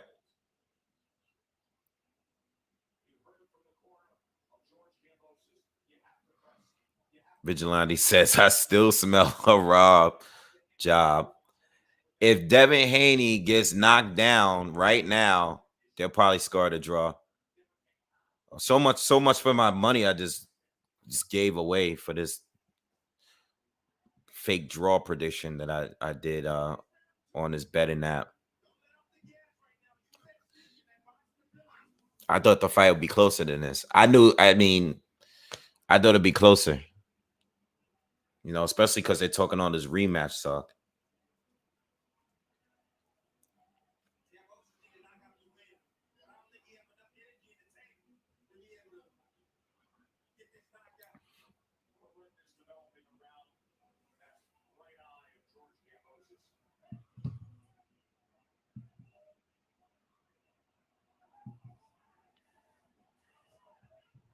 Nice left hook from Haney.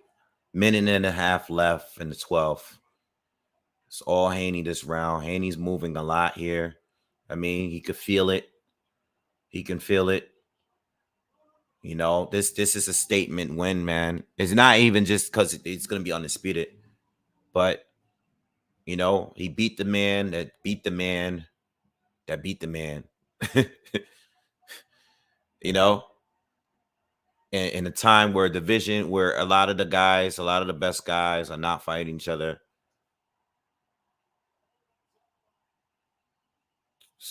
The crowd is trying to cheer and root for George, but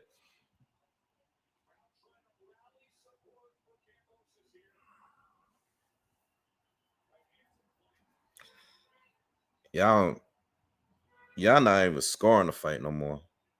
Nice right hand lands for George though right there. He did get a shot through.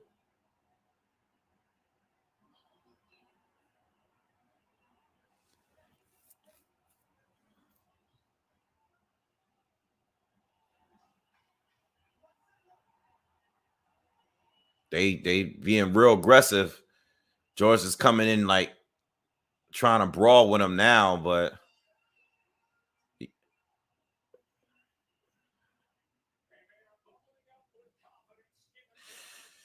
oh, they doing all this talking. All right, man.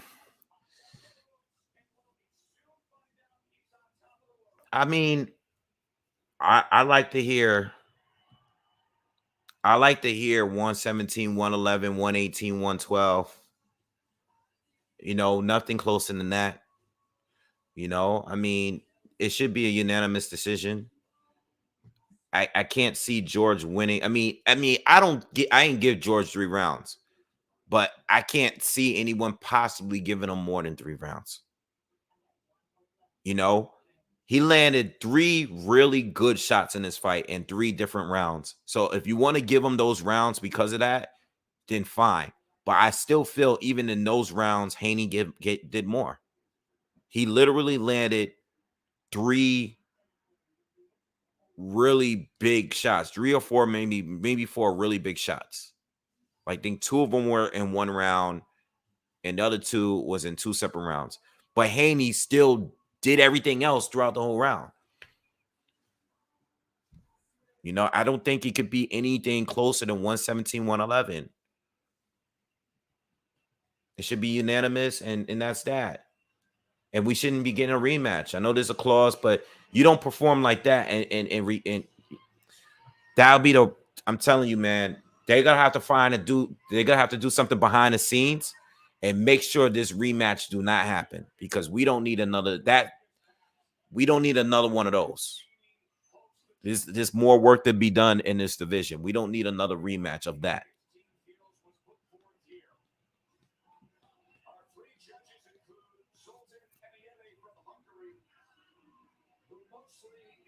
Bob Arum is in the ring. Yeah, but yeah.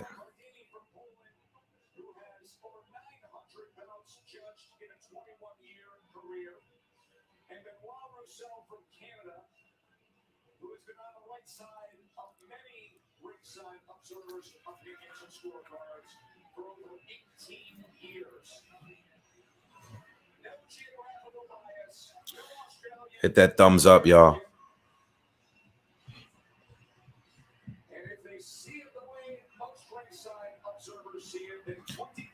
Do y'all think Haney's better than Tank? I'll tell you my answer after.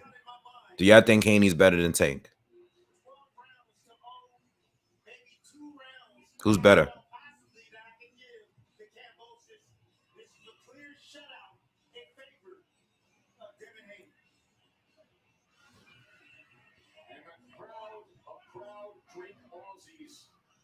Yes and no's mix.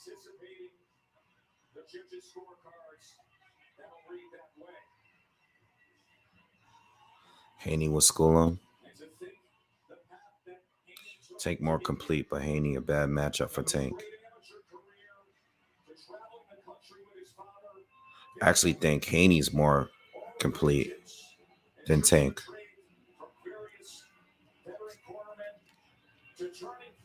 I just think that Tank's power is neutralizing. I mean, just like look at the way that fight would go. Like, Tank could do way more than this guy. I'm still thinking Tank is better, bro. And I love Devin Haney. But I've just been more impressed with what Tank can do overall. I think Haney's harder to beat round by round. But once Tank catches you, 116, 112, 118 to 110. Yeah, come on, bro.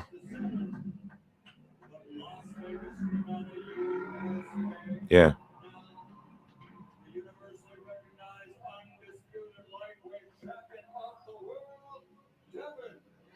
Yeah, they did the right thing, man.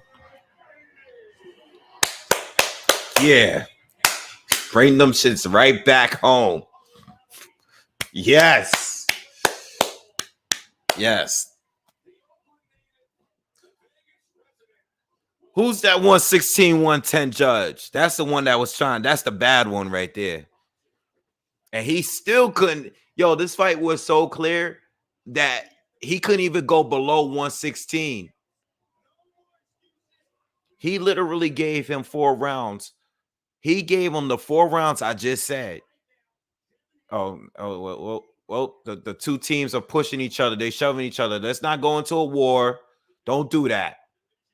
Don't do that. Don't do that. You won already. It's over. Get out of here. Nah, we ain't doing that. You know what? You won. You went to Australia. Well, we almost didn't have your father. You got underpaid. Leave that alone. Let's keep the peace. Do your interviews and let's keep it moving. We have a new undisputed champion. Yeah, man. I'm still leaning towards that. I'm still leaning towards Tank a little bit. I just think and what I mean by that is when I take all of their fights together and what I've seen what Tank can do in his fights and what Devin, I still believe that Tank is better. You know, I like Haney more because I like him more. I like Haney because, you know, I like the way he carries himself. He's a professional. You know, he's trains all year round. I like him better, but I think Tank is the better talent right now, at least right now. But it's close. Please don't no rematch. Please don't give us no rematch, man. Please, yo. Bob is gonna have to do. He's gonna have to work his magic and make sure this doesn't happen again. Wait. Hold on. Wait, nah. Hold on.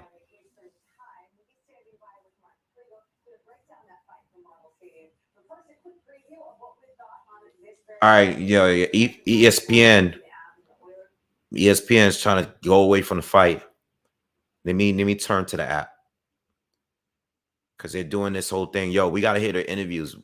ESPN treats boxing like it's a stepchild, yo.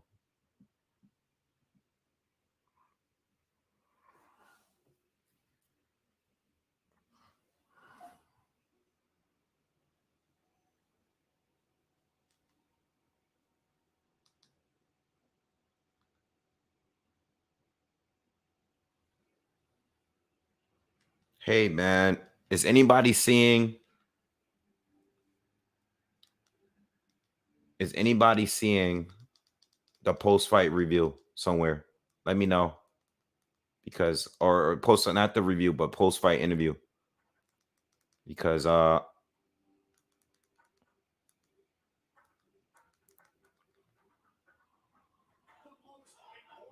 right, they're back to it. Is the jab. At 23 years old, 8,000 miles from home, Devin Haney used it like a master. This fight wasn't close. He becomes the youngest undisputed champion in boxing. It's a very rare distinction to navigate the politics and the other fighters. But he's taken this belt away from a guy who was an underdog.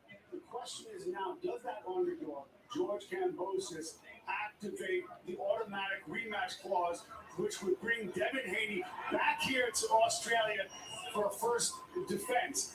Let me tell you something tonight.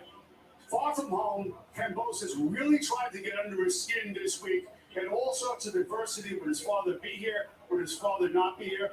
And he performed in an enormously composed manner. But again, the key, beginning to end, was the jab. Yeah, I mean, this was a kid that turned pro at 16. His first fight with Mexico. He's fighting in bars. I don't think he was going to be thrown off. I'm sorry, y'all. I was trying to wait and listen to his interview. ESPN and I don't know if they had it. I don't know if they had it yet. Let me know in the comments. Did they have it yet?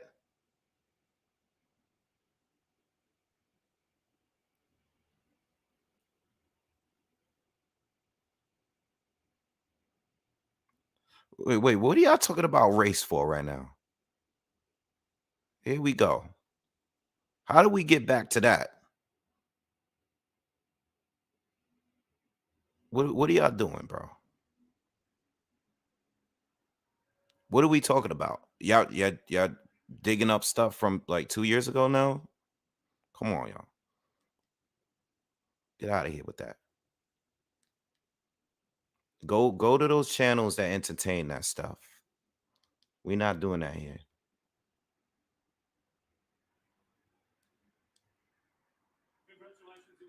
All right, I found it. Undisputed champion of the world. I want to thank George Kambosos and all of Australia for coming out. Thank you, George, for giving me the shot. A lot of these so-called champions, they would give me my shot. But George was a true champion, and he gave me my shot. So thank you for this.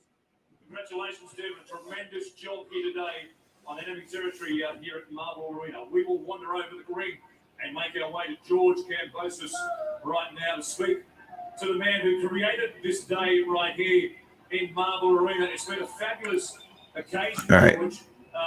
Obviously, He's going to want a rematch. What a day this has been. Yeah, look, it's amazing for the sport, amazing for this country. And at the end of the day, I want to take the best test, the hardest test. So I'm going to give you full respect after his victory today. Let him have his time, and we'll do it again. I did a few things, but I thought the fight was very close. But look, I'm not going to wreck his mind. He going to want to do it again, bro. Yo, pay him to step aside, please. You don't need to see that again.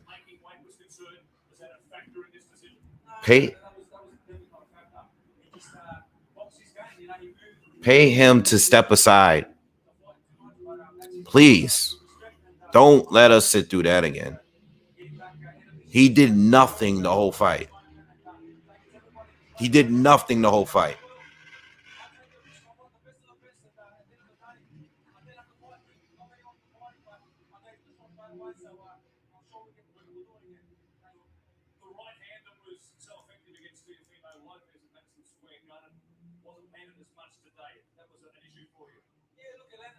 It's so messed up what you guys these rematch clauses are so messed up, man. It's so messed up. Like Canelo and Bivol was way more competitive, bro. And we didn't get a rematch. Like this is not a competitive fight at all.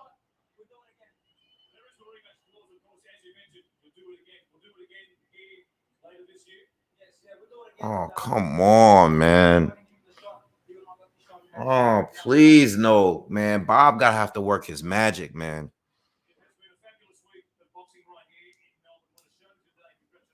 They wouldn't have taken the fight, though, if Haney didn't agree to all of these crazy terms, man. Yo, if we do these rematch clauses, can they at least say, like, listen, the fight got to be like at least 115, 113 or something. Like, you know, at least one of the scorecards. I mean, damn, we didn't get anywhere near. This was not a close fight.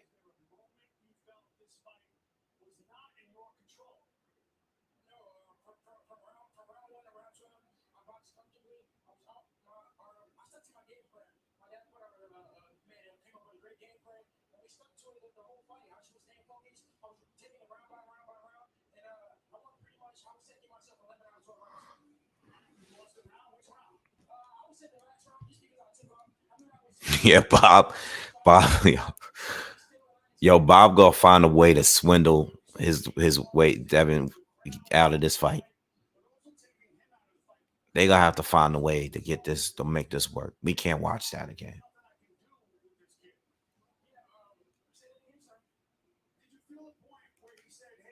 There's nothing I can do.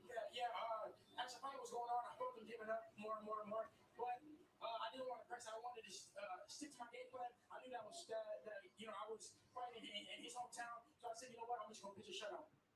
Okay, I thought it was pretty close to a shutout. George, hey, congratulations. Congratulations for the opportunity, Brett, and we'll do it again. Haney said, thanks for the opportunity.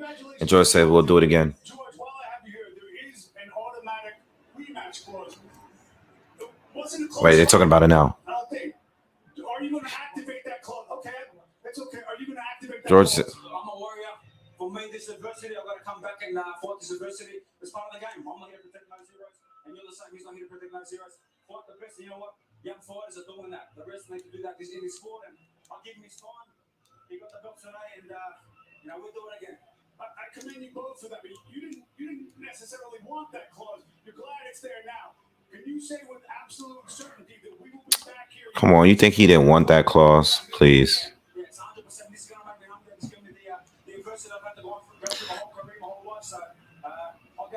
opportunity, and I'm sure he's going to get the opportunity to check it out. What do you feel about coming back here? Of course, I'm not going to doubt you, nobody. Of course, You know what I hope? the people want to see it, the network wants it, then of course I'll do it again. If not, then I'm fighting whoever. I'm not going to doubt you, nobody, but everything got to make sense. Devin, I know you talked about dealing with the adversity, whether your father was here or not. But be serious, man. You glad he was here, right? Man, I thank God for it. You know, every day I would pray to Allah that my dad would come, and he came. I'm happy that we were able to enjoy this moment together. This dream come true for both of us, and I'm happy. Damn, you know what? That's crazy. Yo, you gotta give him his respect, yo. Devin Haney was getting teased and called an email champ, and now he's undisputed for real. Like, he's really undisputed. He has the franchise and the email WBC title. Yo, that's some ill shit. Yo, he went from being the email, like Tank literally just said that last week about him. Like, yo, you an email champ. Yo, he actually has the legit every real belt you can have. And Tank got the baby belt. That's crazy.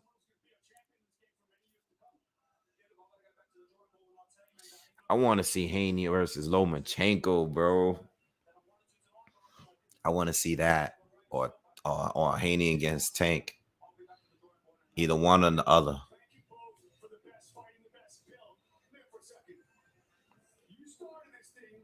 You were confident enough. To send your kids fighting bars and pool halls in Tijuana as a teenager. What does this mean to you tonight, especially with all the drama that preceded it? This means everything. This means everything. Hey, are we still ready? Listen to belt? Should be two green ones over here. You got two green. You got two green, Papa. We got everything. Mark. Yo, I just said that. He's saying that now. I told people what kind of fighter he was. They didn't believe me, and now he showed the world. He came to picture. Damn. Even Ryan Garcia didn't want to fire him, yo. Even Ryan Garcia was like, nah, you don't have enough IG followers. That's crazy. Damn.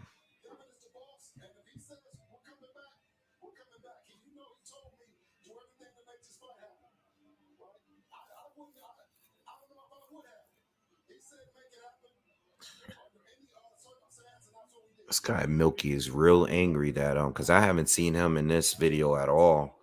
This guy Milky just showed up out of nowhere. I'm getting him out of here. He's whack. I ain't see that guy all commentary, all fight, all night. This dude showed up after the fight talking about racism and all of that. I ain't see him at all. At all. Got him out of here. Angel Gonzalez, thank you, bro. Ryan Garcia punching the air right now. I mean, I don't think so, man. I just think with Ryan, Ryan's just into what, he's with Golden Boy. Oscar is, how Oscar likes to plan his fights, man. I think even if Ryan, I don't even think Ryan really care for it like that right now. I don't think like Haney really, really wanted to get these fights with everybody. You know what I'm saying? But hopefully he fights. Hopefully they cancel this rematch. If he has to do the rematch again, he has to run it back again. He has to do it. But hopefully we get the Lomachenko fight or a Tank fight. I would like that. You know what I'm saying? Josh says, Salute Wave. I'm just jumping in now because I watched the fight from my phone at work. Haney put on an absolute masterclass performance. Yeah, wasn't even close. He actually made Kambosos, and let me turn this off. He made Kambosos look like the fighter we thought he was before the Teofimo Lopez access. Let's be honest.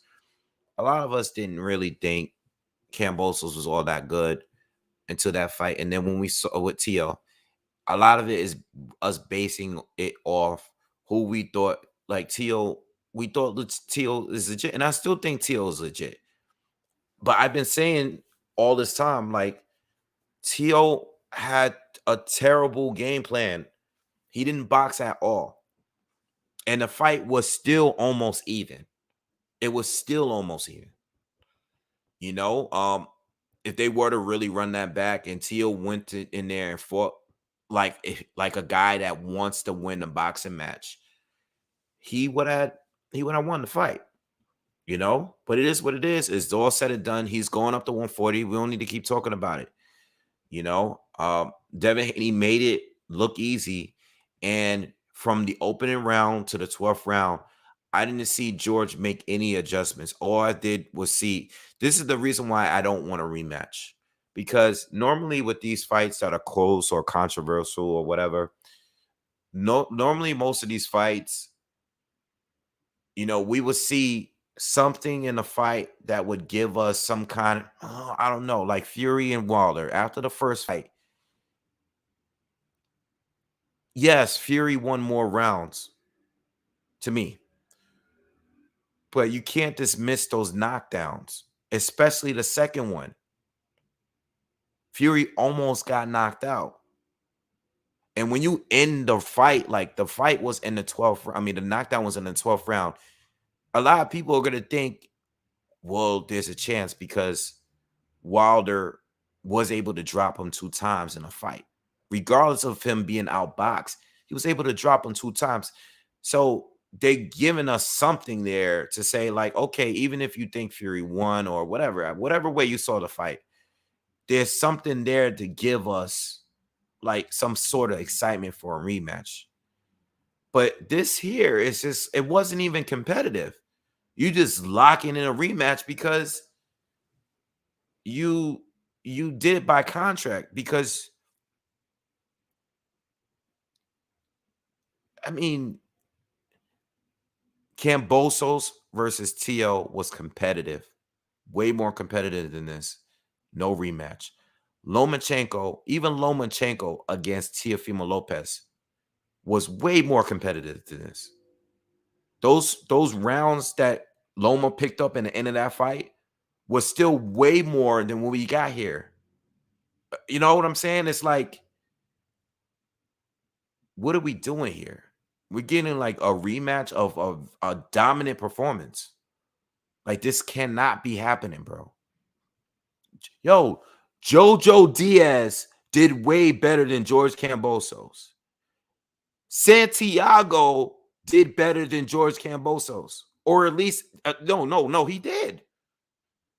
Now I think Devin Haney went into shoulder surgery after that, so maybe there was an injury there. But what I'm trying to say is, Jojo, Linares, all of these other fighters did better than Kambosos. Why are we getting a Kambosos fight? You know, Kambosos is next for Haney. Who do I want to be next for Haney? I mean, if Lomachenko is good to go, if he is going to return to the ring, I would like it to be Lomachenko or Tank Davis. I'm not going to keep talking about Ryan because Ryan, he's moving in a little slower than the other guys. So I'm not even going to bring him up. I would like it to be Kambosos. I mean, I'm sorry. I would like it to be Tank or Lomachenko. You know? I would like it to be Lomachenko or Tank. One or the other. You know, either one is cool. I'm good with those two. I don't know what's the deal with Lomachenko, you know, because he was supposed to get this fight. I honestly think that Lomachenko would have probably, if not stopped Kambosos, he would have beat him to a point where, you know what I'm saying? Like, he would have dominated him too, but it would have been a beatdown more than just a masterclass performance. It would have been a beatdown. You know, because, and I'm not just being brand new. Before Devin Haney was selected as the next opponent, I felt like the fight with Devin Haney would be more competitive for George. I said that George might as well fight Devin Haney because he's not going to beat Lomachenko. It's just a bad style matchup. Devin Haney would be a much more difficult test for Loma than George Kambosos. Style-wise. Style-wise, I mean.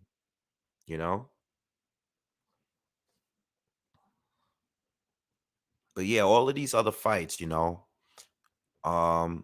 I think Shakur beats Haney. I think Shakur,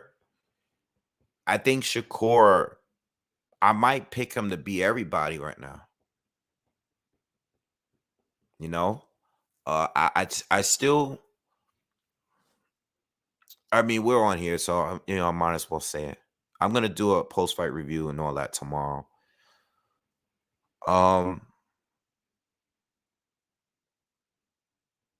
I still think that Loma and Tank are the two best guys. I think Haney technically is the best because of what he has and what he's accomplished. But I think that Loma and Tank are still the best overall. Now, I don't know where Loma is at right now. All right. So he might have a decline from the last time we saw him in the ring. Okay. So I'm basing it off what I last seen him as. I don't know what he's going to be when he returns, if he returns. But I have to be honest with myself. As good of a performance that is, and Devin Haney is my favorite as far as me liking him specifically. I like him as a person. I like him and his dad. I like what they're doing. And I like the fact that he really chased this. He could have just saying, you know what, you guys, I'm not going to go out there and fight. You guys ain't paying me. These guys turn down fights for a lot less reasons. So I give him credit for going out there and doing what he had to do, even without having his father with him. But with that being said, if we're talking about the actual fights and what I've seen from Lomachenko and what I've seen from Tank, I'm still a little bit more impressed with Tank and Lomachenko overall. And I'm basing that in their performances and their wins. I'm basing it off for Lomachenko. I mean, look, how did you feel when you saw Tank beat Pedraza? I know it was a while ago, but how did that make you feel? I don't think Devin Haney has given me a moment that I felt like, wow, I just haven't felt that yet from him. I look at him and I was like, damn, this kid is really good. He's winning easily, but I never had a wow moment from him. I've gotten that from Shakur Stevenson. I've gotten that from Tank Davis. I've gotten that from Lomachenko. When Lomachenko just toyed, and I know some of these fights are older, but I haven't got that feeling. Like Devin Haney, every time I see him fight, I feel like he did what he was supposed to do. Whereas some other fighters, it was like when Lomachenko fought Russell Jr., when Lomachenko fought Nicholas Walters and made him quit, I was like, wow. I still haven't felt that yet. And I'm just being, you don't have to agree with me. That's cool. I'm just looking at it from what I feel. Haney's very skilled, but I just felt like I haven't saw that fight yet. Maybe he has to face one of those guys. Or maybe he has to face some sort of adversity. Maybe he has to make me feel that way. You know what I'm saying? Now, and again, I'm not saying that he's not capable of that. I just haven't had the fight to say, yo, it's not debatable. You know what I'm saying? Like when Tank beat Pedraza, at that point, I wanted him to, even though Loma was ahead, I already wanted him to fight Loma. I said, he's good enough to fight Loma right away. Now, I mean, I feel like Haney should be fighting Loma because of what he's accomplished. But before this fight, there was never a point where I felt like, oh, he could beat Loma.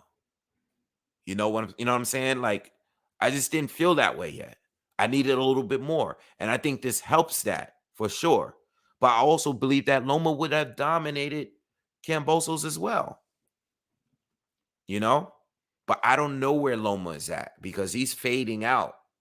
So I don't know if he's still that guy. You know what I'm saying? He had a couple good wins, but I don't know what he's gonna do, once he gets in there. When he gets back in there. And if he's gonna come back and go straight to Haney, I don't know what he's going through out there in the Ukraine right now. I don't know. And I know that he's pushing close to his mid-30s if he's not already there yet. So I really don't know. This division is one big question mark. Even with an undisputed champion, it's still one big question mark because Tank never fought Loma. For starters, those guys been around for a minute. Tank is a little older than T.O. and Devin and Shakur and them. Ryan, he's a little older. Now, he's not as old as, obviously, Lomachenko, but Lomachenko, they have fought in the same division for quite some time. I still don't know who's the best because not enough guys are fighting each other. Not enough guys. There's still a lot of fights we still didn't get. And even if Devin was to fight Ryan Garcia next, right? Let's just say he fought him next. Let's say the winner, whether Ryan or Devin wins, I still would feel like I don't know yet because these belts are being passed around around all these younger guys. I still need to see what one of them could do outside of Teofimo Lopez because he did it. See, Teofimo was that guy to me. But he dropped the ball in his very next fight, and a fight that he was a 13-1 favorite to win because he fought a terrible fight. You know what I'm saying? I don't know. See, when it comes to Lomachenko, since he's the older guy, I can honestly say I feel more confident that maybe either Tank or Shakur Stevenson can beat Loma. I feel a little bit more confident in saying that. Whereas I'm still not sure with Devin yet. I'm still not sure. That's not to take anything away from because I'm a big supporter of Devin Haney. But when it comes to the ring, I'm always going to keep it 100. I got to keep it real. I'm not going to sit here and gas nobody. I don't care. If he was sitting right here, I'd tell him the same exact thing. But on paper, you're undisputed. You are the man for sure. He's the man. Lomachenko, Tank, and part of it is their faults. Not so much Loma, but maybe a little bit more with Tank because I don't know what Tank is just, he's doing his own thing in the PBC side. He's a star. He could fight who he wants to fight. I want him to be a little bit more competitive about who he fights, Yeah. So anyway, good win for Devin. Great win for Devin. He's officially the top dog because he's the guy that has all the belts right now. He's a champ. So they got to go through him. Again, hopefully we don't get a rematch. I don't think there's a point in getting a rematch. It was a dominant win. And just waiting to see where we go from here, but I need some answers still with the rest of these guys. I don't want to bring Shakur in the conversation because I think Shakur got his own thing going on down there at 130. That I believe he needs to stay down at 130 and try to go for undisputed before moving up. Because that's something you want to have under your belt before moving up, And if you are going to fight Haney at one point, and they will fight in the future at some time in their career, whether it's at 135, whether it's at 140, these guys will fight at some point in their careers. Both of them should be able to say, like, yo, we were both undisputed at one point. I don't want to hear none of that A-side, B-side stuff. I think Devin You know, Devin got it now. Officially. T.O. didn't have it. T.O. and Kambosos didn't have it. It's official now because Devin has the franchise and the Super WBC title. He has both.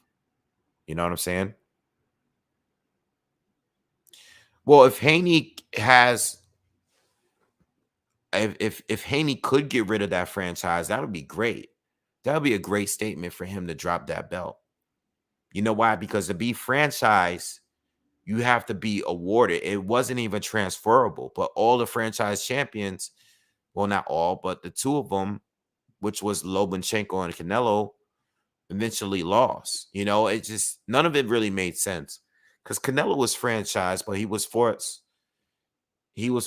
to fight a WBC mandatory against Yildirim. That never made sense. And they said that it was non-transferable. And Lomachenko lost, and he had to give up the franchise to Teofimo Lopez. So I wish Devin would like, yo, we're done with this franchise thing. I'm dropping the belt. There is no franchise title.